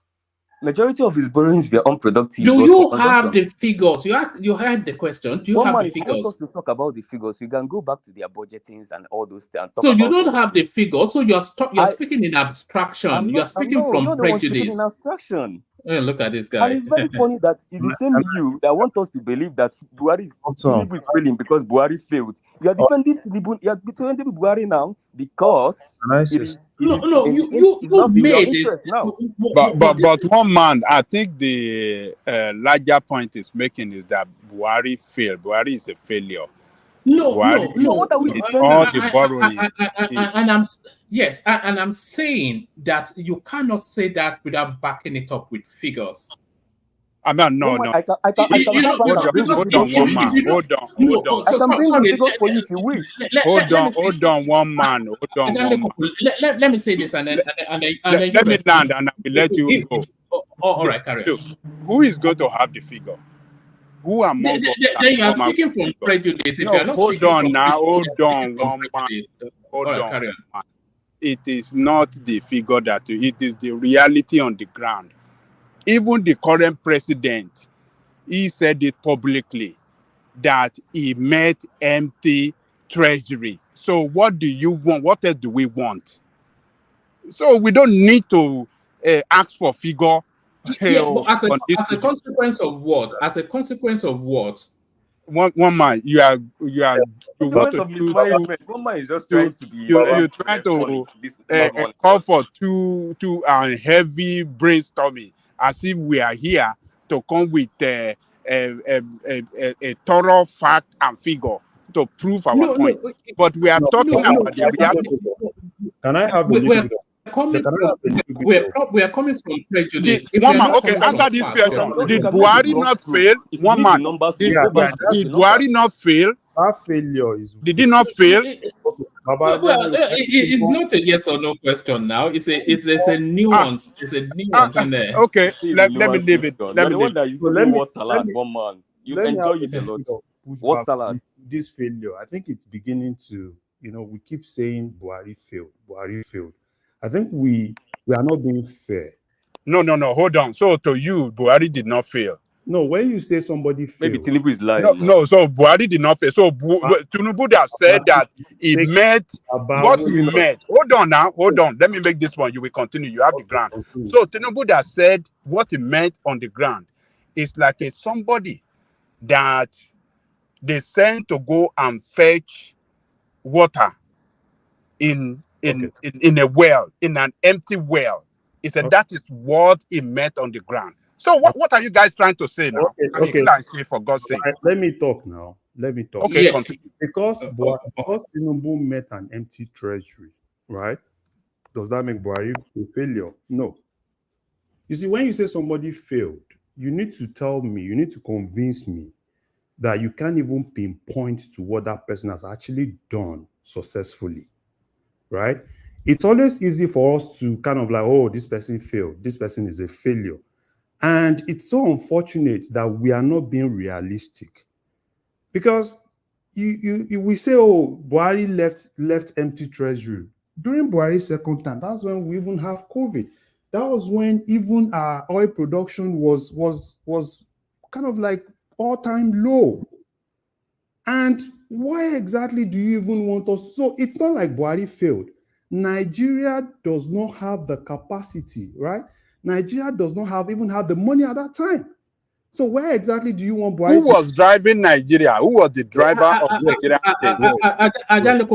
Let me answer the question that I put to you and Uptown, but you did not answer. You said Tinubu said he meant an empty treasury, and then you used some analogy to that he may have used, and I asked as a consequence of what, So is it as a consequence of the fact that Buhari came in and looted the whole thing? Because Buhari had probably the largest infrastructural expansion that country has had in decades, and those are factually things that were visible and been experienced by people. So if you are saying if you are saying Buhari left an empty treasury, if that empty treasury is the consequence of infrastructural development, then you cannot categorize him as a failure. And if you say that he wholly stole the money, then you have to back it up with facts. Because if you're not backing it up with facts, then you are backing it with prejudice. So is it a fact or prejudice? Can I ask you a question? Can I ask you a question? One more. Yeah, okay, say your own. I want to talk after you. Yeah, say. Let me ask you a question. When Naira was floated, what were the factors that made it to go haywire? The economic factors that made it to go haywire? The vagaries of market forces. Who facilitated those factors into existence? That's not the major factor. Sorry, let me add. That's not the major factor. The major factor was because we stopped servicing that Naira. We stopped bridging the gap. So we could now see the real value of what your Naira should be over years, but that we've been servicing. That was the main reason why Naira shoot up. Hey, that's not no. Listen. So what's your main reason? Wait. The ways and means Buhari printed, the amount of monies pumped into the economy through ways and means, that is unproductive money, literally, is part of it. The corruption going on in the system with the indiscriminate. I'm coming. Wait now. You ask me a question. Let me learn, my brother. No, I gave an answer, and you said the answer is not correct. No. It might be It's part of it. I'm not saying no. Nobody's saying that that's not part of it. Are you saying that if we don't, assuming we continue servicing it, do you think the value would have shot up to what it is now? Assuming we are still servicing it. Wait. Calm down. Answer that now. Assuming we are still pumping money to service it. Do you guys think are subsidizing inefficiency? That's what I'm saying. So assuming we continue doing that, do you think the Naira will be what it is today? That is not the topic on the table. But that's the question you asked. No, that's the question you asked. What I raised. That's the question. No, what I raised. I say Uptown. Let me ask them a question. Okay. If Buhari did not fail, why did Tinubu? If Buhari did not fail in the monetary management of the country, both monetary and fiscal management too. So why did Tinubu float the Naira? Do you know how much Buhari was paying to defend the Naira for no defending purpose? Efficiency, actually. Defending it, wasting. Hold on now. You people were trying to point out. Hold on now. Not everybody is arguing against you. First, understand that. I'm simply saying that you're right. My opinion on this is I don't pick a leader and say it's a complete failure. you must be able to pinpoint intellectually. Overall, hold on. Overall, if you Aggregate want to now. rate When we talk Buhari, about this is The person aggregate. if you failed. want to rate him He must have overall, done 1 or 2 things here and what there, but the, Me, okay, aggregate. overall, I would say is a failure, and I've always been saying it on this That's the platform. point, Awole. okay, So why that are is we what we are saying arguing? now. What's the Thank you, point of the Ogbeni. argument? That's my point. But So at the why same are time, we spending however, you have to be talk what time you have to arguing? understand. Wait, you have to understand what one man is also saying. It will be too simplistic of us not to acknowledge Buhari's some achievement, particularly in terms of infrastructure. But If you I don't don't want to think acknowledge there's that, nobody that does not it means acknowledge that. That's not the point we are now. blind to that. And That's that an is why one escapist. man That's an cited escapist real point. infrastructure to you, but you don't want to go there. You just want to go to your own conclusion to say, oh, this man is a failure. He That's what largely one man failed is saying. now. Is So that not the point I understand made that from one? too. And in terms of economic management, if you you've already given us the COVID, and I think it was towards the latter half of Buhari's 8 years that the oil prices started to pick up. So he had no money. A lot of if you drive down Nigeria, you'll see pillars in newly constructed roads telling you that it was done with sukuk money. So that was how he was facilitating a lot of these things. Road after road after road after road, rail after rail after rail after rail, bridge after bridge after bridge after bridge. You know, so that is where the hemorrhage is. So if Tinubu met an empty coffer, what is the consequence? How many bridges? Well, your bridge all over the north, yours being the marquee one, you know. Countless, as what I know, countless. Look, There's bridge over. Hold on. Hold on. There's bridge over River Benue. There's bridge crossing over to Cameroon. There's the second Niger bridge, and there's another bridge somewhere up north. I forget where the place is. And you guys seem to forget that when Buhari entered the government, that's when we had the commodity glut. We had crude oil glut. That the price of crude oil crashed. And then you had the Niger Delta Avengers bomb the hell out of our infrastructure that we were never able to recover a lot of oil production. And then we now had COVID. So when you say, hold on, let me finish my statement. When you say it fails, you have to contextualize it because it's not all areas it failed. So let's I mean, we're all learning there. Hold on. We're all learning there. We need to be able to put some context into what we're saying. Kulata. Okay. Kulata. Yeah. It's funny that this APC government. It's funny that this government is pushing that Ọ̀gbẹ́ni ṣe ṣe biscuit alata. Kulata. Fata lórí brand Ẹni bàtà yà di Kulata yìí ọlọ́run máa dé sí àárín wọn. So one man,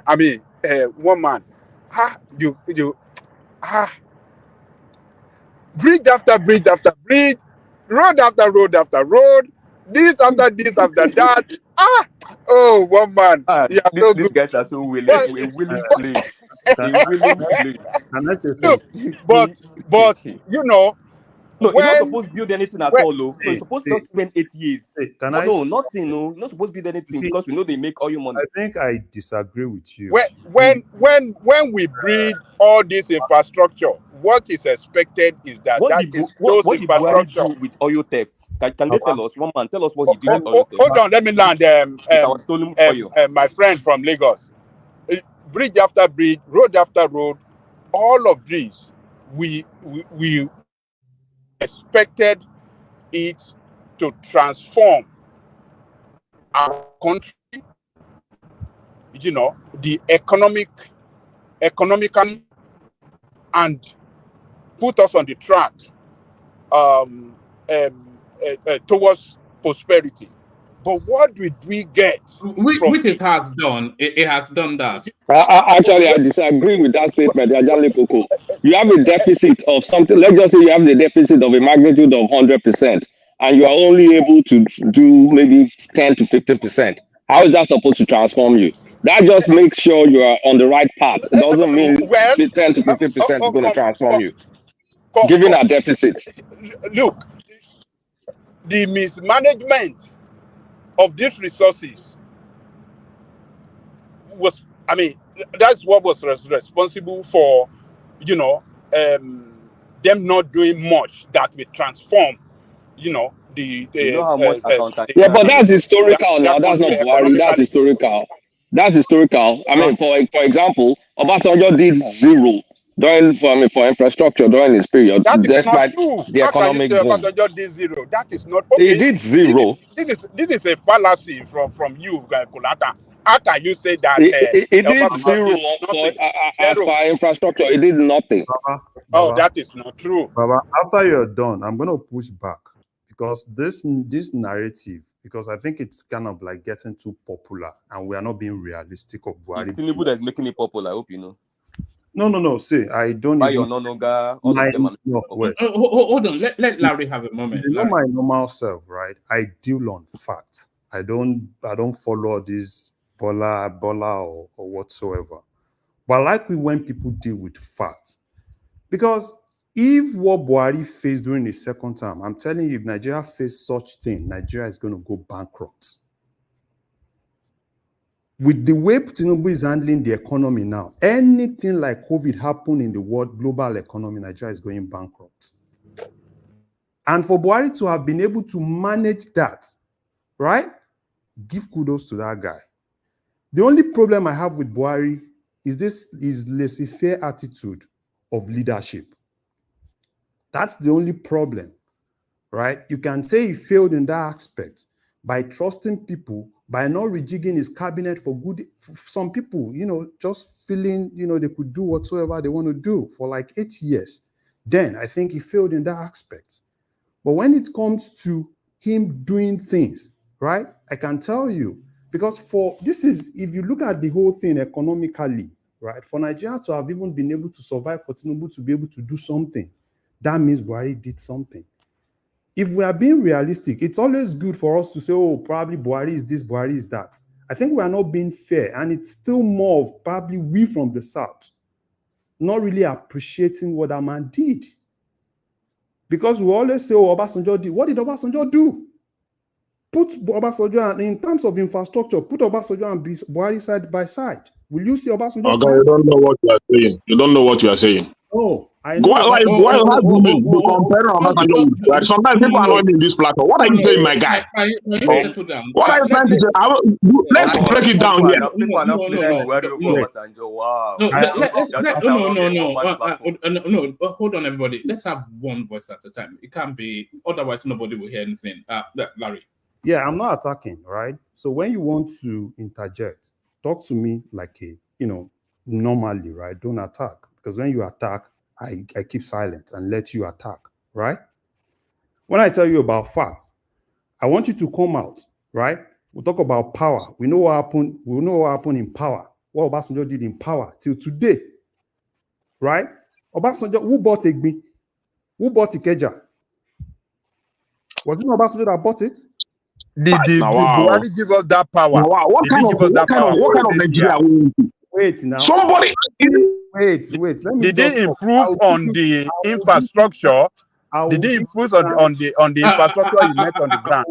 Ajande Koko, give him a moment to flesh out. Let's structure this argument well, though. I'm enjoying it.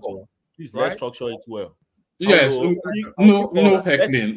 No heckling. Let's narrow it first on infrastructure. Okay, now, guys, hold your emotions. Let's do one by one. Yes, let's keep it structured. Just oppose. Let's speak infrastructure now. Just oppose Buhari and OBJ. Please, the last speaker should continue now. Buhari, OBJ, infrastructure. Let's start with power. Okay. If $16 billion was adequately invested into power, right? When Obasanjo was in government, Nigeria won't be where it is today. Right? That's power. Now let's look at normal road infrastructure. Can you really point to one key road that is massive that Obasanjo did? The one that is very, very popular, right? Lagos-Ibadan Expressway, Lagos-Abeokuta Expressway, that is even in Southwest. What happened to those places? Where exactly can you now say pinpoint that these are the major infrastructure that are milestone infrastructures? But it's always easy for us to say, Buhari is a non-entity, is a failure. I can point to 3 for Buhari just off the top of my head. Yes, I'm just agreeing with you. Lagos Ibadan rail started, finished. Second Niger Bridge started, finished, etc., etc. Road after road, rail after rail. The guy, you can't just throw him in the gutter. You can't compare Obasanjo and Buhari when it comes to infrastructure. I think point made. Yeah. Before the last speaker continues, can I quickly chip in the fact that $16 billion of then, which Obasanjo wasted, is today 22 trillion. Please, you can continue. I mean 22 trillion naira. That's the value today. But that 16 billion is not even true. It's a blatant lie. Yes. Yes. But it's actually 24 trillion. Oh, it's 24 trillion. Okay. 16 plus 8. Blatant lie that I didn't exist. When Buhari was narrating that, it's not a lie. Actually, there are some things they bought that they couldn't even deliver because they didn't do any EIA to see how they're going to be able to deliver. And a lot of things are still stuck in the port. And they didn't bring it in. When Buhari was narrating that nonsense of 16 billion, Sebi Obasanjo replied he came out publicly and said, okay, if BP 16 billion was wasted, come out with your fact and figure and come and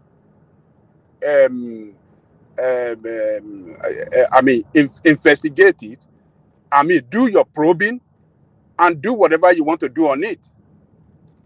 And he said it's ready for him, wherever they want to go with it, to court or EFCC. He said he should come out with his figure. What did Buhari? That's posturing. Why did Buhari follow up on the technical statement he made? Obasanjo knows fully well that Buhari will never go after him aggressively, but he has to posture for the public space. Sorry, guys. In addition to that, isn't that probe that they're probing Agunloye today? Isn't it part of the 16 billion? Isn't Agunloye's part like $4 billion? You know that guy. It's Agunloye or Obasanjo.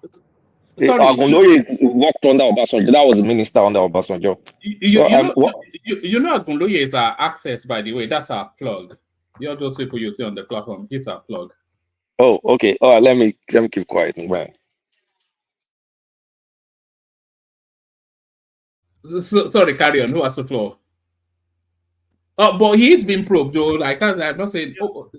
I thought the last speaker wants to continue on that infrastructure. No. I can say the little that I know. Thing I was able to do, because for me, right, because this is a national platform, and when we try to push some things. So, and I think this platform, I like the fact that we always base things on facts, not being sensational about things, right? And when we come out and say, oh, this person is a failure, I like it when we come in and say, okay, fine, this person failed in these aspects, not us coming out and kind of like saying, oh, completely this person is a failure, which to me, and I see that coming majorly from the Southwest, right? Which I feel that is wrong. Because if you ask people from the North, they tell you said this guy failed, but we can actually point to things that this guy has actually done. Tell us things that people in the South did. So that's just my own way of pushing back of those kind of narratives. One man. I beg to have some minutes, please. I want to. All right. Let's do it in 3 minute slot. So you go first, Ekene, and then when it comes after you. One man. Remember they stole my floor. Have you forgotten? Well, you opened up this conversation now, Paul. So let's go. But uptown time is done now. It was just meandering. They won't take yourself uptown. Nobody even understood what all this. Uptown was they won't take yourself while you are still alive. It was nobody understood. That was talking. All right. All right. Let's do that. So, can I no more than I'm only saying 3 minutes because I don't want you to. Yeah. So, just give us a 3-minute slot, and then we go on to Ogben, and then we move it around. No, 1 man. If we are moving around, let me. One man. I don't know whether that 3 minutes will be enough, but let me just try because most of the time when we come here to defend me, I don't really read figures the way you guys read figures. I just want to speak what Nigerians understand. It's just like I'm not like Kulata and other guys who are much more educated. You understand? So, but what I know as a simple Nigerian is that what Buhari borrowed in 20 he increased his debt to about, I think, about 200 and it's something, either it's 8.8% from 2015 in just 7 years. You just check it. To what effect? Just check what PDP borrowed under their own government prior to that 2015 when Buhari took over government, and the amount of money he borrowed. And you guys are here counting few bridges and all that. If other countries has done that, borrowed such amount, maybe Ghana or Cotonou or whatever, you know what their country will look like. Can you do that? Can you do that? But revenue generated during PDP and revenue generated during Buhari. I'm just saying things the way they are. You cannot come and tell me that under you increase the depth of Nigerian you increase the depth Nigeria debt profile to about 208% in just 7 years. All right, Kenneth, thank you. So what I was saying to you earlier, don't let facts get in the way of a good story. So that was an example right there. So, Ogweni. I was giving you no. What are you shutting me down? Why are you shutting me down? No, I'm not. Have I finished my 3 minutes? You've had your time before now. I've not had my time because I'm speaking to something before my network went off. How can you tell me to but some of us never thought. Hold on, Kenneth. The moment has moved on, so let's just move it around a little bit. And let me just 3 minutes now. I'm not even doing 1 minute. All right, carry on. A minute more, but just be considerate of others. What a minute more? So, but my point still remains that we can continue to defend Kulata. Well, I wanted to speak on what Kulata said. What the comment he made few minutes ago. He said that the president is like a sparking plug or whatever. Which sparking plug? Even if the president is a sparking plug, has he sparked up his ministers? Today, Wale don't look so dull. Cardoso, we are not even hearing from him again. It's like he's tired of what is happening. Because the guy seems serious, but the system is not allowing him to perform. So, which means the president is the sparking plug is dead. So just check it. The comment you make sometimes. So let APC continue to do what you know. That is propaganda. One man. You can all right, thank you, Kenneth. But we were really trying to, because it was such a sweeping statement that Uptown made that Buhari was a categorical failure. You can say it was a qualified failure in some aspects of governance, but it was a resounding success in others. So the equilibrium. No,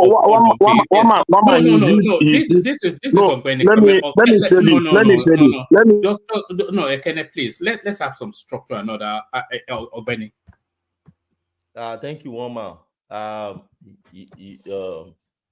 Thank you for the opportunity. Please, I greet our other panelists. Woma, 2 areas I like to talk about, not what made the news for today. I think just a kind of reaction to people's other panelists.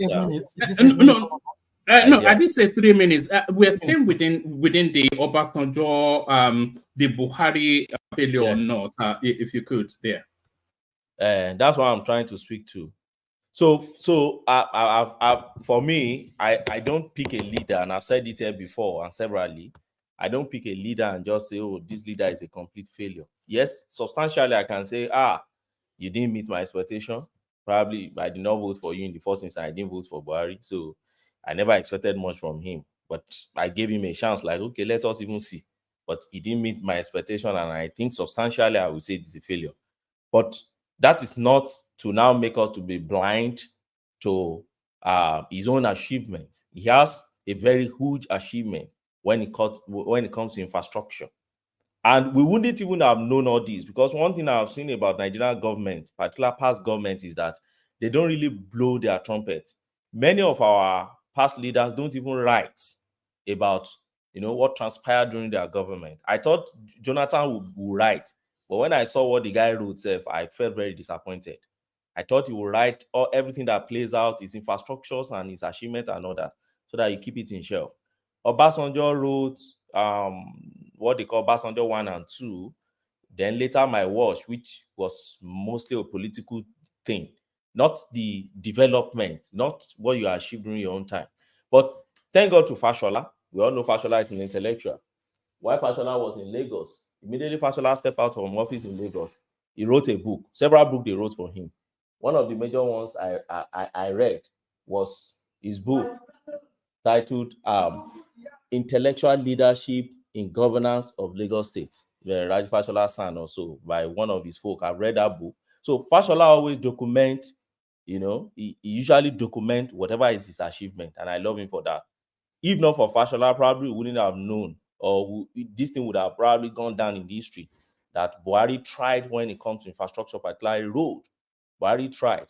According to Fashola, in his book, which he gave with fact and statistic, is there. We can all go and check. While he stepped out from office, he said they constructed 524 highways in Nigeria, and he said 80 major projects, 100 and something rehabilitations. The major ones that I know, apart from the projects, about 28, that Sukuk funded project, you will see them all around now. The last time I was traveling during my Buhari time, I used to handle some cases in the Umuahia. If you are traveling along, you enter Kogi and you are going towards Enugu side, you see Suku, all those areas, and they are doing massive, road construction in all those areas. It's something we can't say we did not see. We saw it. Then even within internal roads in FCT, we saw all these things there. But the major one for me, that except a blind man, even a blind man will know that Buhari achieved this, which many of them did not start from his time, but he accelerated them and he ensured that he brought them to completion, which is kudos to him. We can't. Mokwa Jeba. You see that Mokwa Jeba applied that road before while I was in the university. Aluta, all those things, we used to apply that road. You see, if God would grant, just go and apply that road December in those days. Just try it, 23, 24th, you will sleep in that road. Fashola did that road and they completed it. Mokwa Jeba, you can go and check it, it's there.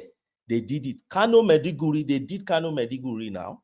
So it's not fast. We are not talking something that is not existing here. Kano Jigawa Bauchi, they did that road.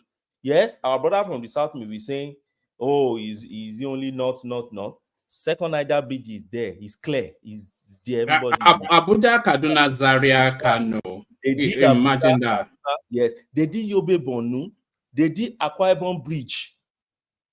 The Ibom Bridge is there. Unguru, is it Bayeri, or what do you call that one? Is there. Then there's another nonsense project, the one to Mahadi, or what do you call it? Kano Mahadi nonsense thing. They did it. What about Oku Wetu?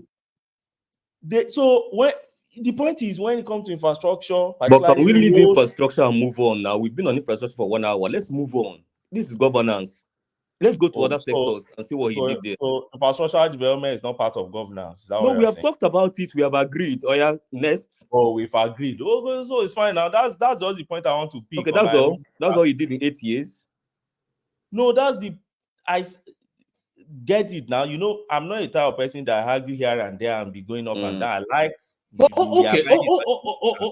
Let's go to insecurity. Let's go to insecurity, because he achieved quite big milestones in insecurity as well.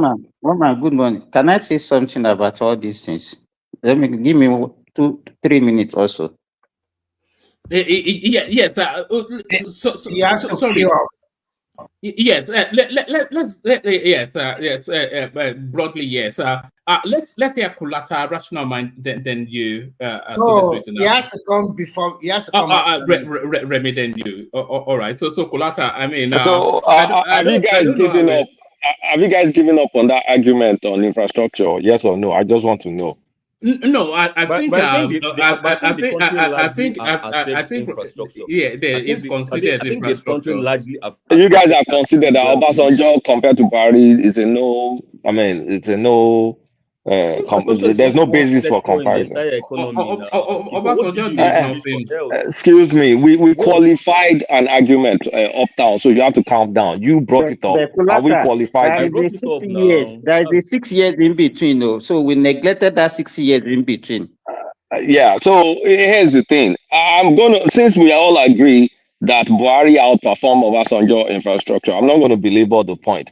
But what I'm going to talk about is Buhari is kind of like an unfortunate president in terms of the timing. The time he came to come and govern Nigeria, because when that guy came into power, in 20 before I even came into power, oil prices was going down, because that was when we had the American shale revolution, and then the Saudis were battling the American shale. They wanted to drive down the price of oil so it will become unprofitable for the for the shale drillers in America. So they pumped so much crude oil that they drove the price. At some point in time, Baba pointed $35, and I think I remember $35.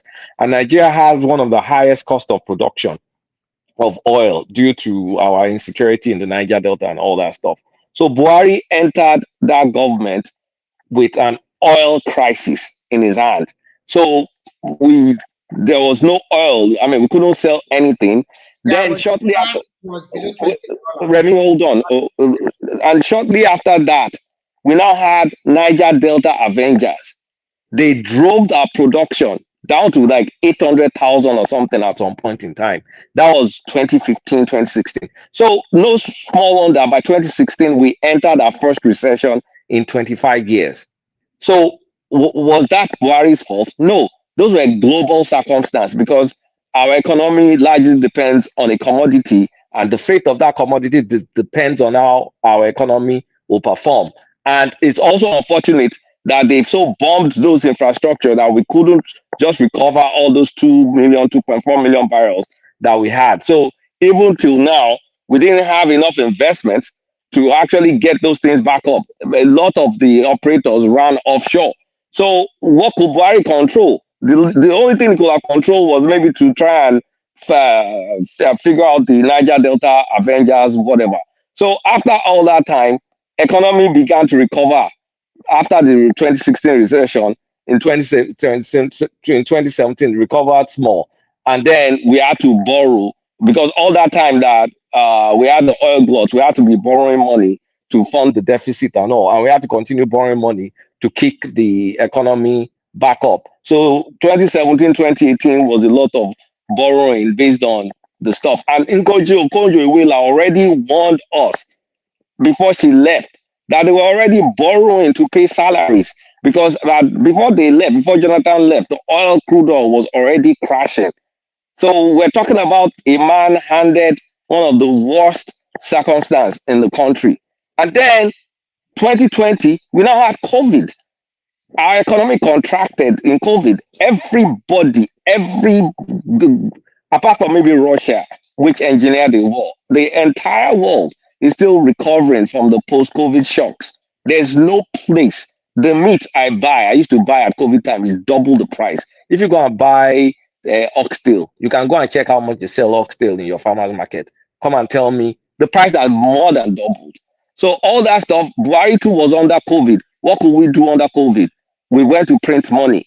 We're not America. Our currency is not fiat currency or anything. So could you blame Buhari for COVID? You can't blame him for COVID either.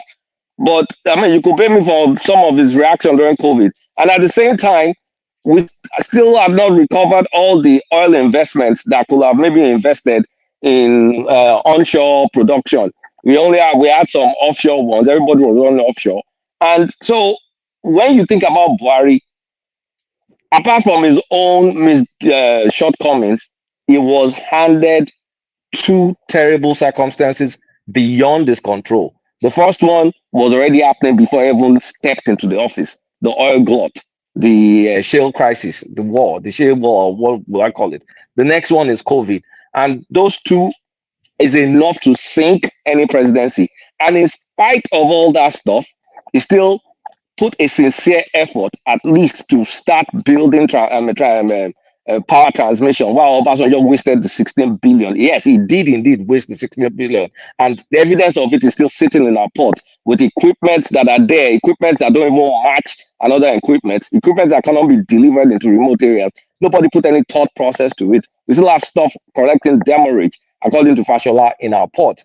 So while I'm not a fan of Buhari, because in spite of the bad hand he was dealt, he could have still done some things better. But we need to acknowledge that to a large extent, things were beyond his control. And also, we also need to acknowledge that a lot of presidents that have economic success, I'm going to say more than half of it is just due to luck of the timing of crude price versus policies. Yeah, policies count, but policies just don't pick up overnight and you start seeing the benefit. So I'm going to end it there.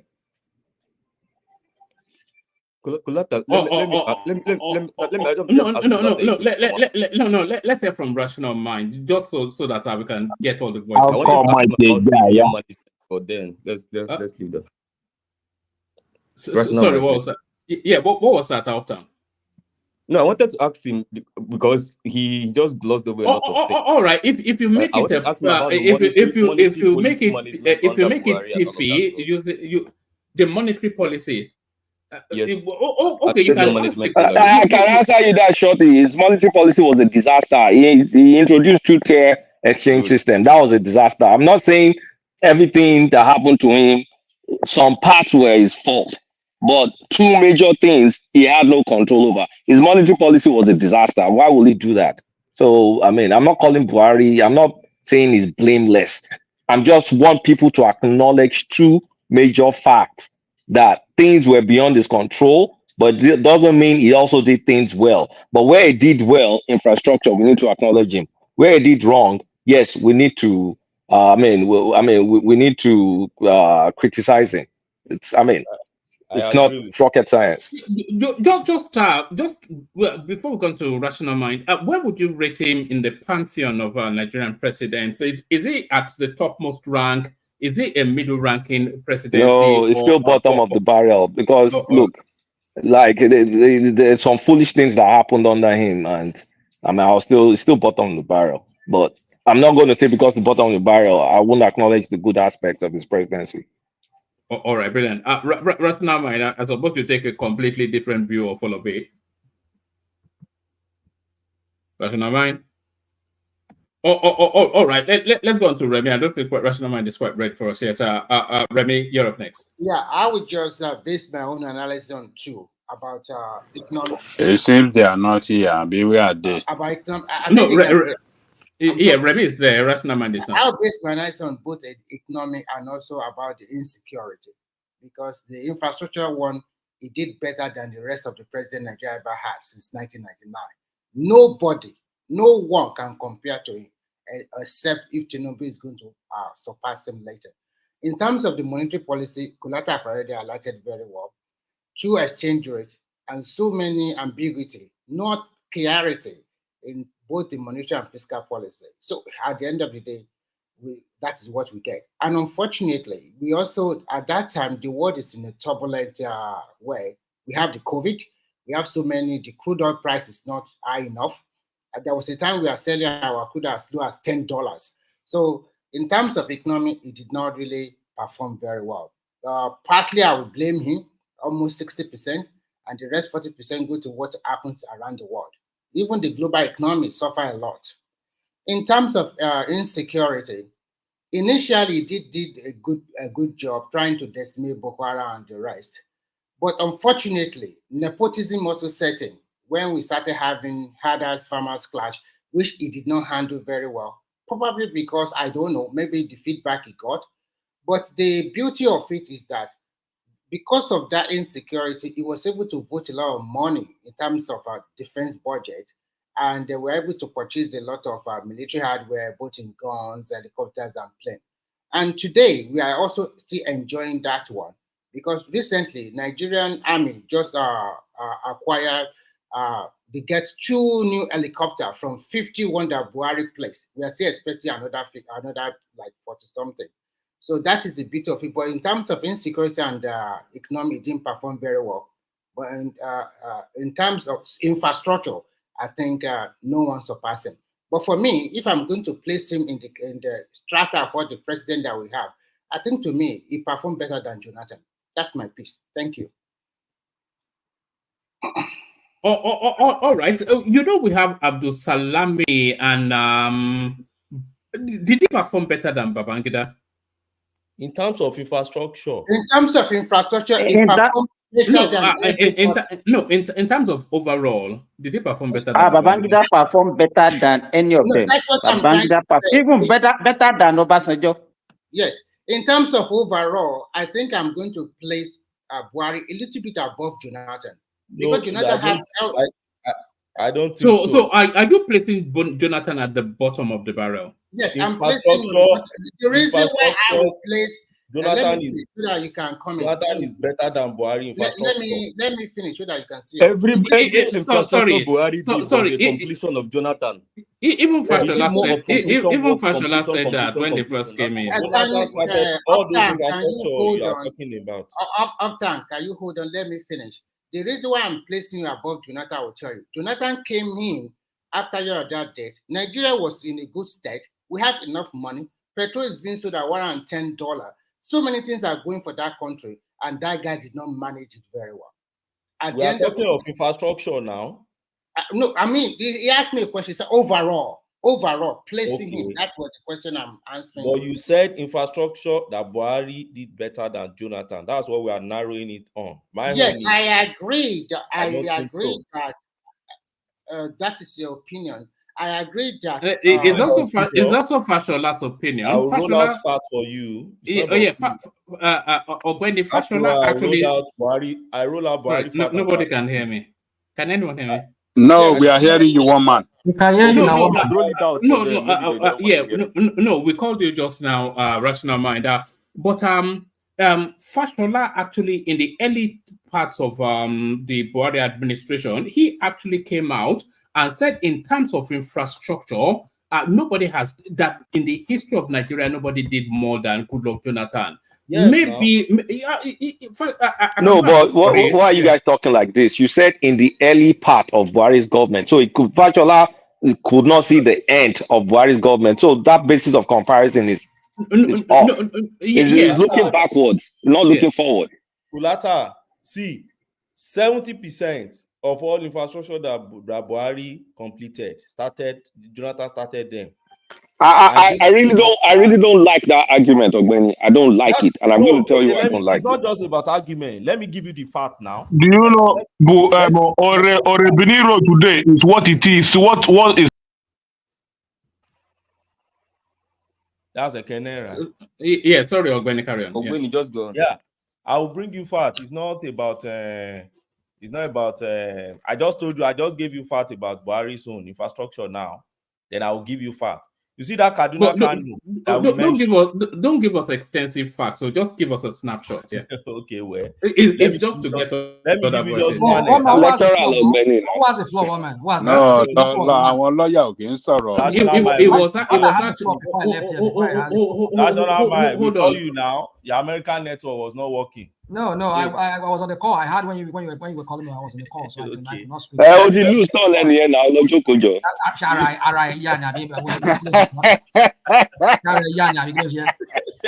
Wọ́n fẹ́ gbà sọ̀mọ́ Rational Mind. You don't show Rational Mind, Joe. But I'll just give you one example of what Jonathan's project I always cherish. And because he never had somebody like Fashola in his government, nobody actually really documented, as such for Jonathan. Jonathan established 6 federal universities from scratch to completion, completed employment, completed buildings to 60%. Ogbeni, what do you mean by how can you say you completed the university? How can you say somebody completed the university? Ogbeni land now. Let him land now. I said 60% of infrastructure. Conversations sideways. That's it now. We all know now. Federal University Lokoja, Federal University in my state. Federal University in Benue, Federal University in Nasarawa, Lafia, Federal University. That guy did, I think it's even 8. He started with 6. They have to put 2 the more. people you are talking to, they don't share rich education. I don't know why you're going to that sector. Wait now. they don't like it. They don't enjoy it. 8 university, and the last time we've ever established any university was like about 20-something years before Jonathan. He got there, he expanded the university infrastructure by 8, and I'm not saying he completed infrastructure. He started from nothing. He was the person to put the first block on it, and then completed. And those are marginal schools. He got no, even before you go to Almajiri school, let me just narrate on this 6 Federal University and stop, because Rational might really want to talk. So those 6 universities, he completed them to 60%, most of them. He got all their licensing for them. He established all their faculties. He employed employers there, and then admitted students and graduated the first set from those universities before he left government. That's an achievement, please, on infrastructure alone, not to talk of the rail system. All those Kaduna Kano we are talking about today, Jonathan did all those things. I used to ply all those roads during Jonathan's days. Even that metro system that are good, that is dancing Abuja around. Metro, yes, it is a good of Jonathan. He built it. He completed Abuja Metro to almost 70% before he left the place. They like writing history now. All right, Rational Mind, you're up next. We're talking about Obasanjo. I don't know how we landed there, but that's where we are now. Rational Mind. No, it was your brother uptown. It was telling us they were trying to tell me that Buhari is the best president Nigeria ever had. No. You said it was a categorical failure, and I said it wasn't. So that's where the conversation is. I think I heard that part of conversation when you guys were arguing back and forth on that. Well, you see, I think some people have said it here that maybe we should not look at him as a failure in every way. Well, that is something that is very hard for people like me to accept, even though some people have some of those should I say, what's that English word I'm looking for now? To people like Kulata. I mean, and first of all, let me address Kulata really quick first. You know that Kulata is my. You days on 3 minutes. 3 minutes. Only 3 minutes. You sure only 3 minutes? What the problem?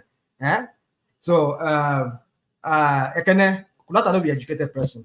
Just one of those wanna be educated people that comes on platforms like this and spill and throw out, brandish some kind of numbers and statistics all around. Forget that. Let's not promote this guy. This kind of phony guy. Forget. I mean, education for where? I mean, who dash money banana?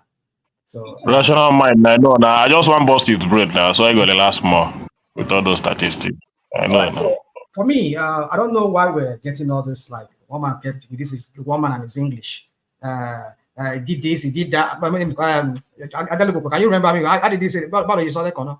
Road after road, bridge after bridge.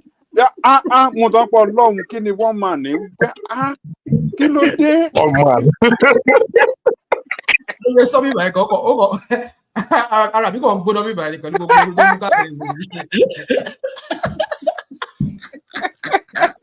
gbogbo ó yẹ káwọn pípù yìí wá yàwó ọmọ nù. Why don't you join Kulata? Kulata will introduce you to those people that work in Aso Rock there, that works in the villa. They will give you one personal assistant to the president. Let me Rational Mind. One man will be better than Ngalilio. That work will fit in very well. Very likely. So I think you should go and meet them so that they can give you a personal assistant to Tinubu on YouTube matters, on YouTube platform. So that way you can come here and then continue promoting. One man, you see, the thing is this. Let me just go straight to the issue of Buhari. While it's true that there are some areas that we might say maybe, he was a victim of the circumstances that's his time. But some people like Kulata were saying that COVID. What are you talking about? This guy spent a whole 4 years. I mean, nothing to show for the 4 years. And then 2 years into, was it 2 years or yeah, I think 2 or 2 years into into the end of his fourth term, or well, I think 2 years into 3 years into the end of his fourth term. That was when COVID struck. And you're here making that. This guy had 5 good solid years, no preparation. You know, when we talk about countries like America here, Canada, they plan ahead of time. They foresee things that might happen. Like somebody was saying here. Did they have the economy to govern? Here we go again. Do we have the economy? No. That's the question. Is that not the $1 billion? Yeah. Let me say what I was saying. So govern. I said somebody spent 4 years. Did you know what he did in 1 year? The same way that this Tinubu spent his 1 year's issue Shikake. That was what Bubu did. He did not appoint anybody for almost 1 year. A year, almost over 7 months, over 8 or 7 months. He did not do anything. Apparently, when he did it, because everything was a mess. He wasn't really prepared for the leadership that he was fighting and everything. So you see, woman, you see, we can go on and bring up some of these how do I say this excuses like, oh, he met a dead economy, he met this, he met that. But the question is, what did he or himself do to remedy this? Would all those not impact on his capacity to govern? What would say that again, man? You said he met a dead economy. I didn't say he did not meet a dead economy. I didn't say he made it. I'm just trying to use that what we hear people throw around. They blame rational mind. When he entered, crude oil was like $30-something. Is it not a fact? Leader to make excuse now, Kulata. You know that now. No, wait. Is it? Is it true? Like Pansat will say, is it true or is it false? It's a fact. It's a fact. They don't hire you and you make what bring down his oil production? Oil production went so low under his government. What made the oil production become so low? They will tell you. Now you leave. What's the name of your place in Lagos? You go begin the bomb pipeline. Okay. So you see, my point is very capacitated president. We might just give Tinubu. You see, I know the moment because at the end of the day, invariably when Tinubu also fails, which is going to fail, I've said it before, he's going to fail. Not because I want him to fail, it's because the things on ground. But you do want him to fail, though. Come on. I think you should abandon saying not that you want him. I think we universally know that you want him to fail. My wish does not do anything. It is I'm not the one there. He should prove me wrong that. But that's your wish now. So why are you arguing against his your wish? National man already know that he will fail now, so it's not a wish. It's not a.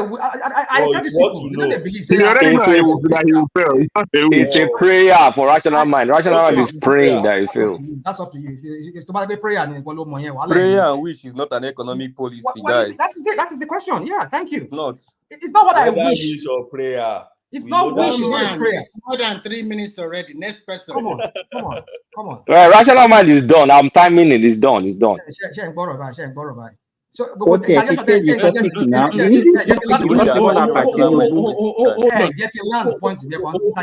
Hold on. We have to reset rational mind because it wasn't allowed free flow. So rational mind, your time starts now. Yeah.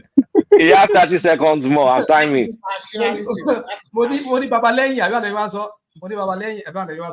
Anyway, yeah. So let me go straight. So my point is this one, man. I know everybody's itching to move on. So I think we can give this excuses because I know that's where this whole thing is leading. Because at the end of the day, like I was saying, if Tinubu fails, you're going to say the same thing like you said in Bubu, that because look at what he met on ground. He met a dead economy. Eventually, I'll spend CBN. Please speak to the topic now. Speak to the topic. We are not discussing. What topic are we talking about here? Just let him speak as he will. I'm not talking about Obasanjo and he's not. Yes, no. Carry on. About Buhari not being the best president. Is that what we were saying? No, yeah, we were actually. The conversation just happened to who had the best tenure infrastructurally, but really, we were really saying because Uptown said. Buhari was a categorical failure, and I refused to accept that. and then the conversation just spiraled from there. If you score 20%, you're a failure. And that's my So I don't know what Remy is doing here when he's saying that that's not speak to the conversation. I mean, what is conversation are we talking about here? If we're talking about who, if Buhari was best, if he did something, and I'm trying to say about Buhari, I'm trying to compare it to Tinubu, where you people are where you people are taking this whole conversation to at the end of the day. If it fails, you're telling you're trying to now correct what I'm going to say here. You guys need to go and not long Mumi Suru, especially you. What's your name? 1 more minute. Yeah, you need to go and drink. I mean, 50 more seconds. 50 more seconds. So don't come here and be telling me what to say. So, woman, I just don't know. You see, there are some certain topics that are very, very lame for me to talk about. Because if we say this, we say it that way, invariably it's going to be the same thing. We see people that will come here and be saying that. Well, for me, I think Obasanjo, I hate to say this, I hate to say it, but I think Obasanjo is the best president, both as a military head of state and also as a civilian that country has ever had so far. Because it was during his tenure or during his administration that we had a lot of infrastructural developments in Nigeria. When him and Musa Yar'Adua were there, they built a lot of. I mean, look at what happened. By the standard of them, I'm just saying, not as if it's so impressive, but since we never had any other president that replicate that. I don't know what some people are talking about Buhari here having done. What is the infrastructure? Most of the things that were done were something that PDP has already had in pipeline. Not as if he had any idea. Like the Niger Bridge, something they've been doing. Some of those roads that we're doing. Apart from maybe the other road that he was doing from here, from wherever to Niger, that was maybe his own idea, or whoever brought the idea to him. So, but the point is, for me, I hate to say it, as much as I hate to say this, but Obasanjo still is the best president so far that country has ever produced. I hate it.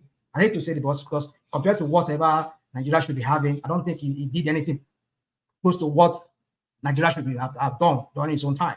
So I just want to leave it there so that other people can speak on that. All right. Thank you. Simba, you're up next. Well, good morning, everybody. I mean, I will not. I'm not here to compare what they are between Obasanjo or whatever. But what I want to say is this: we need to look at critically what the problem that our country has, because earlier on we were talking about all these what was built by who. But the question is, at what cost are we discussing all these things? I could remember vividly before Jonathan left between 2012, 2013.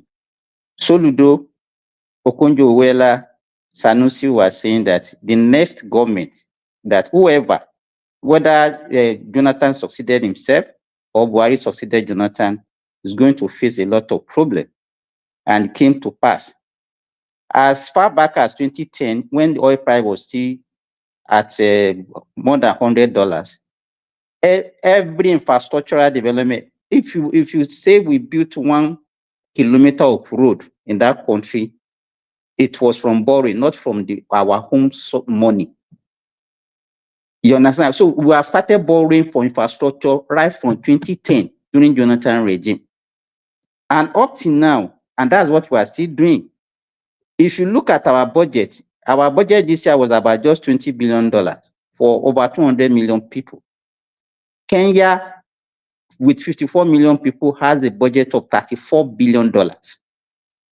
If we are still at this pace, as at 2010, between Obasanjo regime and Jonathan regime, we are producing more than 2 million barrels of crude.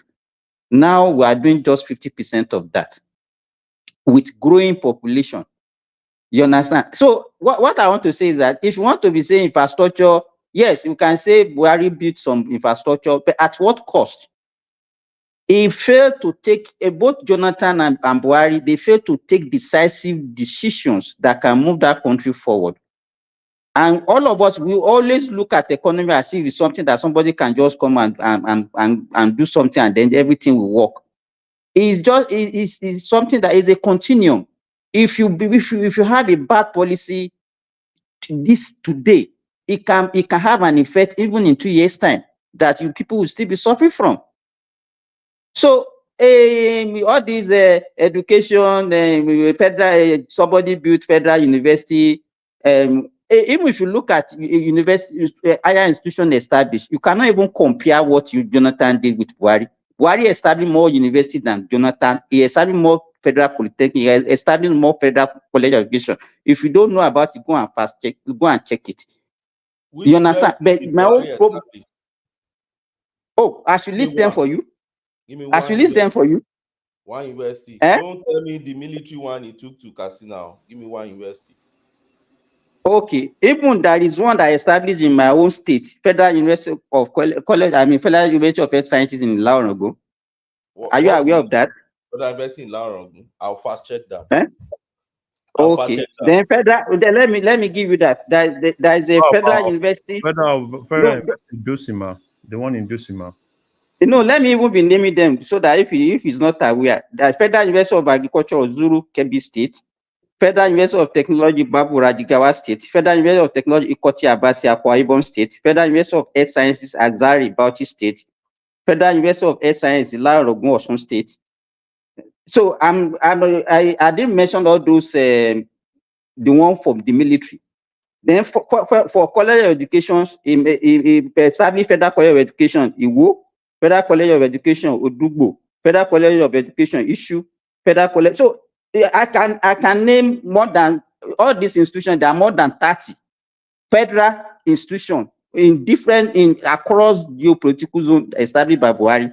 So if you want to go, but my own problem is at what cost? We are not generating enough revenue to make any changes in that country. Let me tell you, if you like, go and bring Obama. If we don't increase our revenue base, and we are seeing all these oil things, and we are talking about oil production, you cannot. That money is too small to make any significant impact in that country. Cannot move a needle. You cannot move it. We all come here, we just talk blah blah blah blah. This one is what that money. We are talking about 20 billion. That is not even up to what a ministry can use even in a country with a 6 million population for a whole country, and we are expecting significant change. Are we dreaming? And somebody will come here, hey, Nigerians are hungry. All those things are easy things to say. It's just a cheap argument that anybody can say, and then you get sympathy from people. But what is the fundamental problem? Those are the things that we're supposed to be discussing. We are not making enough money to make any. Our population is growing at an astronomical rate, and we are generating little money. What can we do with even if Egypt with 100 million, 94 million population? Their budget in 2024 is $105 billion. $105 billion. Nigeria is talking about 20 billion, and you are expecting. So, are we dreaming? One man, I gave up. But my brother, what do you expect to generate from an unproductive citizenry with the high levels of poverty, the high levels of unemployment, the high levels of out of school children? That is what we support. How can we make our? How can we be? Upton. Those are the questions. Successive governments, right from independent, as find it difficult to make us productive. We cannot just come. Somebody cannot just come and then want to put all the blame of something, the rot of decades, and we are expecting magic. It's to me, we have to think deeply. All these blame games that we are doing, somebody will come and say APC is a devil, APC is a thief. Let me hire you for the job. Simba, you make some valid point. You make some valid point. But why our leaders not looking into that? Don't you think that our leaders are not thinkers? Because this point is a very critical point. Most of the time when we tell our leaders, it's not about, let me tell you, it's not about leadership alone. Even the followers has a problem. Me, I don't come here on the platform and be, if there is a problem, I look at the solution. I disagree with you. The followers don't have a problem. And we can No. Let him expand on what he means by that. If let me tell you, there was a day Ekene came here and started talking about tomato. The price of tomato in the market is too. So do you mean that we cannot plant tomato in that country and it to go and produce fruit for you? What are we doing individually, even when with all this problem, apart from So complaining everybody as should turn to individual? What tomato. are we doing to? Everybody should turn to tomato planter. You know that's what they do in the Philippines, though. I Everybody don't. has Every time I mention this, that is vegetable the garden. initial answer I used to get from Ekene. No, you make a valid point, but the way you are putting it is not matching up to what we are talking about. Okay, it's just like what you are talking about tomato now. Somebody talked about Doyin Okupe said about it on his Twitter page, and somebody asked him, "You are talking about Twitter? We are talking about tomato. Tomato is cause you say we should plant tomato in our backyard and all those stuff." Okay, somebody that is having an asthmatic problem today, the drug is about 50-something thousand naira now. Should that person also plant an asthmatic drug in his backyard? Hold on, Simba. Let me answer that. If you plant tomatoes and if you plant yam, etc., in your garden, if you plant subsistent living in your garden, then it's easier then for you to afford your asthma drugs because you're not then expending those monies on things you could have. At 50-something thousand. Yes, Can I don't say worry about all that. Can I say something? Can I say something? Anything to leave the show running out of the leaders. Please let me say this. You see, I agree with Simba. Sorry, Ogweni, that was an excellent point made by Simba, by the way. Yes. Perspective that excellent point. yeah, We're not making. What point will you make? It's an excellent point. No, his point is valid. His point is very valid, but he's blaming it on the citizens. That's why I have the problem with him. But he has a very valid point. Can I say all right. something? When you come in here. Oma, you see, it's a very valid point. I love what Simba, which is not going to be the first person to say that, but I love that point. And that is one of the things that make me to look at Nigeria and I feel like true federalism will resolve our problem. And that's why I'm supporting Tinubu on this local government autonomy thing that he's trying to push. I think that thing is going to be the beginning of our freedom, at least in Nigeria, economically. Why am I saying this? If you look at the food chain in Nigeria, you realize that the southern part of Nigeria has been very lazy when it comes to food production. We are the laziest when it comes to food production. South, southwest, southeast. We are the laziest. We rely solely on the northern part of Nigeria to feed us in Nigeria. And these are the same people who look at them and will call them aboki, who use all denigrating names to describe those guys. They are the one feeding us. Your rice that you eat in the south, majorly, you bring them from the north. Your beans, you bring them from the north. Your yam, majorly, you bring them, particularly virtually everything. You bring them from north. Your tomatoes, your pepper, your ginger, all those things, turmeric, you bring all from the north. Even corn. Corn, you get corn in the south only during the season. Off season, you still bring them millet, onion, all these things you bring them from the north. It's only cassava. I was convinced that it's only cassava that we grow in the south. Now, our food, our major food, we rely solely on the northern part of Nigeria and transportation cost alone. And that's why you see when they talk about petrol price and you see fuel price increase by just 1 naira today, it's going to affect food cost. Why? Because they have to transport it down to you in the south. Why? Because we are so lazy, we don't farm again in the southern part of Nigeria. As in those late 80s that I know to early 90s, you still see people going to farm, right? You see farm here and there, even pepper, tomatoes. We used to grow all these things, but they are all not there. We import them. And that's why I believe this local government autonomy, if we're able to have it and they concentrate more, what priority they're going to give to the local government, which I've said here also before earlier, at the early phase of this Tinubu's government, I said my own expectation from Tinubu is to get autonomy for local government and be communicating directly and engaging the local government chairman. That is the best way you can get governance and any policy you have on agriculture, anything down to the people. The 776 local government chairman must be brought on board, and they must understand the direction of your government that when it comes to food production and then food supplies and food security in the country. If we're able to do that and feed ourselves at least staple food, make it affordable for ourselves first, we have solved our problem to a very greater extent. That's the point that I just want to make here. But Food production is not doing well at all. Insecurity, don't you think is contributing to 70% of this? Insecurity in the south is not as much as in the north. Yet they still feed you. Ekene, don't you look at That's what I was saying how many days ago. But I know it's not as much. But even let me take an example of Enugu State that still has some land left in the southeast. They cannot even go to farm. If you check a few months ago, the kind of insecurity that happened to farmers in that state a few months ago will not even allow anybody to go to the farm. Hold on, Ekene. Is the insecurity in Enugu State, is it to the level of the insecurity in Benue or Plateau State? Go and check it now. Go and check. Even in that Benue, go and check the record of that.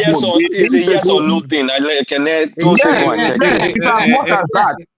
It's as Yes. much as Benue. Yes, it's as much as that. A community was almost wiped out in Enugu State. And those are basically farmers. A few months ago. Let me address something real quick. One thing you need to understand is that some of you are not putting in. I don't know if some of you have lived in the north. Apparently, some of you have not. That's why some of you can speak the way you are speaking. You see, the fauna. Is it flora? Is it flora? Fauna? I don't know. Let me know. I want to sound like Oigi, maybe Kulata. You know. So we're talking about the. Be one man. That sound be a go. Is that? Monica, my sound be one man. That sound be a go. Photocopy. So I mean, the kind of vegetation that we have in the south, it's densely thick forest. So you need to understand that. I don't know, some of you have been to the north. You understand they have this savanna, low land, low grass kind of looking kind of. So they are kind of land that they have there. It fosters some kind of cash or some kind of crops to be grown there. So that's why you see that they can do if like. But our space is more suited to is better suited to vegetable. Hold on, Remy. Our space is better suited to things like vegetables, especially tomato that needs a lot of water or water crescent. See, apparently we don't. Sometimes you talk here one man. I don't know whether you ever even live in Nigeria before. But apparently you did not, because from the way you're talking, I can tell that you did not. I mean, my mom has a huge cocoa farm. They cannot farm the certain crops. They cannot farm. If you go to southern part of Ondo State, towards you can't farm tomatoes in Yoruba land or Igbo land that's full of water. Saying, you don't understand certain. How do I say? Vegetational. There are some areas that are suited for certain crops. Like even within Ondo State, they don't know that. But we used to have our own species of tomato. Exactly, Larry. We have our own species of tomato. I remember. I will just stay on this topic. Let me just say this, guys. I beg you guys. So you see, you need to understand that in the north, okay, like hey, let me give a good example. In the south, especially in those Ondo area towards Edo south, there, you cannot grow certain kind of yams. Is that what called water yam? You want to know that what kind of what they call? Ewura, Yoruba pe ni ewura ni yo ma pe isi ewura.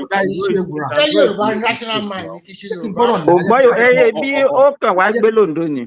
Ṣé wàá jẹ́ kí n sọ gbogbo kọ́ ló lè máa rántí náà. I mean, ṣé mo kọ́ tó wà lórí mi rà yín? I mean, I have so many things to think about like everybody. So my point is, I want you to what then? I mean, I'm sorry, our guys. I mean, there are certain yams you cannot plant in the south. They will not grow. We don't have the kind of I don't know, maybe the soil or something. The southern rational mind, sorry for interjecting you. Actually, even yam is not for the north, it's actually for the south. Yeah, that's what I was trying to explain. That particular yam. So it's like what you are trying to explain. You have little or no knowledge about it. I'm very sorry. Yam is a middle belt. No, that's not true. No. We have three voices now. How can you say yam is not for the north, for the south? Kogi want side, let me hold on. say. Kogi, Abidjan Excuse area is classified under the me, south. Ajani Koko, those ones are Not not central. classified as north. Eh? In the They are not southwest, central I now. can They tell are you. not central. Excuse What me of Benue now. State? You Is are Benue you that State have been not north? did you ever go to farm? Did you ever awata local and soroko funyi? You people are talking. Okay, address that topic. So Ajale Koko is a city man. He's a city man. so He has Benue never State is been to not farm. north. Eh? Say Benue State, don't say north ni. Benue State has the same vegetation as the south We now. are talking when you talk about vegetation. We have the mangrove, we have the rainforest, we have the Okay. I like that. Go on, go on. we have the Guinea savanna, we have the Sudan savanna and the Sahel savanna. In Nigeria, your area, if you are talking about the largest side, all those ones, they are the mangrove, and those ones virtually there's little or nothing apart from maybe something like rice that needs a lot of water, and those three crops that you can grow in those areas. But by the time you are getting to the rainforest area, you can plant a lot of species of yam, maize, guinea corn. Even we have our own species of tomato, different from the one from the north, that can survive very well in our own, and is usually bigger. Yes. So then by the time you are getting to the Guinea savanna, that's where you can plant in fact a lot of variety of crops. There's nothing there that you cannot plant in it. And most of our southwest areas come to Oyo, Osun, some part of Osun, all those Ogun side. There's virtually anything that they planted in north that they cannot plant in those areas. So it's not an excuse. I don't like people giving the excuses. All those things that we are talking, it's an excuse. Even in the south, before we used to talk that we cannot even raise cow, but people raise cow conveniently. Hold on. Why can't they grow? What's it called? Rational cocoa in the north. Why can't they grow it? Do you have a kind of vegetation there? You need to grow cocoa in a humid so that's what we're saying. You need to understand. That there are certain things that yam that you use as an example is not a good example. It's not. Because that yam is predominantly, if you go to Ogun State, particularly the Ijebu side, because you can't talk about that yam and not talk of Ikokore. So that's where you see most. Yes, that's the basic thing for Ikokore, and Ikokore is the major. In fact, Larry, water yam is actually for rainforest. Water yam, that example that he gave is even for the rainforest. Exactly. So that example that you give. Even this our normal yam, if you go to my state in Ekiti, they used to plant these things. Look at rice, Ofada Igbemo in Ekiti. There's another place in somewhere in Ebonyi. That's their major businesses. But what is happening that today you need to wait for Jigawa and Gope to come and give you rice to eat. Ogbeni, when I was in the village in Osun, sorry. Okay, I said it about 2 days ago. All the areas that we used to cultivate for sweet potato, yam, and all those things, go to that place now. They are all forest now. Nobody is cultivating it. And it's not, the reason is not due to insecurity. Everybody has left the farm. The problem that we used to have is that if you don't look back, as far back as 80s, you have songs and all those things that we are hearing those days, are they because of insecurity? Now we always look for something to just hold on and say, hey, this is the reason why this thing is not. Insecurity is not the problem of our agricultural. Is contributing now, but it's not the major thing. What are we doing well before this insecurity started? The answer is no. Yes, we were. And you guys know one major point. If production is closer to consumption, you reduce one of the biggest factors in food inflation, which is the transportation cost. You basically cut your transportation cost, and your food inflation goes down. See, during COVID, let me give you an instance. I have a farm in Nasarawa in Gati. Let me give you an instance of what happened during COVID. During COVID, was the NSAS first, during NSAS, what we were doing, we were fattening cattle. So what we used to do is we'll go up to Katsina, we'll go to Sokoto, we'll go to Jigawa, all those areas. We'll go and buy cattle. we'll bring them down to Nasarawa, that's midway. Then we'll fatten them there, okay, and allow them to gain weight. We had our veterinary doctor and all those in there, attend to them. So once they gain weight and we feed them well, then 1 or 2, 3 months, then we'll transport them down.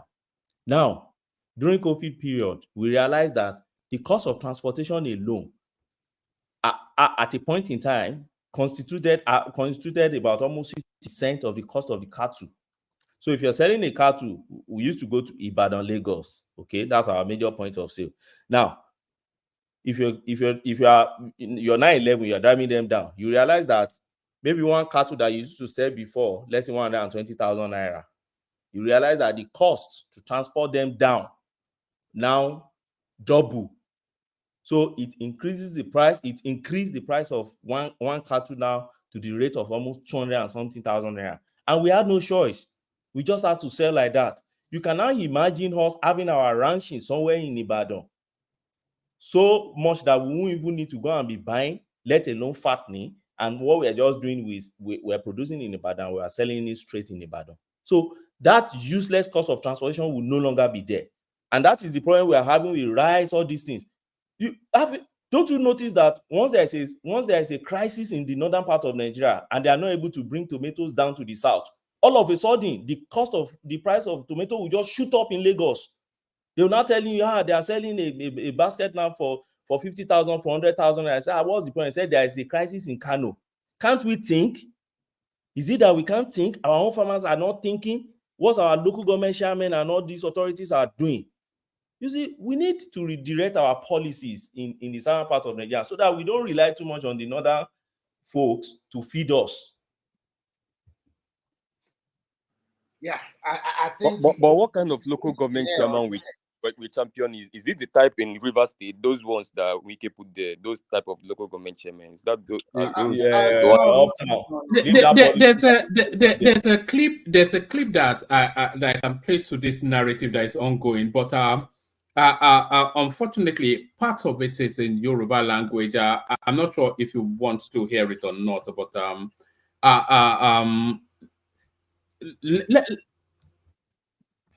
this is it says that very sad how the old Western region lost its animal husbandry initiative. It says, I hope this. We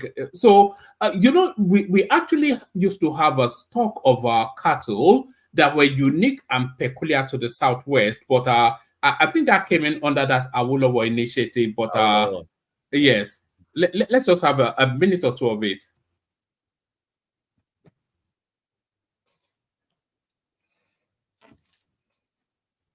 No audio. We can't hear anything, woman. You can't hear it? Yeah, we can't hear it. Yeah. Well, that's unfortunate. So we can't play it then. But carry on. I think we've not heard from Ajan Lekoko. So round of your thoughts, rational mind, we hear from Ajan Lekoko. No, I think it's our friend. What's his name? The doctor from Saudi. All right. We have two doctors from Saudi, but the only one on the screen. BQB is BQB. I don't know. Yeah. Yes. So I think Simba may have landed. So let's hear from Ajan Lekoko if he's ready for us. Ajan Lekoko. Simba, nice points tonight. No, two nice points actually. I knew there was a functioning brain in there somewhere, but we just needed Ogwene to come and unlock it. Sorry, that was a joke. Ajan Lekoko. All right. All right. So let me just take this. I'm sorry, please. Because I wanted to say a lot of things, but I can't just say. Let me just say this real quick. You see, talking about misplaced priority by our government, and then again, if I go to Tinubu now, you will hear people like what's his name? Our friend from Finland, don't need this thin voice like my own voice, like this. What's his name? We cannot hear him more. Can you just no. No, Remy, you have to let this guy. You have to let this guy speak once in a while. No, but what do you mean? Okay. Play Kenny but then you go. So one try to mute there, so I couldn't hear. But carry on. Did you maybe you want to check your back end there to see whether there's something you muted? No. It happens with certain particular clips. I would download it and play it here, but it's 10 minutes, so it won't come into. I have a clip of it on my phone here, so I've not. Yeah. I could have told that to you. So anyway, So my point is that, you see, we need to understand something as Nigerians, that Nigeria is a very unique country when it comes to the landmass and how the different parts of Nigeria function. It is for our leaders to think. Like, for example, if you look at Israel is a very good example of agriculture.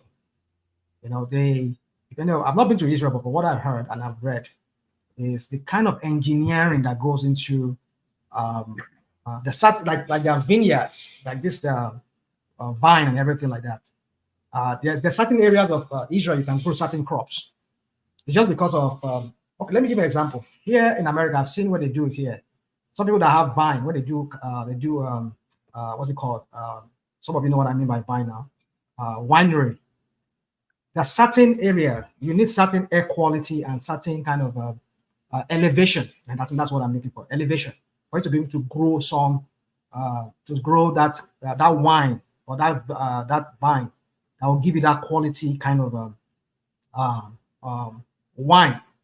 There's a heart to it. There's this art to it. So the same thing. You see, we just have people who just want to be called leaders. We just want to go into the history of our history of that country, that they were president, but they have nothing to offer us. Look at what Simba said. I was just making a joke. Simba gave a very good point. But then when you ask some of them, like some of us come here, we praise this guy that is there right now. He increased the IGR. Increase the IGR to whose benefit? At the end of the day, all this money, how did all the money go? And increase the IGR. Oh, they look for another excuse. And at that time now, what's his name? Obasanjo did not release their allocation. I mean, come on. Now that Obasanjo is no longer there now.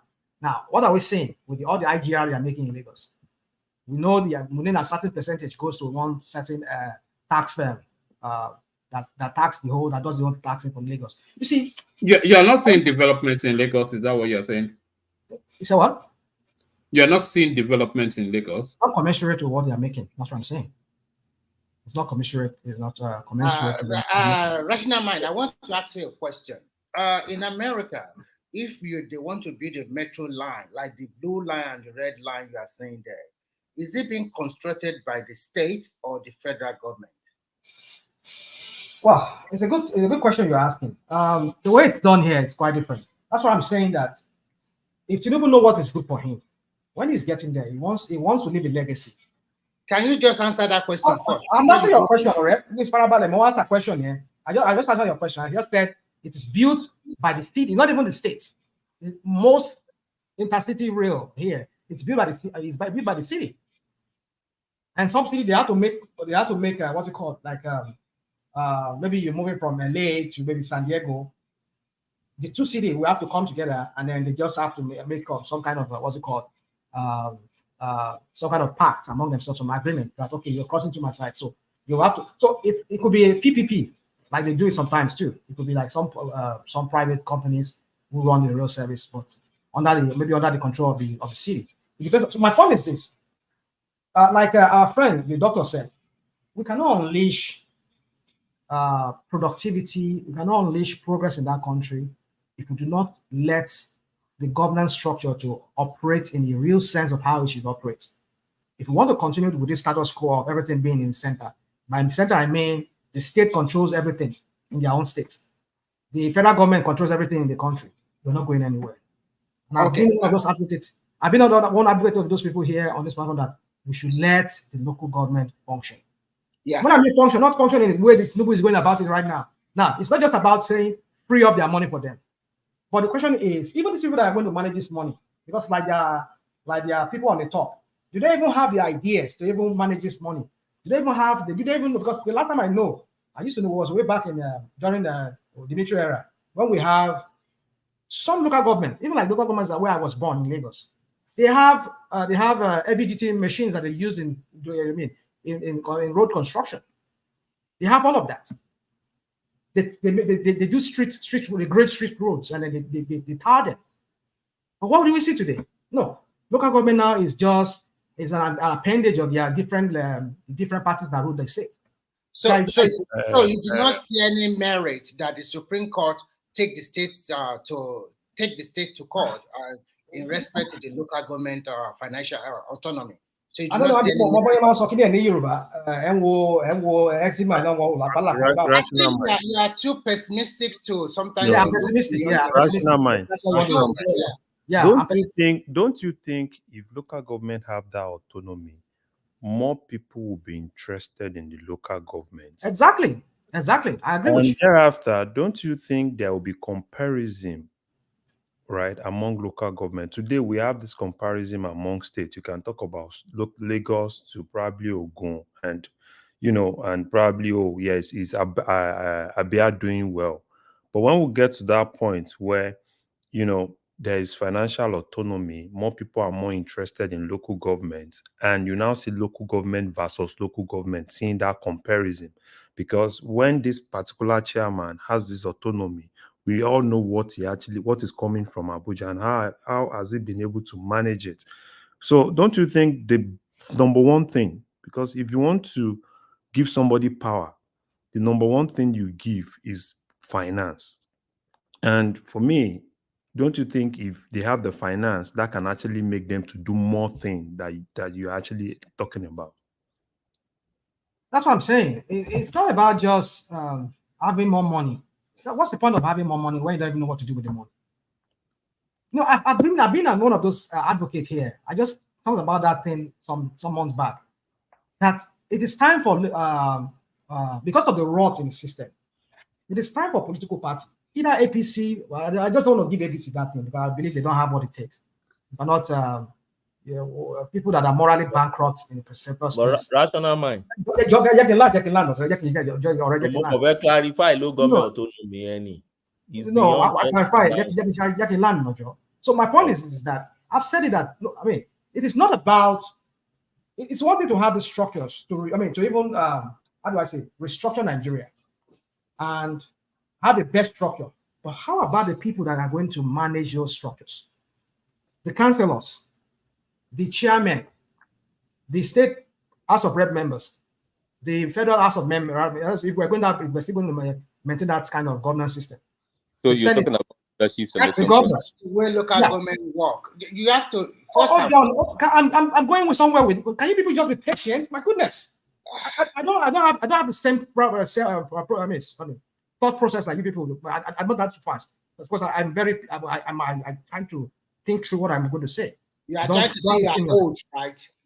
So my point is this, real quick. I know everybody wants to move on. So my point is this: is that talking about it's not just the local government in the instant. It's just one thing. We know we're talking about local government. My point is this: why can't this party at least give some kind of an education to their local government and the people that are running under their party? Tell them what it means. This is our manifesto. This is what we want to achieve to the minute part of our the governance structure within any local government where you win for them. This is what we want you to see in line with our manifesto or the objective of our party. But no, that's not what we're saying.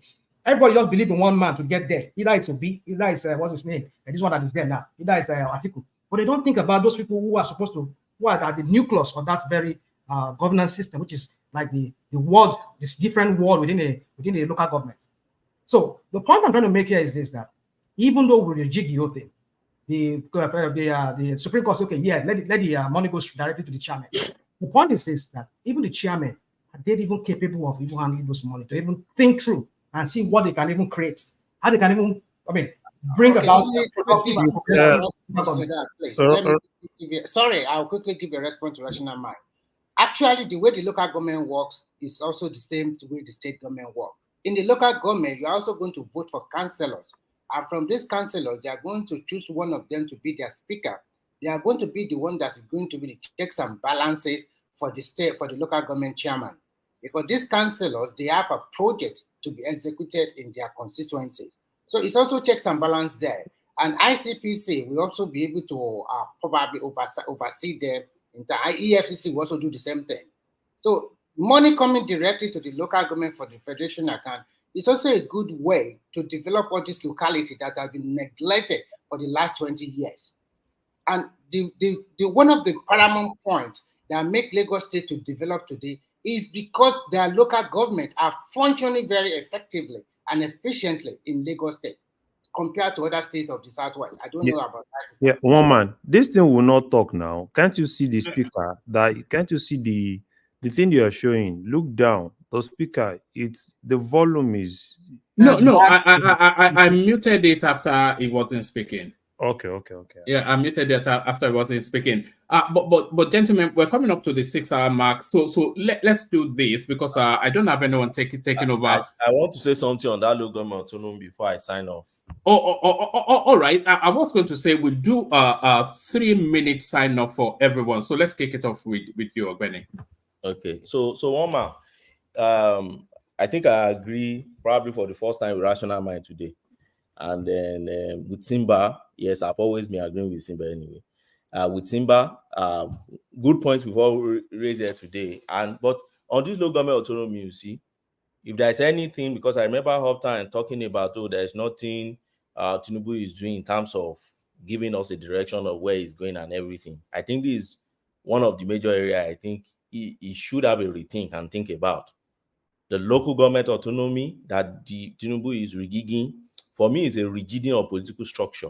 It's very fundamental. It's something that many presidents have come, they've tried, but they couldn't achieve it. If we are able to achieve this thing through the Supreme Court, we will start seeing the effect in years to come. We'll start seeing it. Let me give you an instance of one political structure that this Tinubu government has rigid, that is working at least to a great extent, is Abuja. But I stay in Abuja and I relate so much with that space. You see, having an FCT minister that functions like a governor in Abuja is a blessing to that place now as we speak. Why am I saying so? Because the local government in Abuja, Amag, Buhari, Kuje, now they can feel the presence of government better than before. Before, you just had the FCC minister. The man will just sit in his office in Area 10 and he doesn't care about what is going on in Area. Sell lands. He doesn't care about what is going on in Kwali or Gwagwalada or Yanya. He doesn't care. His own is just Abuja metropolis. Why? Because that's where you find the governors, you find all the ministers and president and everything. So as long as that place is okay, then the FCC minister is okay. He doesn't care much. But now you find somebody now who functions like a governor. Wike has a cabinet. He shows his own cabinet, like ministers that are working for him. He's relating with those local government chairmen. He's relating with the traditional, rulers within the local government within Abuja. And you can see how things function there. If you go to Kuje now today, you see a lot of projects they are doing at the local government level, right? If you go to Abuja, sewage disposal and all these things, AMAC is the one in charge doing it. AMAC is Abuja Municipal Area Council and others. Now, if you want to compare that into what this local government autonomy can bring for us, or can bring to that system, just pick that Abuja and picture it and replicate it in what we're able to achieve. One of the things I suggest is this. Once the Supreme Court make that pronouncement, I hope they make the pronouncement. I learned Ondo State is the only state now that is finally filed counter process against that case. And I hope that the Supreme Court will dismiss that process and go on to make an order for them to dismiss that jack nonsense account, and so that money can flow directly to local government. And then, for me, the next point should be to amend our constitution to ensure that we put the tenure of the local government council chairman in our constitution, and also ensure that we do, regular election to the offices of, so that it won't be within the discretion of the governor again to determine whether they should conduct election, and it shouldn't even be within their power to conduct election into those local governments. Now, once that one is done, the next thing is that there should be assemblies. They have one already. They have what they call Algon. Algon is all local governments, some sort of Nigeria. They used to have their office somewhere in Maitama, right? But now you now have an assembly. The same way you have your National Assembly, where you have senators and rep coming together to brainstorm about Nigeria. You have assemblies of local government chairmen brainstorming on what is happening at their own local levels. So that if Ado-Ekiti local government wants to collaborate with somebody in Gombe or Jigawa, you collaborate, just like you have Lake Rice and all these things, so that at that level we can be, working and then competing, and then so that development will come down to the grassroots level. And lastly, you see, when you bring government down, let me give the university I went to, for instance, Obafemi University. The reason why things are functioning in Obafemi University is one of the universities in Nigeria where you won't dare to take electricity for 30 minutes. There will be riots. So we enjoy the electricity throughout our state there. We enjoy water supply throughout our state, and we enjoy almost 80% residential university accommodation for students, and light everywhere, so that you can read, you can do whatever you do. And I realized that one of the reasons why we had that kind of fantastic life, which for me I see it as life, an artificial society out of the real society, which is Nigeria. But the reason why we're able to enjoy that in Ife, I realized that because the activism within that system, and then the closeness of what you can call government of that university, closeness to the student union. So you have your VC in your university, that you know the budget that is flowing to the VC, we know how much the VC is collecting, and you know what the VC is generating. By the time you pay your school fee, we all know at the student union level, we calculate, we know how much the VC has gained or has collected that year. So you cannot tell us that you are not able to do this or this. We will tell you how much you have gotten, we'll tell you what you are doing. So I think at the local government level, and that will be what we'll be experiencing, so that you can easily go to your local government office. It's not in Abuja, it's there, to go and challenge your local government chairman. You can challenge councillor in your street. You can challenge all those supervisory councillors. You can challenge his cabinet. And I think it's going to be the beginning of at least breakthrough to an extent. We can only hope. Let's hope that it will be for us. Thank you, one man, for the opportunity. Thank you, all the panelists. All right, brilliant, excellent. So that's Ogwene. So thank you, Ogwene. So thank you, Ogwene. Hopefully we'll see you tomorrow. Let's hear from Larry as we start to wrap it up. Larry. Yeah, I don't really have. I think we've actually touched a lot of things, and so for me, just like Ogbeni actually said, hopefully if Tinubu is able to achieve this, I think it's really going to help, and hopefully we can actually now have people that we can hold accountable for whatsoever they want to do, and hopefully, I like the fact that people have really been able to talk about how non-productive we've been in Southwest. Hopefully, I don't know why the governors are sleeping, because they keep sleeping, and most times I wonder. But hopefully we'll get to that point where everybody, wake up and see the reality. So that's it. You can go to another person. All right, brilliant, excellent. So that's Larry, of course, Nwachukwu's favorite voice. So let's go from Larry to Remy. Remy, you're up next as it starts to wind it down. I think everybody have said.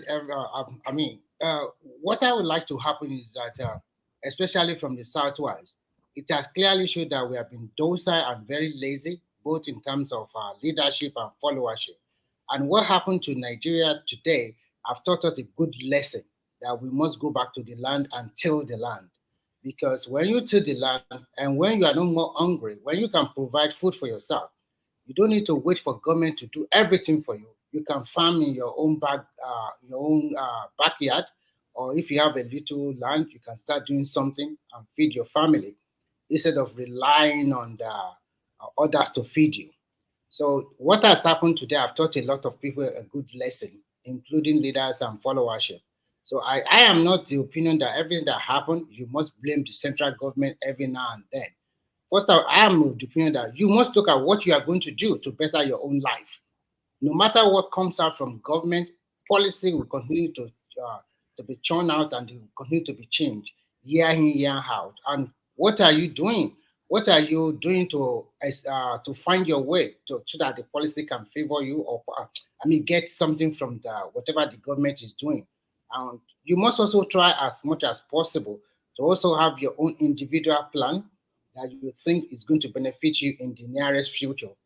So in a nutshell, I hope the local government, the Supreme Court can give a favorable judgment, and then we start a gradual process of it's also a little bit of gradual process of resource control, because when we have our local government, little by little, I also continue to preach for gradual resource control, so that all these governors will not be lazy and continue to rely on the federal government allocation.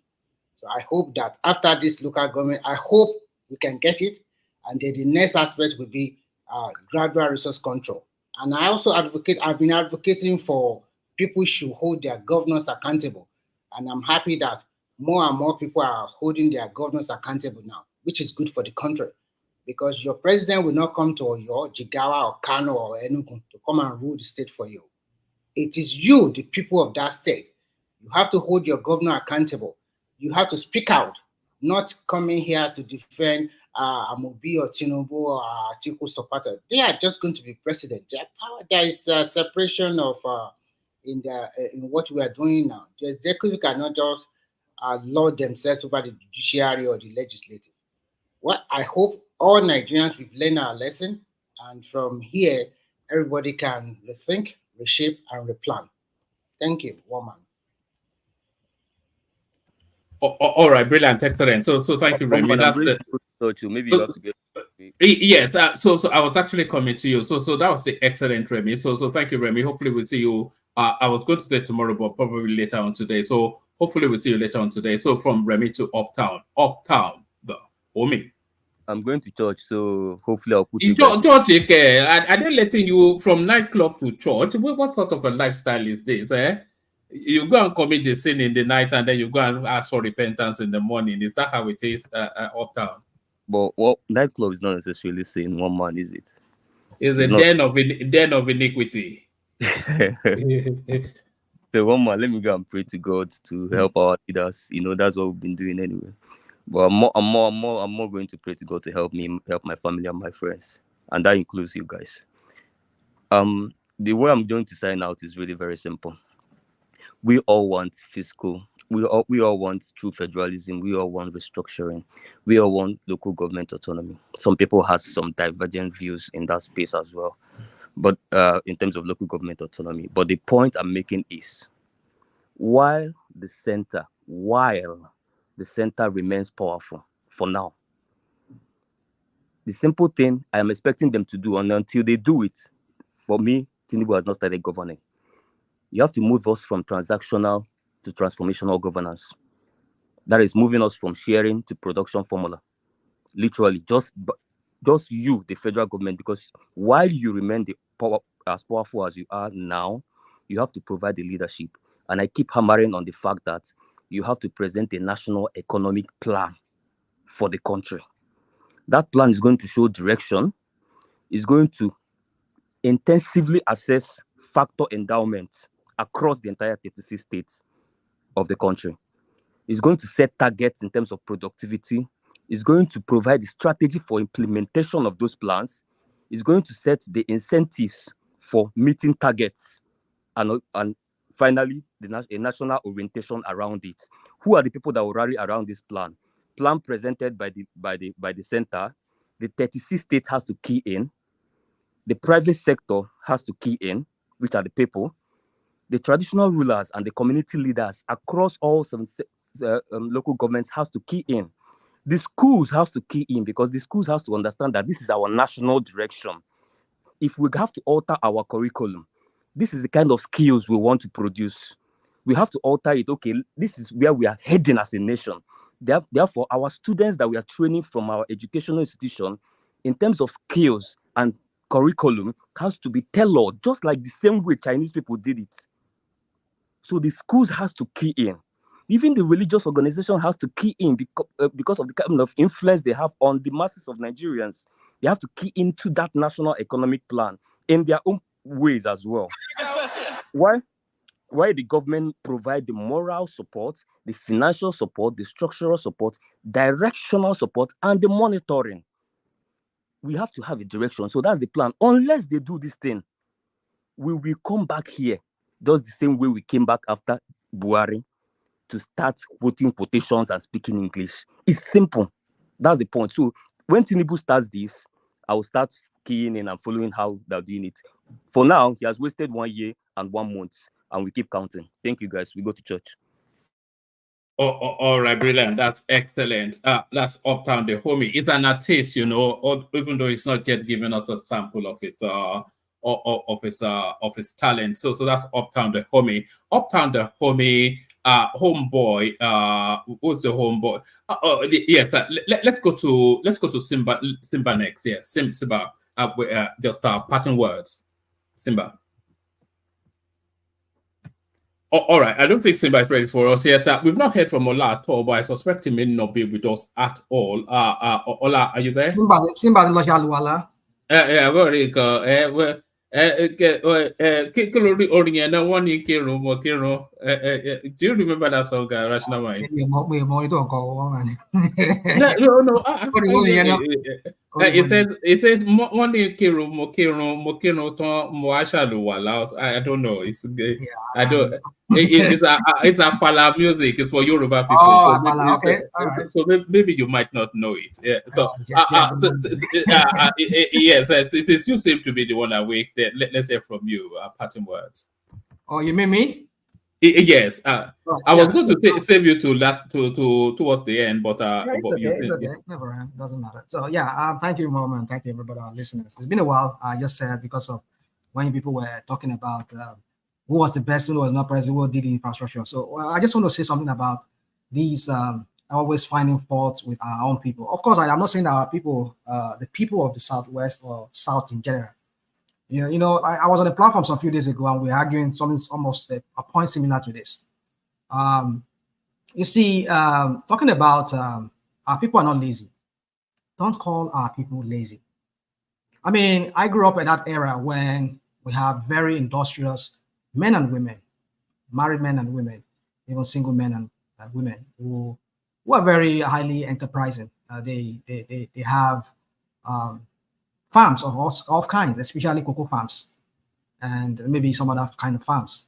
They grow other crops, maybe like egg, I will call it egg, that's cassava and all of that.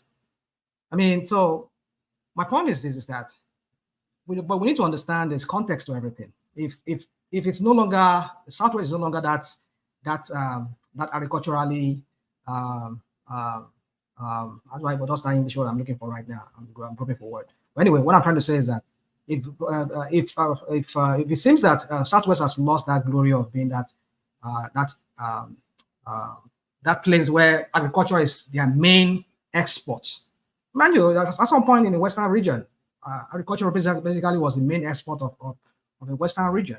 Our people were not lazy. Our people were very industrious. But what happened? That's the question. Over the years, migration happened. You know, if you look at the population of the Southwest in the 60s, 70s, you understand what I'm trying to tell you.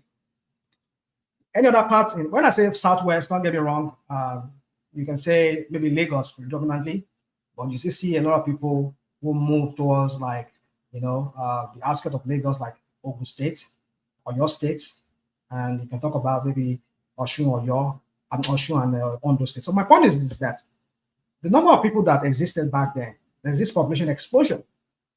And so in that quest of that, people looking for where to stay, a lot of those lands were converted into residential quarters. So here you go. That's the answer to the question why it seems that people are no longer agricultural people that we used to meet back. Rational mind, sorry, it's not like I want to interject you, but think about this. The size of Oyo State is almost the size of the 5 Southeast states. So there's no resident, nobody's taking up residence in the entire Oyo State. There's a lot of arable land to farm, but continue. Well, the point is this, a lot of things has changed. What I'm trying to say is that a lot of things has happened, a lot of water has gone under the bridge. That has happened. You know, economic crisis has led people to push people into my parents were living in the city, right? Way back in the late 60s, early 70s. They were living in Lagos, but they still have farm. My mom goes to his cocoa farm from time to time. He send money home for the cultivation of her land. So, but these days, people no longer do that anymore. So you see, we can come here and find fault with our people, but we need to understand that it is the bad government policy. You see, the kind of edge that the Northerners they have it over us. I can't use this 3 minutes monologue to. I just wish maybe some other day we'll come back to this topic. But the point is this: let us stop finding fault with our people. Do they also carry some of the blame? Maybe a little bit, but not the way some of us are making it sound like our people have to be blamed. but we should understand there's context to everything. The context in this era where we live in, starting from maybe late 80s to now, we've seen that that Southwest, the demography has changed.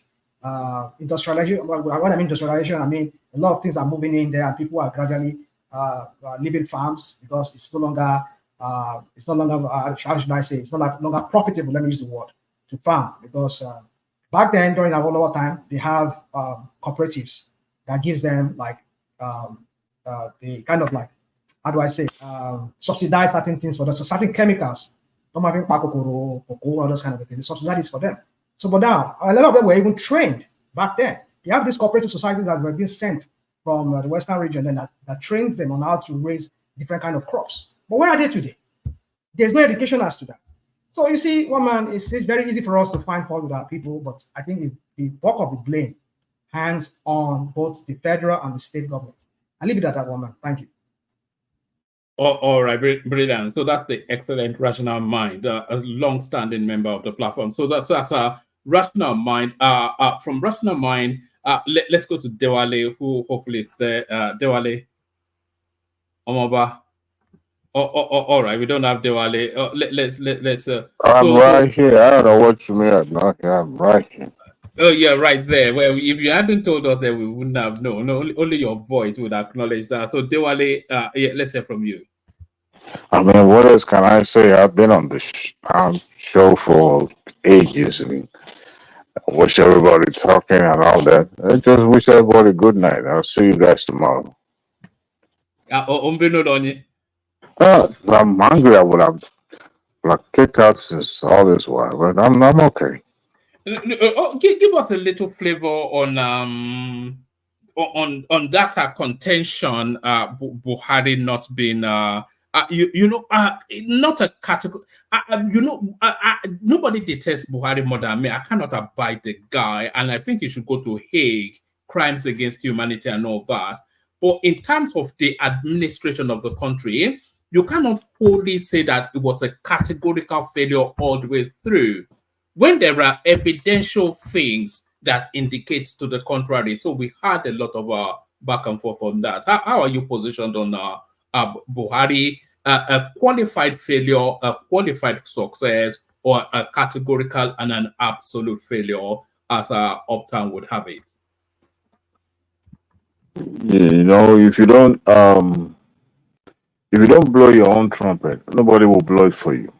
He surrounded himself with a bunch of Lai Mohammed, don't let it down, Abi. Lai Mohammed, don't let it down. Not just Lai Mohammed. There are a lot of them in that communication ministry that are actually doing nothing, zero. And every time they open their mouths, the public, or should I say the opposition, see them as saying something not true. So, I mean, I listened with the other submissions saying that they build infrastructure. Even the second Niger road itself is significant. It's not a total failure, like some other people said. It's not, but it's just that his indifference, or should I say his style of management, is kind of hard compared to the kind of complex country that we have in Nigeria. Because you have to be an engaging leader. That is how you will be measured. If you are not proactive like Wiki, or should I say, there's some sort of Jagaban, style, where you're not fully bombastic, but you're just you're mad where you needed to be, but at the same time, you could feel your presence. And people will judge you, but if you are a quiet someone like me, people might mistaken your quietness as being timid or being, with no strength. So I think people would judge him based on the fact that he was not an engaging leader, but he tried. It was obvious that Kwame was not his point of strength in some way, and he didn't actually try to have people to help him look into it. Not to talk about somebody who's supposed to be in our physical, in charge of our physical policy, who ended up stealing money left and right. So, but it was not a total failure. That's why I'll say it's 50-50. All right, brilliant, excellent. So that's Dewale, of course. So But Dewale. one more thing. You played a video of a guy talking about Rufai Husseini. Yes. It's never a professional. You know, when you put an agricultural scientist, put jacket in there, what do you expect them to be? No. The guy was actually drawing a. Do you want me to play it again? It's about 2 minutes. No, I'm talking about Rufai. I'm not talking about that guy. Play it. Yeah, Let me play it. Let me play it then. Maybe you can react to it just because you have been here for a long time. But what the guy was inviting is to draw parallels between Rufai Osede and Seun Okinbaloye. It is very easy to distinguish between someone who knows what he's doing and someone who doesn't know what he's doing. Those who know what they are doing are usually cool, calm, and collected. They don't show their guests that they are in charge by trying to intimidate them. They show them that they are in charge by relaxing them. And I can tell you without missing words that Seun Okinbaloye knows what he's doing. Seun Okinbaloye understands his onion very well. Whether he agrees with you or not does not matter. Whether he likes you or not does not matter. He will make sure you are very relaxed going into the interview. He will ask you all the right questions. He will never allow his emotion to overshadow the interview. The worst that can happen is that if you are dodging his question, he will drag it further, he will stretch it further. He will rather present to you people's opinion than his personal opinion. His personal opinion never really matters during his interviews.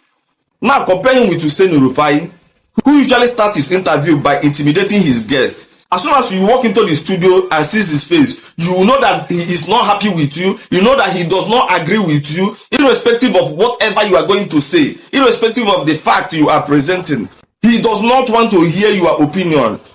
Everything he put forward is his personal opinion, his personal sentiment, his personal bias towards the issue. When he likes you, he shows it that he likes you. Even when you are not saying anything meaningful in the studio, even when the information you are putting out does not align with the facts on ground, he will be covering it up, and that is lack of professionalism. You cannot compare Hussein Rufai to Seun Okinbaloye. Seun Okinbaloye is far more professional than Hussein Rufai. Hussein Rufai is usually very aggressive. Those that doesn't know what they are doing are usually very aggressive. They are usually very antagonistic. They attack you first, they show their emotion, they show their bias, they make sure their guests are not relaxed. Somebody like Hussein Rufai should not be allowed to be on Nigerian television. He lacks professionalism. He does not have respect. He insults people at will on a national television. He does not carry with him any form of African value, any form of Nigerian value. All his activities on television are antithetical to Nigerian value. He violates every single code of conduct guiding the profession of journalism. Seun Okinbaloye is a far more professional compared to Hussein Rufai, and this is my humble opinion. So, do you think the fact that he's incapable of finding a wife is what made him the way he is, Dewale? Probably yes. You know, short people with their short people syndrome. I mean, I won't do this now. You know, you can't compare. Short. Is he a short person? It's short now. It's like a gimp. Have you not seen him? It's like a gimp. I think he'll be like 5'8" now. 5'8".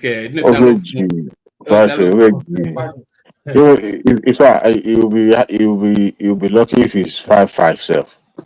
Yeah, I was thinking that there'll be about 5'4" thereabout. But when it go characterization of short people like this, short people, I mean, what are you talking about? Why short man devil now, as we know, short man devil.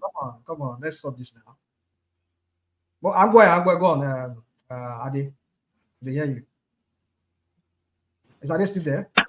Yeah, I'm still here. Go on, please. We're listening. The guy was spot on. It's even nice that it's coming from somebody from the southeast who you can say it's an obedient kind of area. I mean, we said it numerous times on this show, even other platforms. I listened to Man of Prestige earlier saying that, oh, I like his style, I like the way he interviews people. Actually, without even going to school of journalism, there's a skill on how to interrogate or how to interview. They call it effective interview. When you are interviewing somebody, you don't allow what you're going through at that moment to be a factor to decide, on the direction the interview will go. And when you are becoming more in your face kind of interview, the interviewer will withdraw, number one, he will withhold possibly the truth. And when you are trying to be a fact checker, you can be a fact checker without subjecting your interview with ridiculous situation, because nothing punch somebody ego than when you're trying to belittle them or make them feel inferior.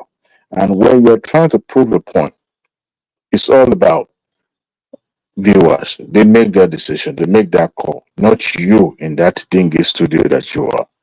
But when you have somebody who is going to be hell bent in subjecting his invitee to that ridiculousness, then it begs for.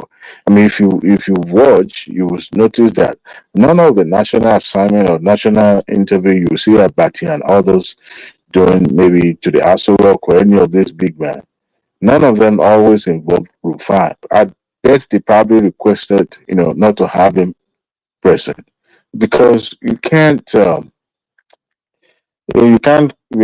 differentiate between activism and your journalism. You'll be you run into some issues. Yes, you may be popular among some sector of people that admire your style. Even in the Western world, you see the likes of what is this guy's name that was fired from CNN? Don Lemon.